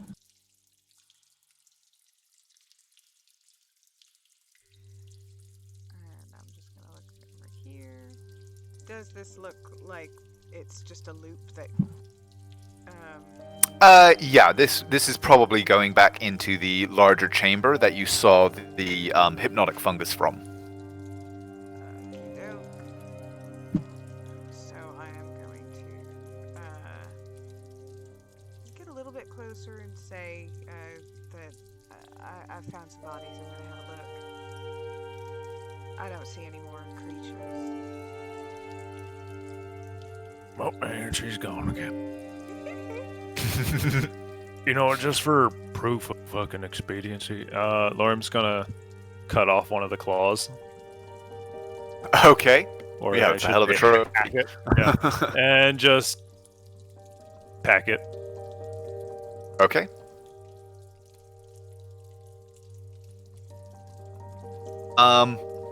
It's kind of a distasteful task, Naira. As you're looking through these bodies, they are, as I said, partially eaten. What you are able to find, it doesn't look like they were looted at all. These creatures evidently weren't interested in any kind of material wealth that they may have been carrying. They do each have a coin purse on their belts, which you are able to look through and claim 16 gold in various denominations from them. Other than that, one of them does still have a sword belt in which there is a long sword and a dagger, and another one of them still has a shield strapped to one of his arms. Other than that, their armor is mostly destroyed, either by the initial injuries that they suffered or by the feeding process, but there's very little but like some stringy bits of chainmail left and some tattered leather. Although you actually, with a 22 you got, yeah, you do also see that this one on the right does have a small badge of what looks like stamped metal, with the symbol of the city of Vanya on it. I will Uh, take that. Yeah, you would actually recognize this from your previous, because you spent a good deal of time in Vanya. This is basically like a sergeant's badge among the city guard. Do they have any kind of names on them or anything like that? No, they do have some inscriptions in High Imperial around it, which is basically the motto of the guard. But beyond that, there's no personalization. Okay. Well, I think we can use this as additional proof of who we found down here.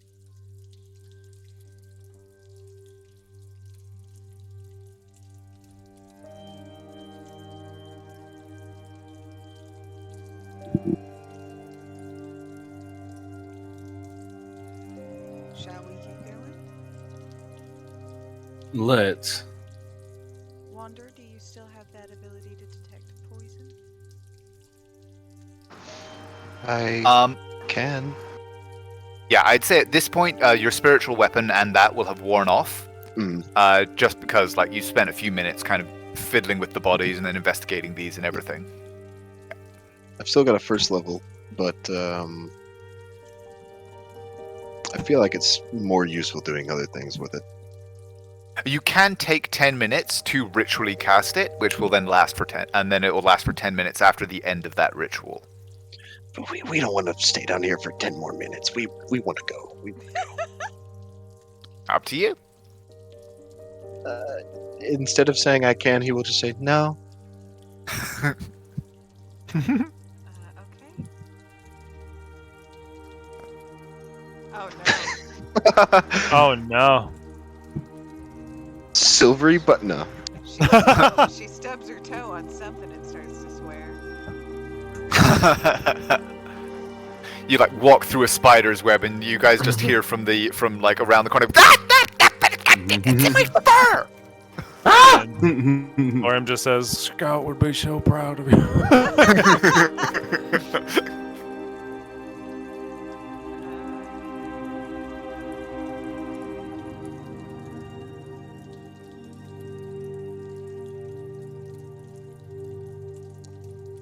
Like how the three of us are lined I up like also Dumb, don't Dumb, and hear Dumber. damn thing. Just arms crossed, like, well, nice weather. Wanna play cards? Oh yeah, sure, I got this funny deck. Just an explosion from down the hall You said. on both ends. So Naira will return and say, I found a tunnel leading off this way. It ends in a T-junction. I didn't go any further. We can move on out. See what there is to see. And she will wait for you guys to get here. Oh, late. Let's And- go, guys. This is where I saw the funny mushrooms, right? Yes. And I will, since I can see that, just say, by the way, this is where, that's where I saw the funny mushrooms. Please avoid that. Sweet. No, I'm kidding. I'm not doing that. I'm not doing that. Finally! I wanted to try one since. Oh, The only one.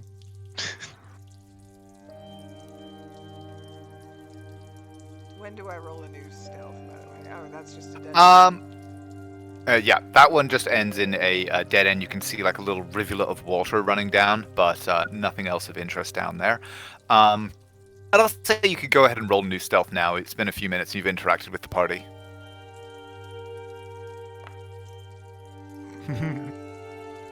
Okay.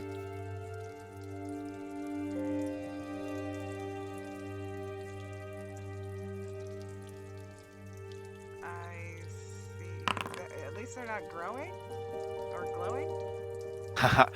Yes, you do indeed see another fungus bed growing along one side. The floor around it seems littered with like kind of detritus of some kind of organic matter that this bed of fungus and mushrooms has grown out of. Give me a perception check, please. Great idea. Andrew's like, I'm so surprised you haven't seen the 3 brown dragons who have burrowed down here. Oh no. No, it's just a lot of mushrooms and weird growths.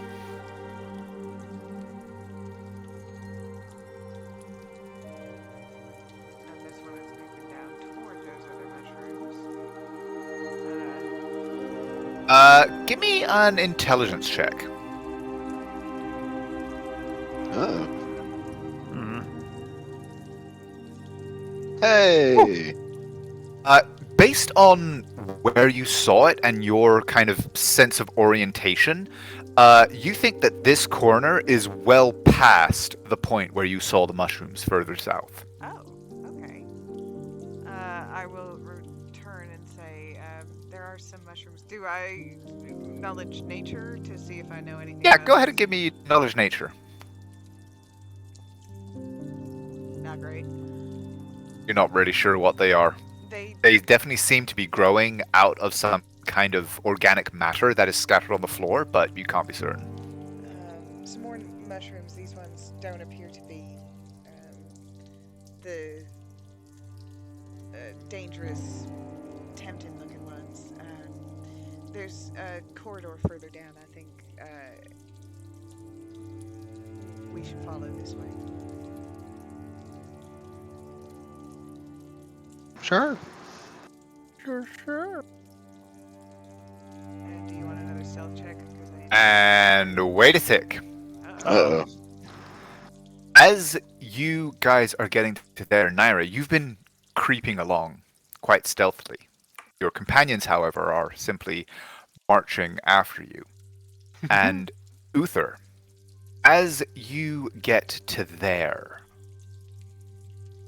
is a sudden upheaval in the among the fungus as some of them seem to suddenly animate, coalescing into a single form that lurches up. And everybody please give me well, Naira, you had already rolled perception, but Uther, Laurium, and Wander, please give me perception checks of your own to determine how surprised you guys are. Oh, well, And actually, Nobody- Laurium, yeah, you nobody would have can been be rolling at surprised. advantage. Nobody can be surprised within 30 feet of me. You are right, actually. So, Laurium, Yes. as you step in, you have your you had your glaive in hand, but you suddenly feel one of your hands called from the haft of your weapon to the hilt of your sword. In an almost like automatic reaction, you grip it, and drawing out an inch of blade, you see a glimmer along the edge that foretells this attack, just that calls your eyes up, and you see the movement. So you are able to call a warning, and none of you are surprised, but all of you do need to roll me initiative again, please. Hell yeah. I love having this thing attuned to me. Hey! That's 2 nat 20s in a row.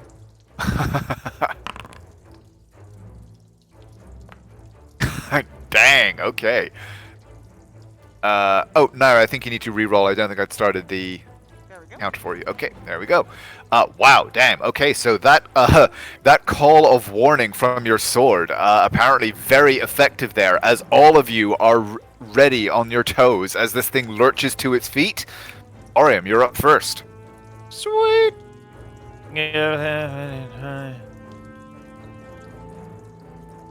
Did I get right there? Which gets you in range with your glaive. Yes! I suddenly forgot how to click things. Die. With your finger, generally. But first, has it been within an hour? For what? Since 100 when? mark. Oh, no, probably hasn't been an hour. Sweet! 100's mark. Hit. That's a hit. And Is that that a is 12 is not a hit. Why was that a question for a moment?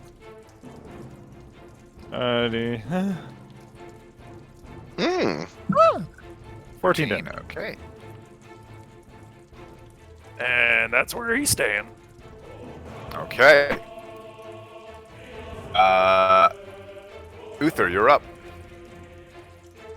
Uther's gonna see him twist out his blasting rod and give him a pew and a pew. See his first one? Don't forget your boon. Oh, right. You get a third Oh! because you got a quick draw. Yes. And so I'll do that one. Because I think a 20 Hit. hits. That yeah, one. yeah. Those both hit. Yeah, so 12. That's cool. And then I'll go ahead and cast Eldritch Blast on him again. And give him a pew. That's another hit. And a pew. Oh no, just one more attack. Oh, you don't okay, get to use your attack action again. Yeah. Another 4 points. Okay. Hell yeah. Blam, blam, blam.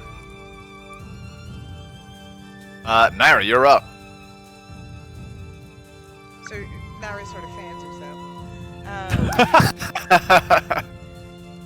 And then she is going to...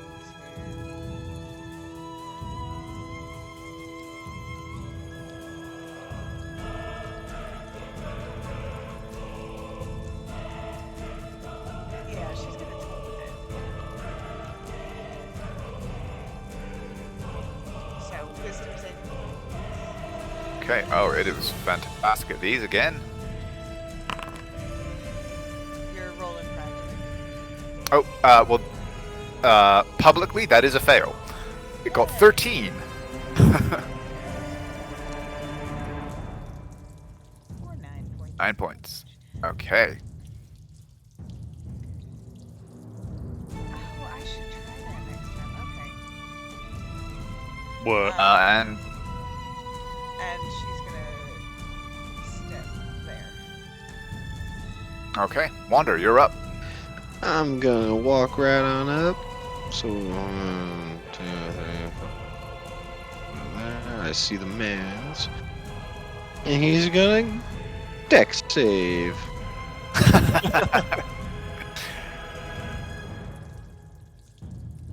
Damn it. Oh, but it makes it. Damn it. What are the odds we're almost through this game? You know, I want to do things in combat too. I'm gonna do one more spiritual weapon. Okay. Yeah. Where are you popping it? I'll put it right here. Okay. Bam. And the fungus. And then I'll try to hit him. Hiya. Nice. That is a hit. Hell yeah. For a total of big ol' 6. Okay. That's it. Now it.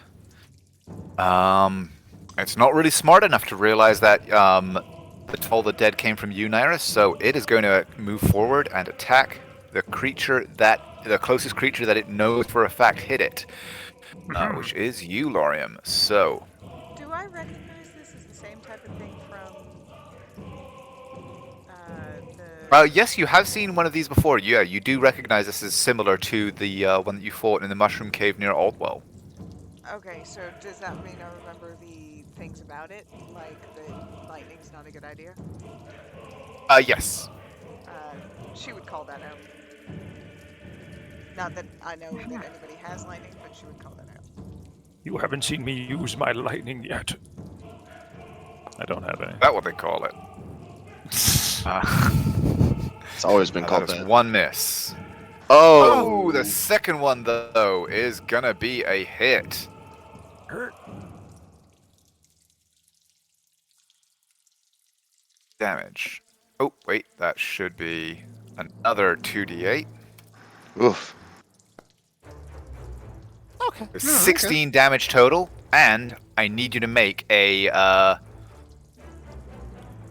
DC 14 athletics check to avoid being engulfed. As this fist slams into you, the vines start to kind of try and creep across your armor, but you are able to wrench yourself free and avoid being pulled into this shambling form. Hell yeah. Which brings us back to the top of the round. Laurium. Hello, it's me yet again. I will. Actually, yeah. I don't want to move any closer to the mushroom, so I'm gonna stay where I'm at.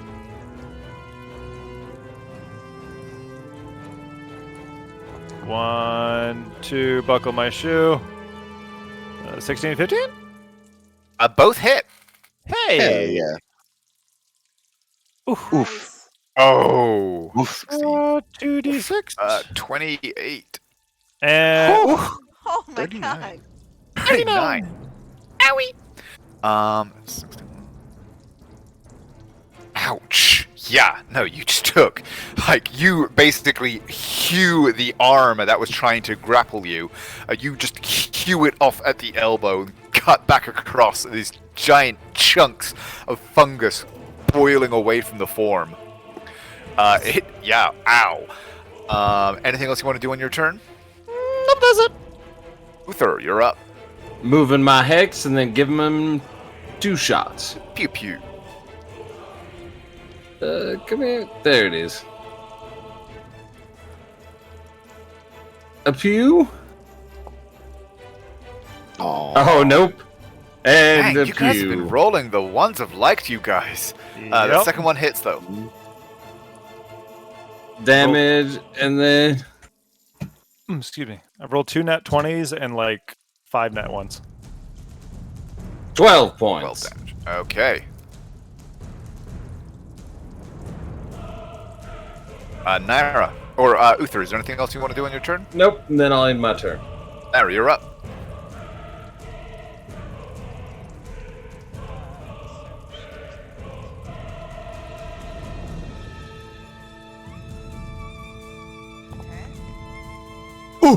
Ooh. I'm so excited. It's always great when the first attack hits the nat 20 on a rogue. 12 plus 4d6. Oof. Which is nice rolls, too. 27. Okay. Ow! It is still up, but you feel the rapier biting into something vital inside it. Oh. 12 does not hit, though.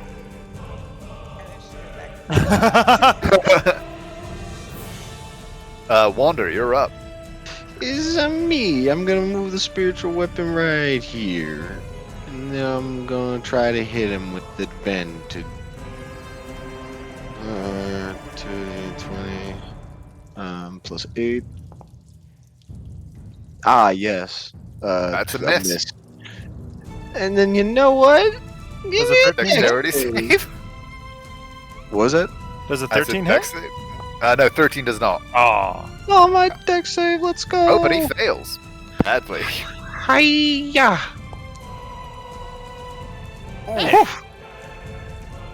And guess how many hit points it had left? Yes! Let's go. 13. 13! Let's As the go. flames come down. Although, is this fire damage or radiant? This is radiant. Shit. Okay, yes, 13 does it then. Yes. What happened to fire damage? It explodes and kills Probably everyone within 5 feet of it. It has resistance, Oh. as Naira knows. Yes. And with that, you The are light of once God again. saves us again.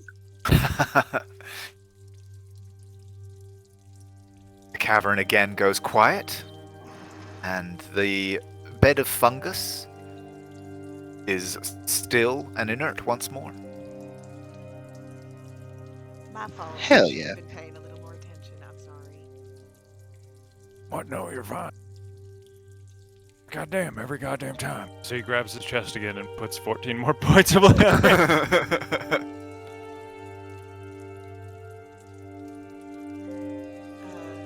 By the way, Lorian, I do still have some healing magic if you need a top up. Should be fine for now. I'd rather save that for one of y'all, since I just sort of expended one of mine. So please don't get poisoned.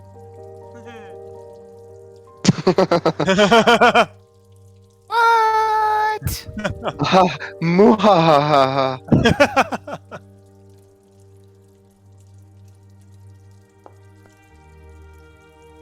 More of this do you think there is?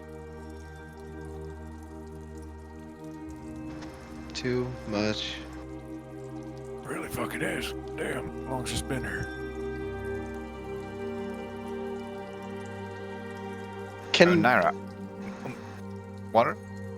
I was just gonna. Can we tell if this is like have we been going down since we've gotten Pretty like, past that consistently. first- Yeah, like you would estimate you're probably a good like 40 or 50 feet at least down from the basement.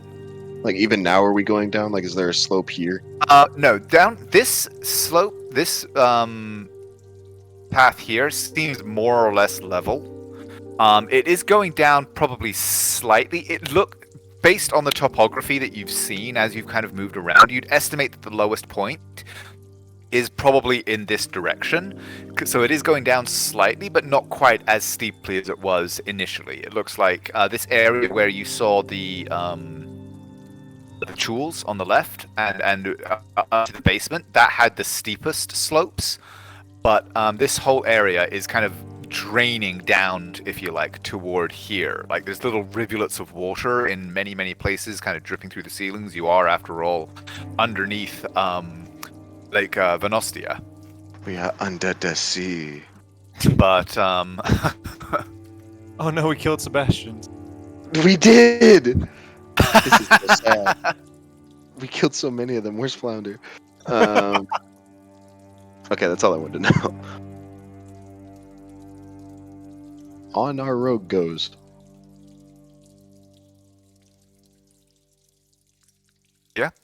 So, Lady Lionsbane.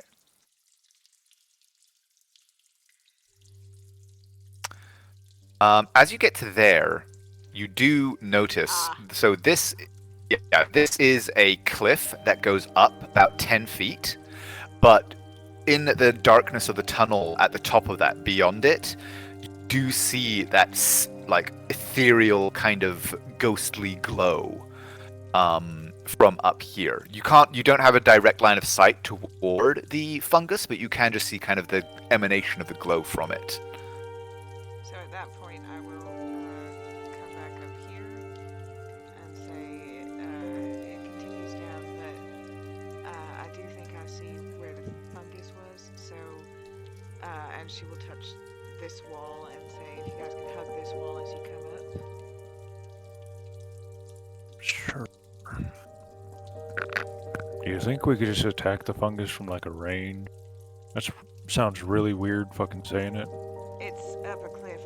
I might be able to climb up the wall and do it, but I can't see it clearly. I can just see that it's glowing.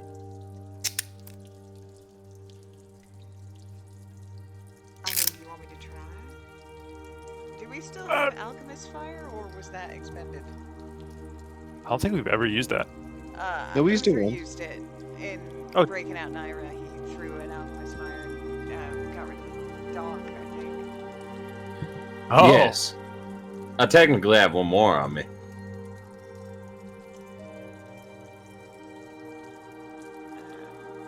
So that's an option, but if you want, I can try and climb this wall and see if I can shoot it. What's your passive, Naira? Or Lady Lionsbane? Not great, it's like 15. That's probably still enough. You notice to the south here, on the very edge of your kind of dark awareness, the wisps of web that you've been aware of throughout this kind of area are denser in this chamber to the south.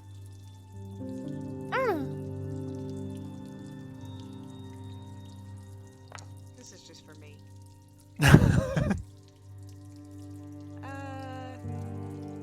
Yeah, she straightens up, and Uther feels that spike of no. And she goes, I think there might be more spiders that way. Fun.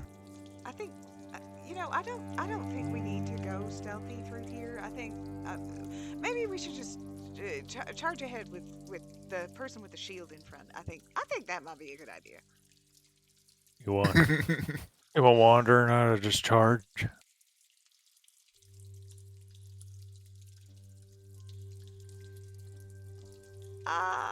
Naira feels a little guilty now.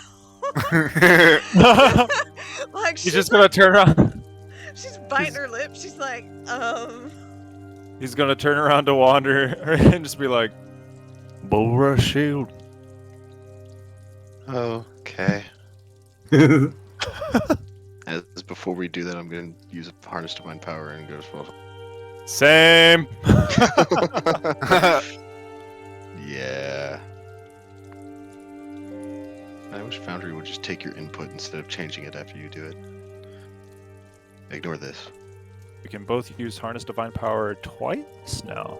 Yeah. So we still can use it once and then still have a use of our fucking Channel Divinity.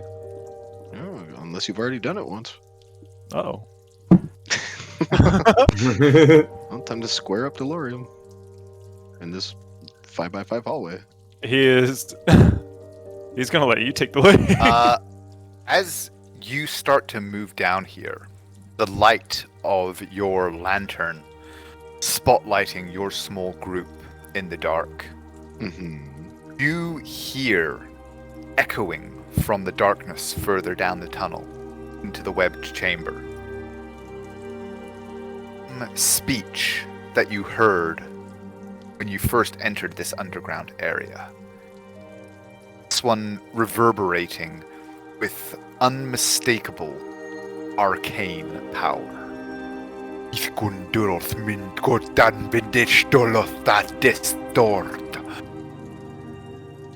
There's a skittering organic sound as some dark power flares, casting deep shadows in the chamber beyond. As you guys begin to approach. Ira, Uther, go ahead and give me Arcana checks, please. Go himbo powers. I think Christine just said be right back. Oh. Neither of you are sure what was just cast, but a spell was definitely just cast. Was it... So it's down here? I'm guessing this just links up to it? You don't know? Oh, I see things from my magic dark vision. Spiders, are you kidding? I see things from my dark vision. Ah, yes. So you actually see then, Laurium, just at the edge of your dark vision, as these arcane words echo out through the darkness, growing, appearing as if like growing out of the stone or growing onto the stone. Monstrous spider forms up on each wall, like boiling up and growing outward until they are full size. And I will, at this point, because they are aware of you, need everyone to please roll me initiative. Oh, boy. One more time.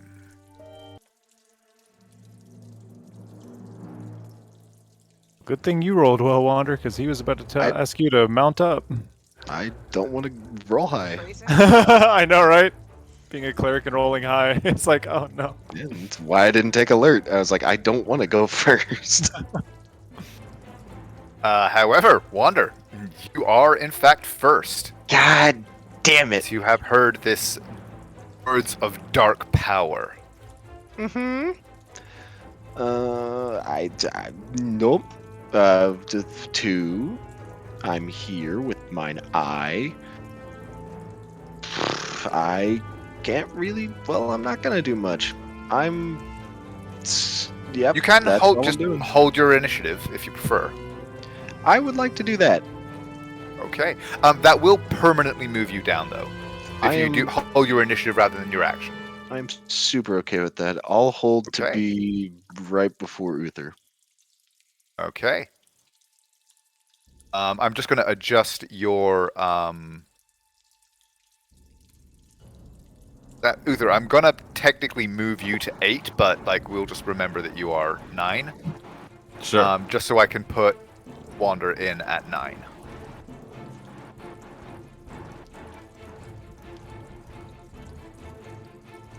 Now the other lads go.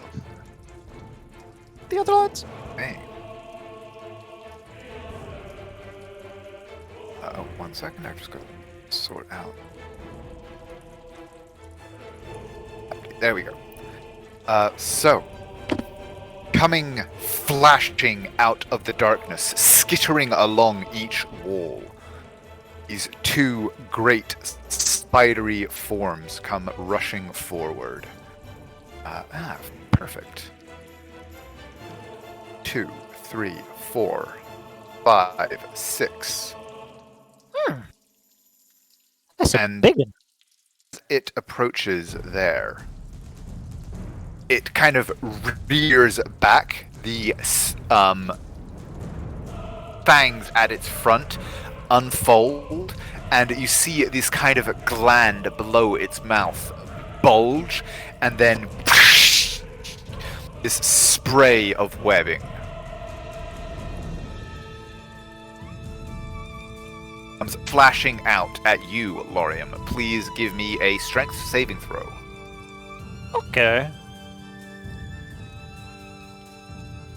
Yeah. Yes, you are able to pull free this one. Since that one was fired at you, it's got... Wander. Odds or evens? Odds. Odds it is.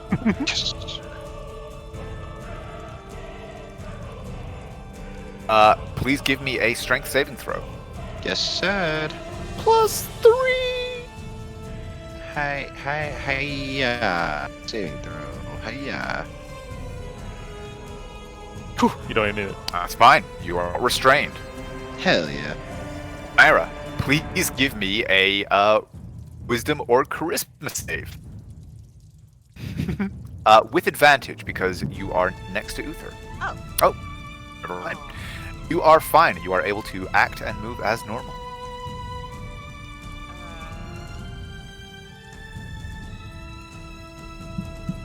It would have been funny as hell if Midnight were here. Yeah. So I am going.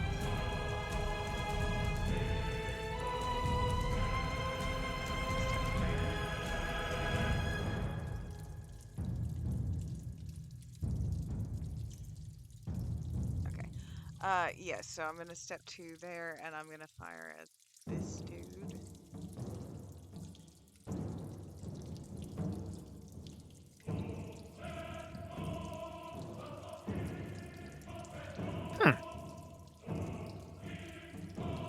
That's a hit. And then, you know, I think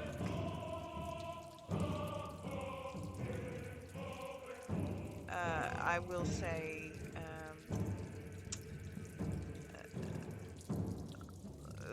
Lorium, you're looking real strong, Lorium, Oh, thank you. and give you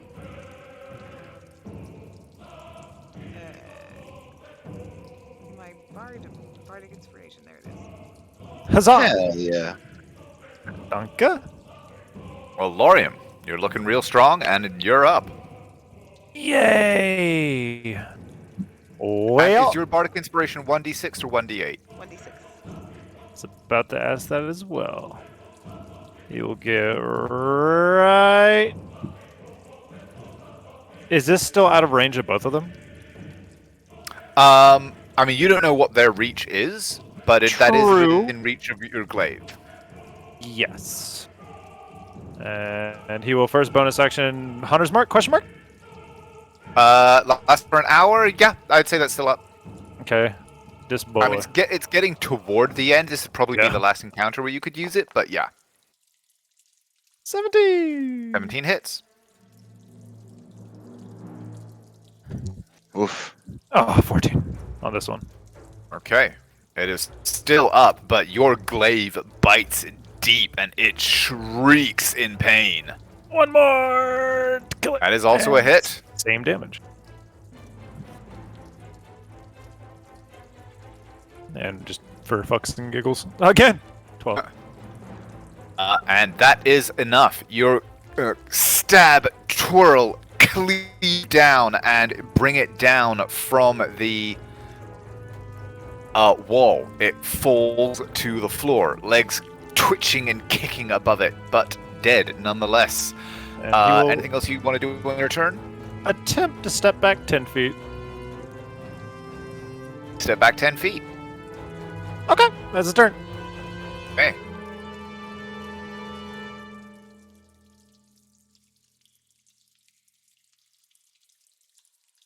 Six. 4, 5, 6. Another one swarming forward out of the darkness. Wander, you're up. Me.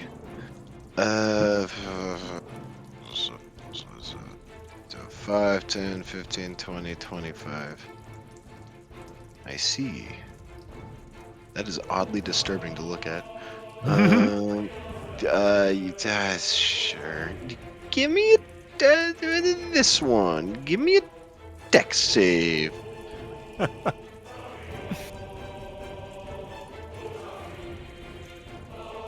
Hell Fails. yeah. Hiya. Oh. Okay. Well, yeah, that'll be it. Hey, Uther, you're up. Gonna move my hex to the one that's closest right here. Move up 1, 2, 3, and a pew pew. Pew and you shall go. Yes. Both hit. You shall. All right, I'll just roll that one's critical because it's 2 damage. Okay, 8, and then slash roll. 6. Hey. Ooh, nice. 15. It is still up, but on its last legs, which, I mean, is still quite a lot for a spider. It's got a lot of three them. legs. And I'll end my turn. Okay. And suddenly, there is something moves around you. Don't see anything until dropping from the ceiling suddenly as this arcane voice sounds once more. Something drops down in front of you, Wander and Lorium, shimmering out of invisibility as the arcane words finish their work. And bursting out from it, these ethereal, tiny, dark spiders fill the air. As I need both Wander and Lorium. Oh, damn, I thought I was also going to catch Naira, but never mind. To please give me wisdom saving throws. Okay. What is the bonus that I get from Lorian plus 3? 3. Yep. Oh, Interesting. Lorium Uh-oh. fails. I You're do not. So, Lorium, you Oof. take 19 points of damage. I have to make a con save. And yeah, please make me a concentration save. Or yeah, concentration check. Fine. And Wander, you still take 9 points, however. And please also give me. Oh no, you're not concentrating on anything right now, are you? Nope. Okay. And that is the Drider Queen's turn, bringing us back around to the top of the round. This thing is going to swarm up and across the ceiling. 1, 2, 3, 4, 5, 6. Dropping down behind you, Lorium and Wander. And attacking you, Lorium, with advantage.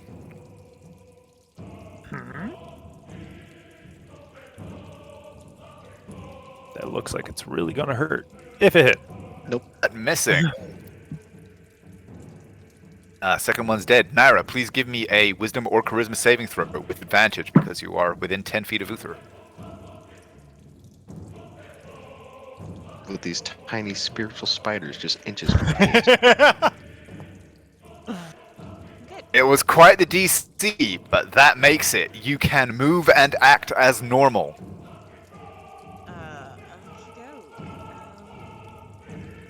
And I'm going to say, if you haven't already got it, you now have inspiration for overcoming your fears so effectively through this series of encounters. All right, that's cool. Then what I'm going to do is, I am gonna bonus action, I am going to hex the queen. Okay. And then I will go ahead and fire from where I'm at because I don't want to get in that thing. It's wise. Wise. Oh. And I miss. That is a miss. And then I'm actually going to come over here just in case anybody wants flanking. You do have a bonus action shot. I just did my bonus. Oh, action. you hacked. Oh, never mind. I was typing Tyler. Lorium, you're up. And please give me another Wisdom saving throw. Yeah! Yeah! Wisdom save. Hell yeah. Let's go. Let's do this. We're the Big wise number. ones. You got it. See, We are we're the the wise wise ones. ones. Okay, you take only 6 damage. Okay. Yeah. Ouchie. And I'm going to use my last bit of harness divine power to not do that and instead do the funny thing. Vow of enmity on Oh, this it's such a nice. It is. I love it. What is your vow? He just sticks the glaive to the ground and swipes towards her her legs as the purple flame will flicker from the ground and the sparks will come up. I'm assuming she dodges out of the way. She has And he put the line in the ground. On deck saves, by the way. That's what I've done with my hex. Okay. Oh, yeah. Of course it's fucking dex saves. Can't wait to show you what I'm gonna do on my turn. You're welcome. And the sparks will enshroud her head in a almost crown sort of shape, but in the sigil of Tempest, and he will make 2 hits. Oh, And that that's doesn't a miss, hit, actually. I'm assuming. But hold on. But wait, there's more. hey! That's gonna hit. And that also hits. And you know what? Fuck this bitch. Hold on, Shahar. 9. 86. Well, no, because roll them separately because she's gonna have to make concentration checks. Yep. So the first one is a 21. And the Okay. second one is also a spicy hit for only 17. Wouldn't it be D8? Oh, did I do D6s? Yep. You did D6s. I'm a dumbass. Hold on, let me re-roll both of those. Oh, I shouldn't have said anything. Yep. So the first one is a 25 and the second one is a 22. Hey, so she's pretty good at Constitution saves, but let's see. Nope. Oh, she Wait, does! yep. She failed! She does the very first one! And how much damage total was that? 25 and 22, so 47. Okay, damn, 47. Okay, I'm just gonna move her because that's the only way to get rid of the,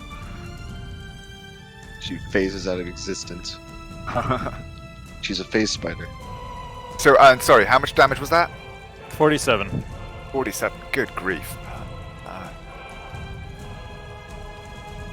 Okay, chop, and like the crown of Tempest around her head flares as your glaive bites deep, and the flames burning away from the crown immolate all of the spiders around her, spreading out through her own power and dissipating it into the ether around you as she shrieks in frustrated anger. But a hell of a turn, sir. That's my turn. This spider skitters along the ceiling and is going to drop down, attempting to defend her, and is going to attack you twice. Or no, not twice, but is going to attack you with advantage.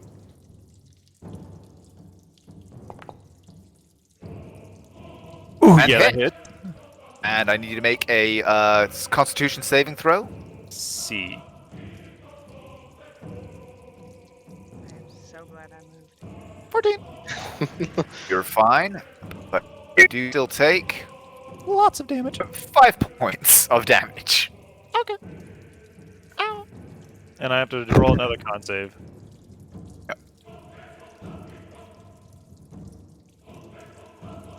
I'm fine. And you're Really? fine. Barely, but yeah, you're fine. Wander, you're up. Me. I am the thing now. I will cast Spiritual Weapon again. Okay. And I will put it right here. Okie dokie. So first, just for my own sake, hiya. And then I'm gonna try to hit him with advantage. Hiya. That's Hell a hit. yeah. Hiya. Oh. Oh, and it's it has 1 hit point. God damn it. And you know what? I'm not gonna go for it because I have the hex on the thing and I'm doing the thing. Give me a dex save for the Drider Queen. Disadvantage. Hell yeah. Hiya. Oh, hiya. Big ol' 8 damage. Hey. And that's all I'm gonna do. Okay. Uther, you're up.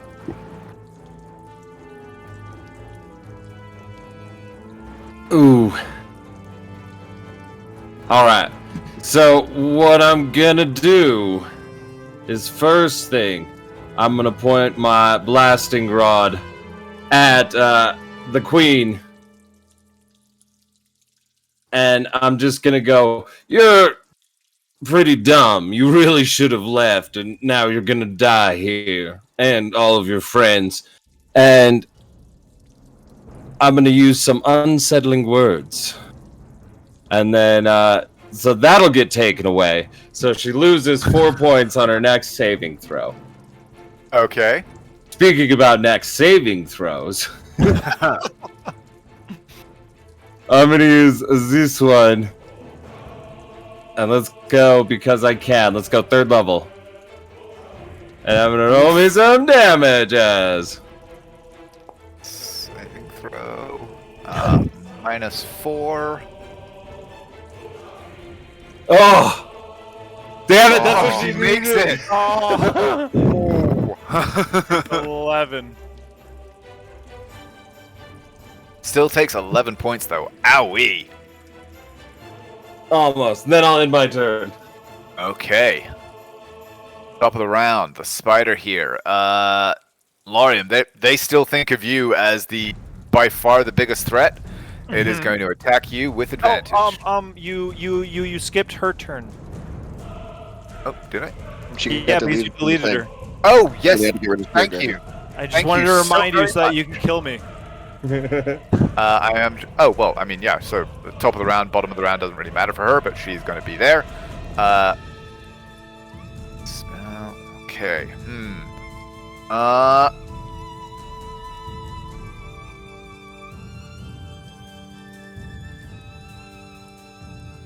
You know what? She is going to shriek in anger, and her voice rises in arcane power a second time. Second verse, same as the first.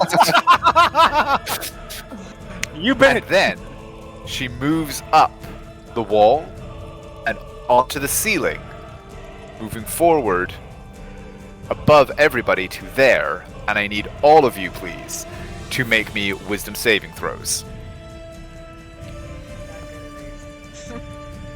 Oh, you're right outside of the range too. Oh yeah, I tied. Oh, no, that still makes it. I miss again. Fuck. Got a +7 and I can't beat a fucking 13. Uther, I still need one from you. You get +3. Leslie. Hey, you don't need it.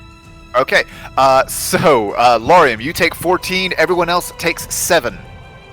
And she's now hanging on the ceiling above you. The ceiling is low enough that you can all, like, reach up to stab at her. Just as she can reach down to stab back, but that is going to be her turn. And then this spider, as I said, is going to attack you, Lorium, or attempt to. I will tell you. Advantage. Potential to knock me out now. That hits. You know, none of us. We're all trying, but none of us can see his health. Because You he's need a under the con save? spider. You need a con save, right? Yes, please. Okay. Okay. Quarantine, you do not. You are not poisoned. Not poison. And you are able to maintain your concentration. Huzzah. Naira, you're up. I really wish I could see what he looks like. And please give me a wisdom saving throw. Oh shit, yeah. Yeah, because now there are literally ghost spiders on. You want to see what he looks like? Yeah, He well, looks- actually, 2 wisdom saving throws I'm going to need. Oh shit. Okay, I'll just He looked roll it at absolutely advantage. fucked, but kill the ads Shit. first. The first one you called for is the first roll that I made, so that's a 14, and then the second one was a 4. +3, so 7? Okay, so you take 7 points of necrotic damage as these small shadowy spiders flit across your skin, nipping at you. Oh, I don't like that. Mm-mm. And with that 7, you Wait, for the are second gonna- roll, would she get advantage for being next to Uther? Oh, right. She would. So yeah, re-roll that last wisdom save. Oh, can I make that one a charisma? Yes, you can. I still don't think that's it. You, You get +3? No, you don't. Sorry. yeah, she would. Oh no, she's 15 feet away, not 10 feet. Okay. Your first attack is going to be at disadvantage Okay. if you choose to attack. How, Oh, how does, Damn, yeah, Lorian, you how are. does Lorium look? I can't see him under the... Out of 76 HP, he's missing 70. Oh my god. He's fine. Yeah, kill the ads. I have to make a wisdom save on the start of my turn. Okay, well, I'm just, I mean, there's so many things between us anyway. Like, I'm just gonna try and hack at the spider in front of me. Okay. Good one. For a straight roll. Is Wander providing me? Yeah, but guidance? you were at disadvantage for your first attack, so it's a straight roll. Okay. That hits. And let me grab this. Two. And is the lady, what's her face? Within 5 feet? No, she is not. Oh. Is anything within 5 feet? No. Only the spider in front of you. Is the spider within 5 feet of that square for him? Oh, right, that's what you meant. Yes, no, they both are. The queen and the other spider. Okay. Oh, then so I'm they gonna both. I'm gonna use my final wails from the grave.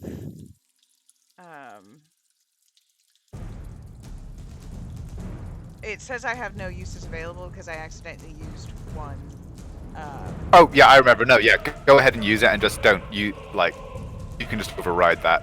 Okay, so then that's because I hexed it. It's actually going to be 2d6. Go ahead and roll.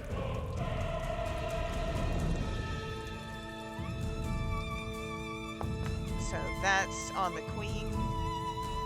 And Okay. This is on. Oh, you can do it on both? Oh no!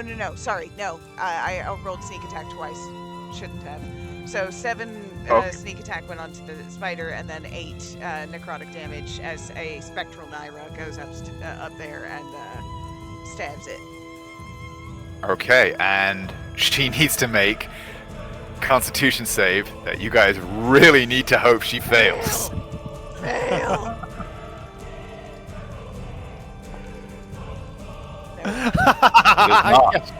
And then I also get.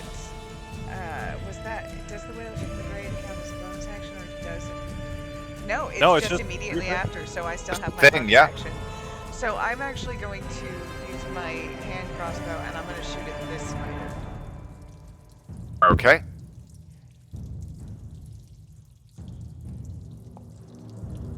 That hits.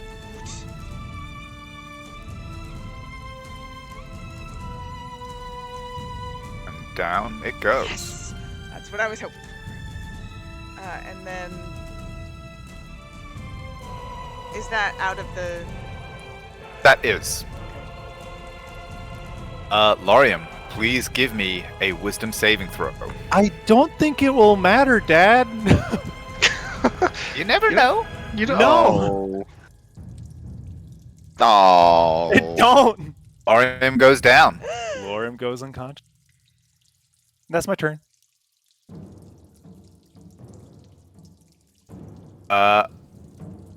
You'll start rolling on your next initiative. Yeah. Wander. No, you These won't. spiders swarming over Lorium bear him to the ground. We've all got He healing. There was heals nothing going to for happen 8. to you. I'm back, baby. You are still prone from the falling unconscious, but yes, you are no longer unconscious. And then I'm gonna use my action. Guess what? Bitch on the ceiling gives me a dex save. Which he's still at disadvantage on. Yurt. Oh, hold on. Wait. Oh, good thing too, because one of those was a nat 20. Yeah. I also take damage from the Oh, thing. yep, thank you. I take a Ooh, big old. Wait. You get +3. No, you doesn't were matter. unconscious. You were unconscious. Oh, yeah, you're right. Oh, yeah, because it's the start of your It was at the initiative. start, Yep. yep. So that happens, and then all this happens, and then what was the other thing that she rolled? 4. She rolled a 7 on her with dexterity saving throw. Guess what? She gets burnt, and she gives me a con save. Hiya. Dex save. It's the way you say No, that. she already failed that. concentration check.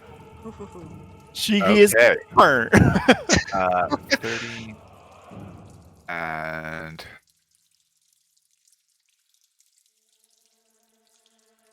Shit. He's fine.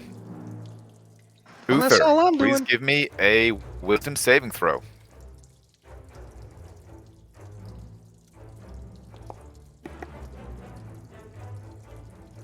Why are you And rolling for me? Lorium is conscious, so I do get my whoops, I plus don't know why whatever. that was selected. That is a fail, though, so you take the full 13. 13.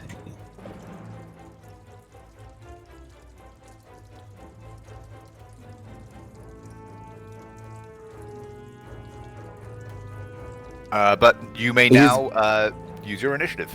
He's gonna try it again, where he's gonna go. No, I'm serious. Not that one. Oops. No, I'm serious. Gives her his essays. Let me prove to you why you're wrong. As he's gonna use his unsettling words, and then he's gonna You're gonna throw that. Normal, come on. Oh, this is one. And then I'm gonna do. Yeah, we're gonna do this one. It's gotta give me a wisdom save.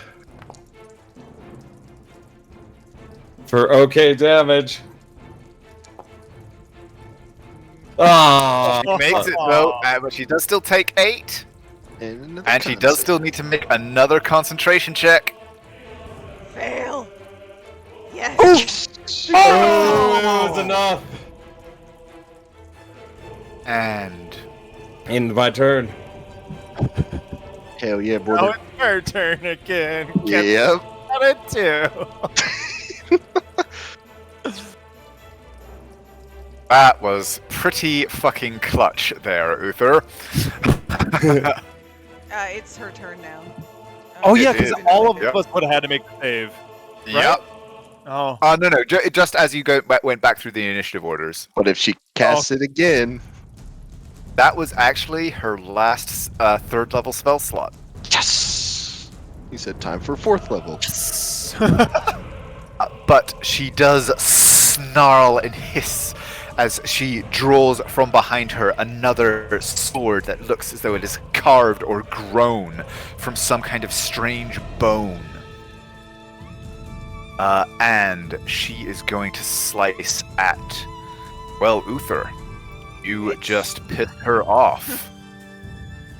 Question: I'm wielding a glaive with 10-foot range. Can I make an attack of opportunity from disadvantage on the floor? Yes, you can. Okay. Get her. We'll see. It's like hitting a spider on the roof with your fucking broom. First of all, Oh no. at 14 does not hit, but I assume a 9 also does not.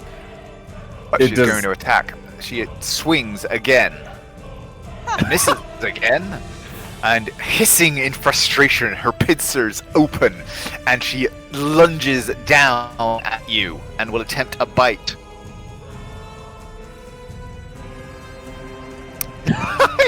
And also miss as Keep your filthy mouth Uther, away from my you're- husband. Is Lauren the tank or is Uther the tank? your dissonant whispers, despite her seeming to shrug off the fear, seems to have shaken her enough that she is utterly ineffectual against you. As this spider is it's got 2 targets. Uther this time. Odds or evens? Let's do evens. Yeah, Evens come it on. is. Come get some.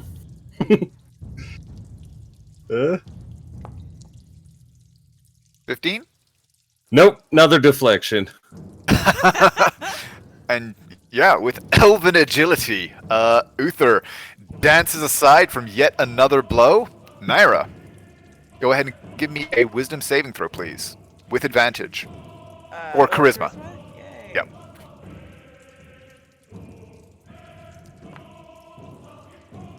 You may move and act as normal. Right, then I am going to step forward and attempt to stabby. Do I get Yes, I definitely get flank. Flanking? Yeah, you got from Wander. Hell That is a yeah. hit.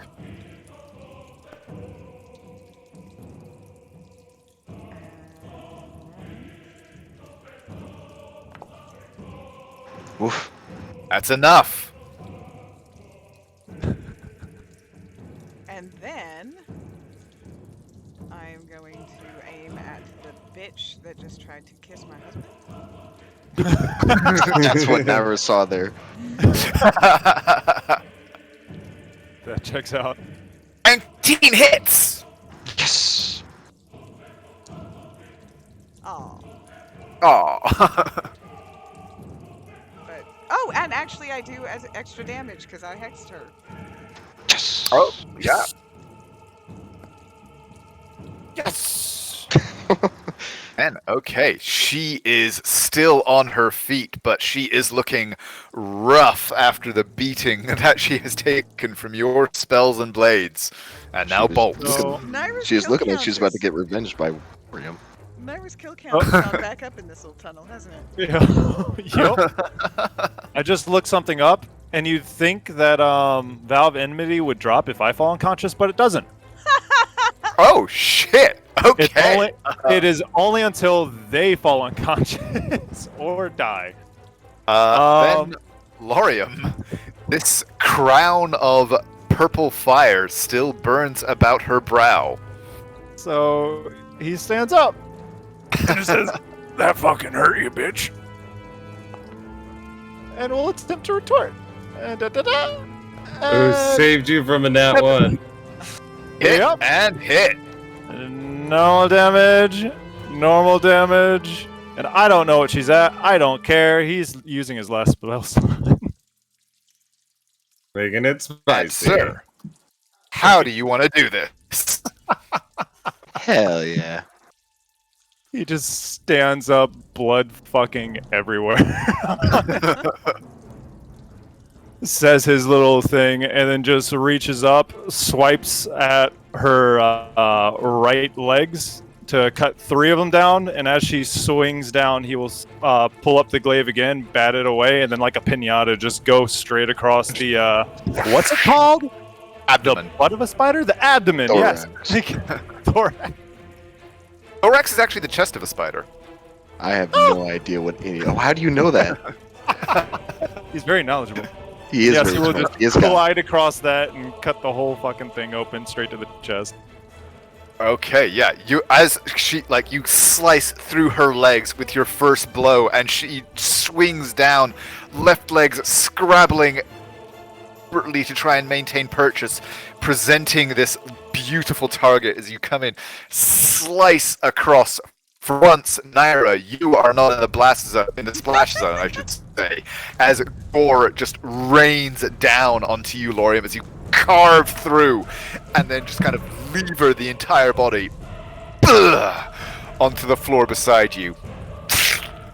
Pull free your glaive as the purple flame glows brighter for a moment, a true crown growing above her head before dissipating, leaving you all as masters once more of the battlefield. Yay. Tunnel, I should say. He just wipes the blood off his eye. We're only a little fucked up. Only a little. That's one more for Tempest. Thanks, buddy. As he holds up a fist to Wander. He shakes it.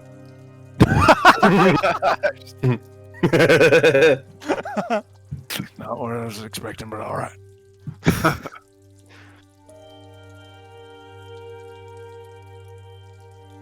Well, He sits down. just passes out.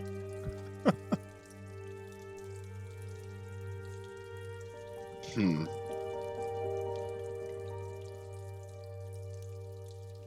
So, they came from that way. Y'all want to figure that out?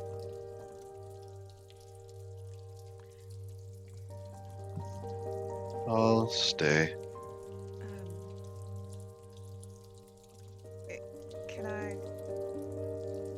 Can I help now?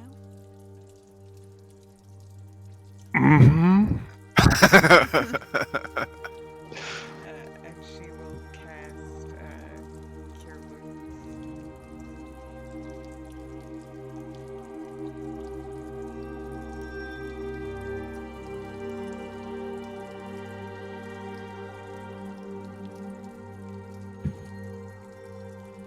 That is the last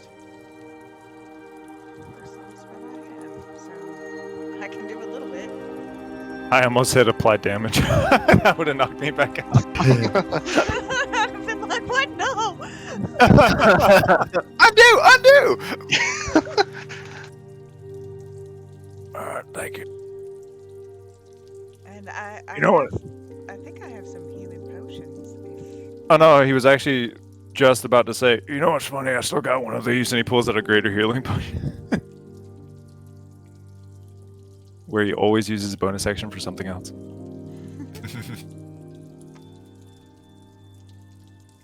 But, let's just see where this is going. I wouldn't want to use it and then just fucking leave. Was there anything down that tunnel? Uther? Oh, I didn't make it to the end. If you want me to, I can go and look.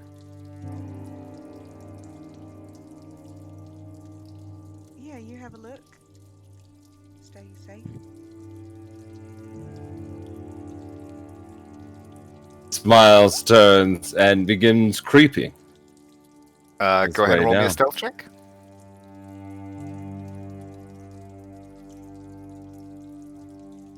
Okay.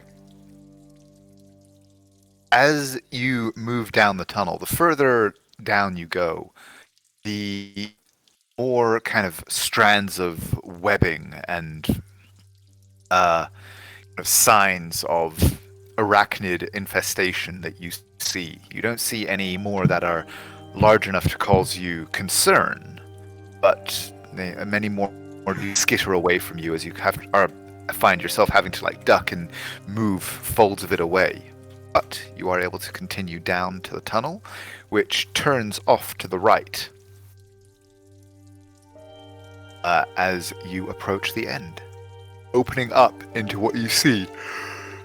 Excuse me. Is a much larger chamber, and as you get to there, you can see here there is a slight ridge in the ground, and below it, the entrance to what looks like a drop down into darkness. There are signs that something dug up here into what was potentially a pre-existing cave that has since been enlarged into this network that you've been exploring over the last hour or so. But this is definitely a descent down into somewhere deeper and darker. I kind of want to toss my alchemist fire into it.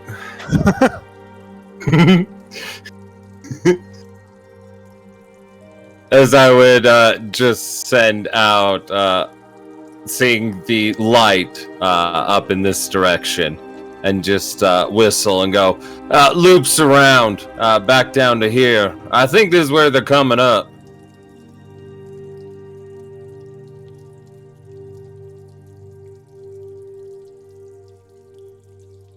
Lauren will just stand up,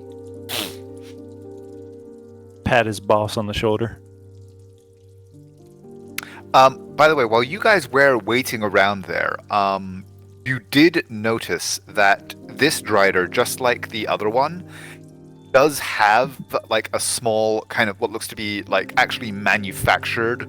Not all of what it has on its body is just natural growth. It does have a few kind of scraps of clothing. The scabbard for the blade that it wielded in combat, and a small pouch that is slung on one hip, on what would be a hip on a humanoid. I just rolled an investigation for it. Okay. Inside that small pouch, you find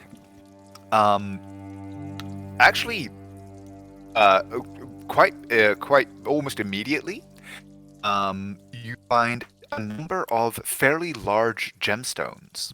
Ooh. There is a decently sized diamond, a couple of emeralds, and a ruby. And you also find, with a 24,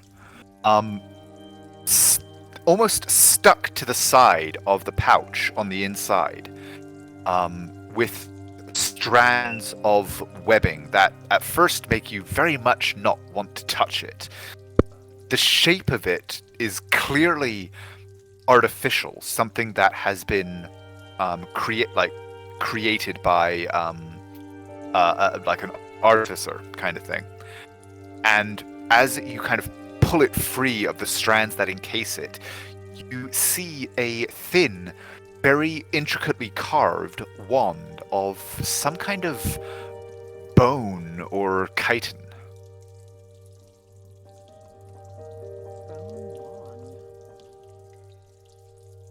Can I glean anything with an Arcana check, or would that require an identify? You can give it a shot. Go ahead and roll me an Arcana. I'm gonna use the inspiration you gave me earlier. Okay, Look, I'd love to help you on that, but Nick is with us in spirit. 25, I will actually say that you are actually fairly confident, given that you have always thought of this item as very distasteful ever since you learned of its existence and the enchantments that are woven into it. This is a wand of web.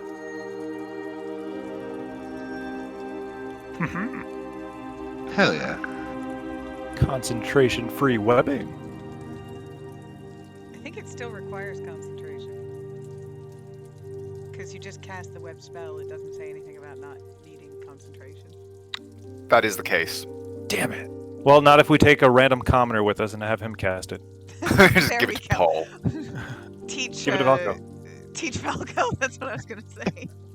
I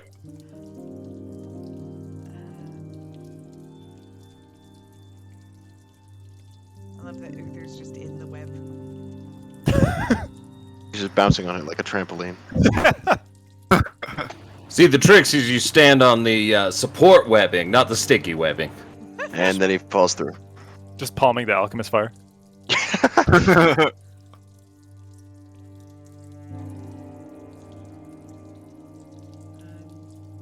And is there nowhere else for us to go? Is it just to loop back up and around? Let's find out. From what Uther Might said, be more. I think there might be more to the south, but it might just... No, I think we're...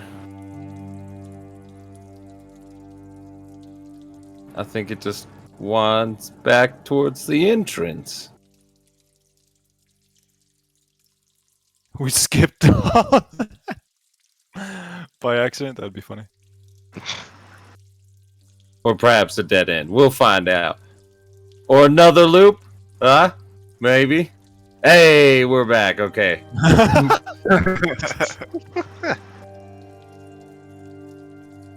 Oh god, Scout would have hated that. Oh yeah. As we're walking, Lorium just and then yeah, sort of this is the basement. looks towards Nara and just says, "Hey, watch this," and just waves his hand in front of his face and uses the hat of disguise to make himself just look perfectly fine.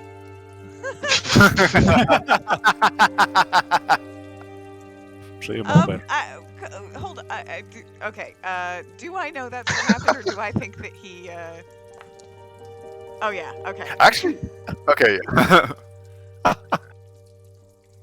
He's still limping. Hey, watch this. He's limping and he looks completely fine. Naira is going to give you a performance advice. She's going to be like, "Oh, that's really neat, but if you want that to be convincing, you need to stop limping."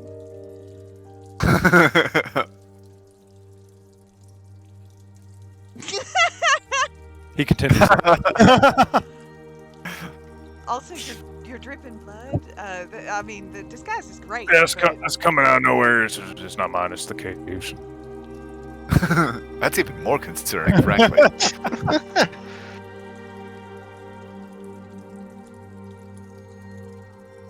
Yeah, well, this lighthouse is fucked. Yeah, now we gotta get back to the boat. Yeah, Oh just my tell me. God. Oh, fuck. No, You might I'm have to taking a rest. fucking break. I'm taking a break on that one.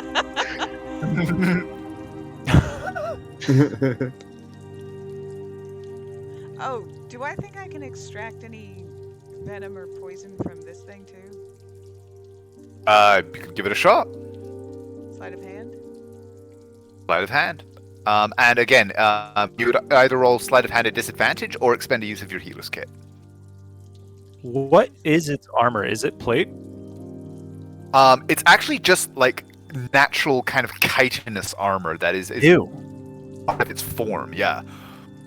About to chop off its torso and give it to Wander. Like, make some of it. No, I'm kidding. I won't do that.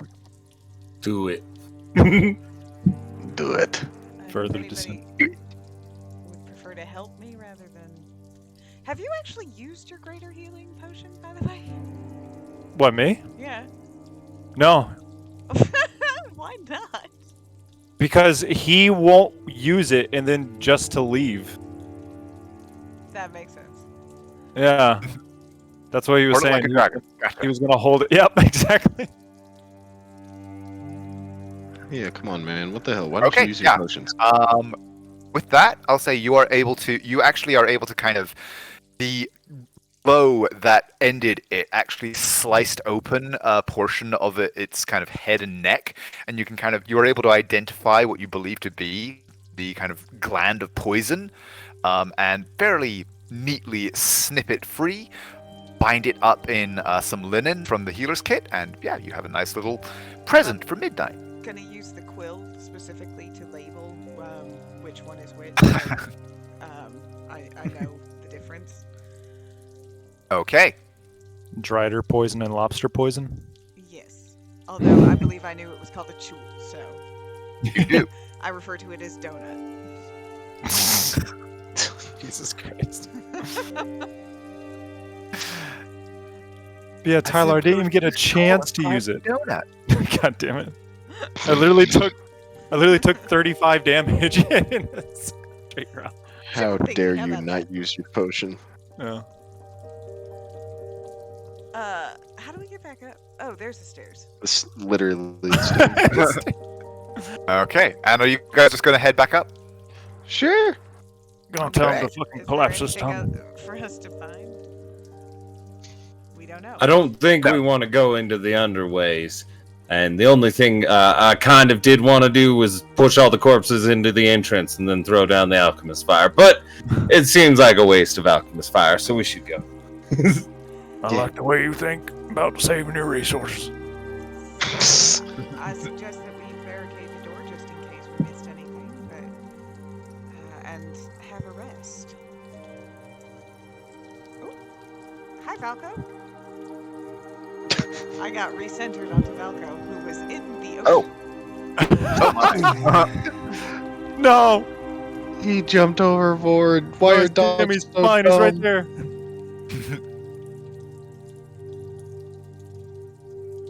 You can, you can kind of see him on the deck of the ship through the window of the lighthouse as you come back up.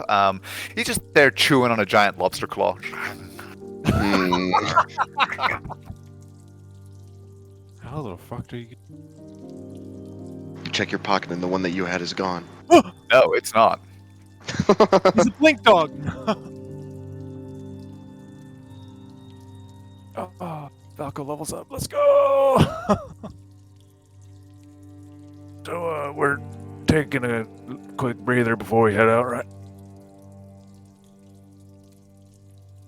Yeah, I think that'd probably be good. Then that sounds like an excellent spot to end things here for the night. Now, Congratulations, everybody. hold up. Oh. Just so I don't forget it, can I do a thing with Laurie? You absolutely can. I'm gonna go over to the incredibly fucked up Laurie and ask him to sit down with me. And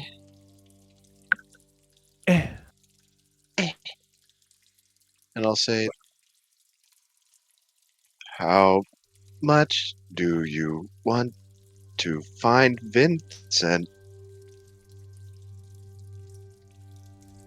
I mean, it's the whole reason I came all the way on this shit side of the fucking continent, but yeah.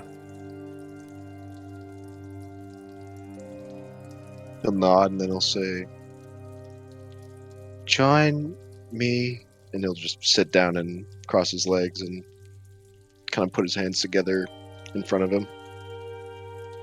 That's ominous as fuck, but yeah, sure, I'll trust. And you take 40 no, I am then going to spend 10 minutes to ritual cast divination. Okay. What is the question that you ask?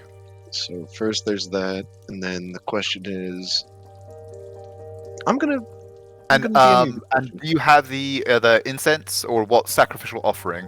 Do you, the offering was Yeah. that little like stick figure thing that I made while we were on the okay, ship. right. Um, Cool yeah. beans. It is worth exactly 25 gold. Okay. Where's the? I will DM you the question. Okay.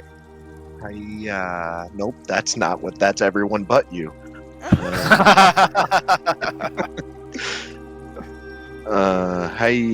do you mean? I accidentally texted it to a bunch of people. I got on my phone. What? No. What? No.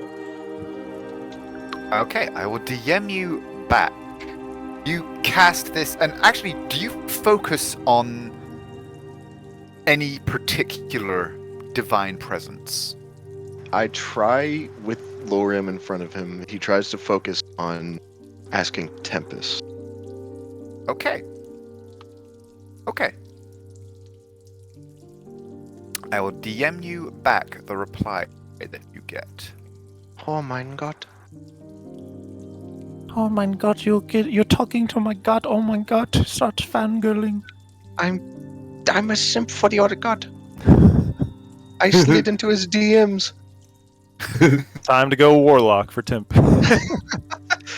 When you think about it, that's really all commune is sliding into your god's DMs. Like, your 3 questions are, you up?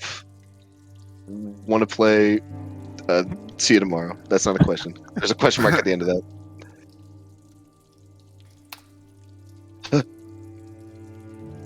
You feel this tremendous, like, certainty, a presence of absolute will, power, and courage, like just indefatigable will.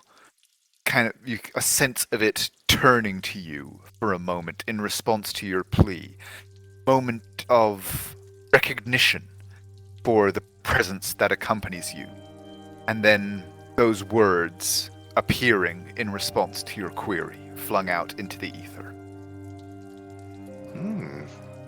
I will come out of this meditation with my good buddy Lorium, and I'll say, wow. This Vincent hides well.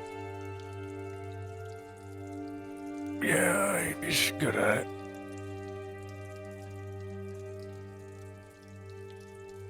Sadly, I didn't really understand that to its fullest extent till he left. We'll find him. I'm sure. He just sort of cocks his head a little bit. Wow, what'd you do?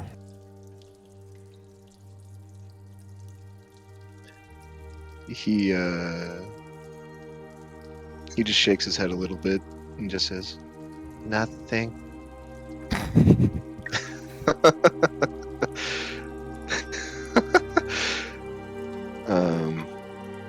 Because I don't think that spell is on his, anywhere on his spell list, so yeah. Oh, is it? I don't know. Yeah. I've never played a paladin.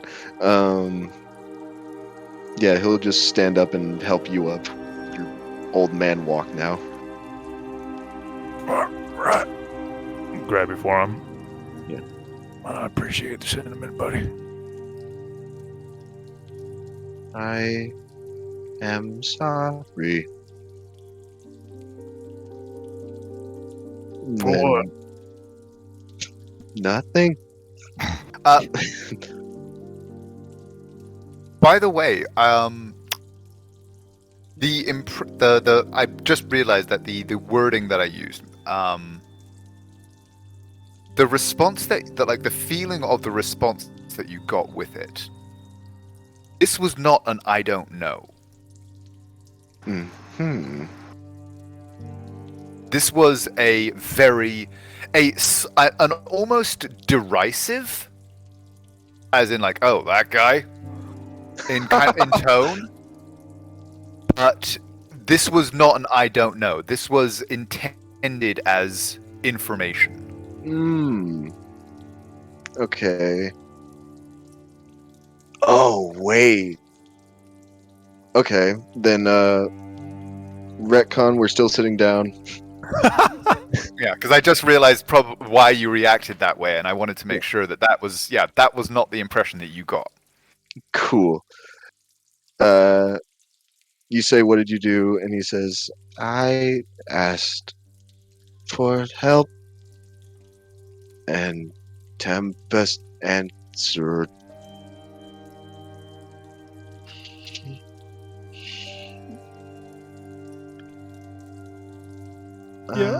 Yeah. How would I say this? That's true. Vincent hides from you with magic people.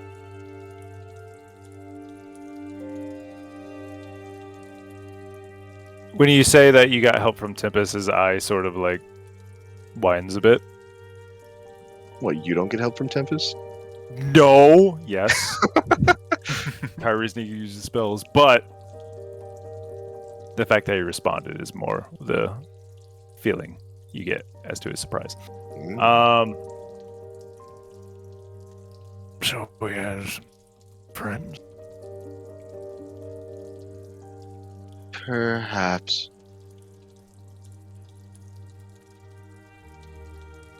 He is not alone.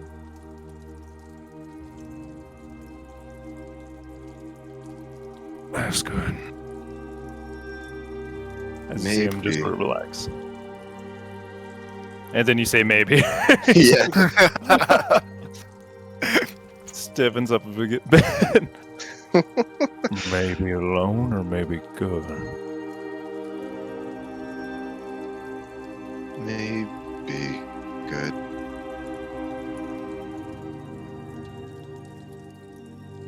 These things are unclear. Gods know all, not tell all. Yeah. Yeah, sounds about right.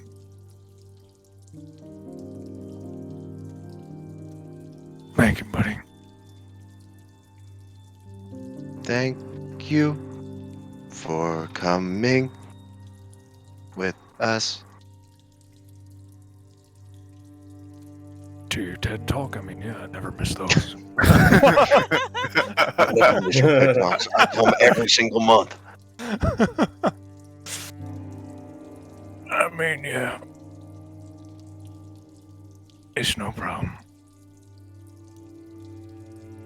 And you don't even have to roll for it. Yeah, you can tell.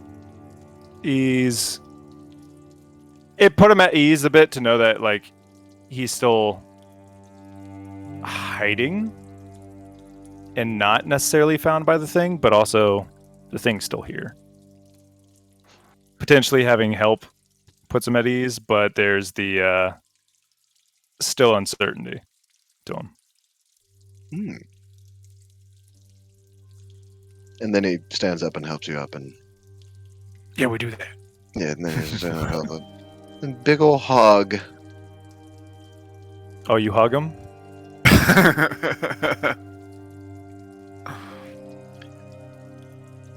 But that's all. That was my thing with Lorium. I just helped. All right, we're good. Let's go. Okay. Then we wrap up the night. I one final thing. Okay. With your note on the table, I'm just pointing that out. That yeah, we're looking away. We're going over here.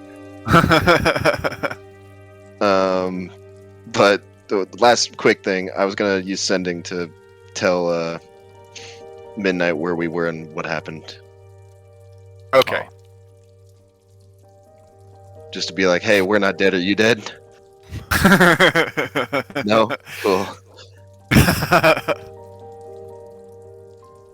But that's all I'm doing with it. It doesn't even have to be like a specific message. It's just Okay. you're Yeah. alive. Great.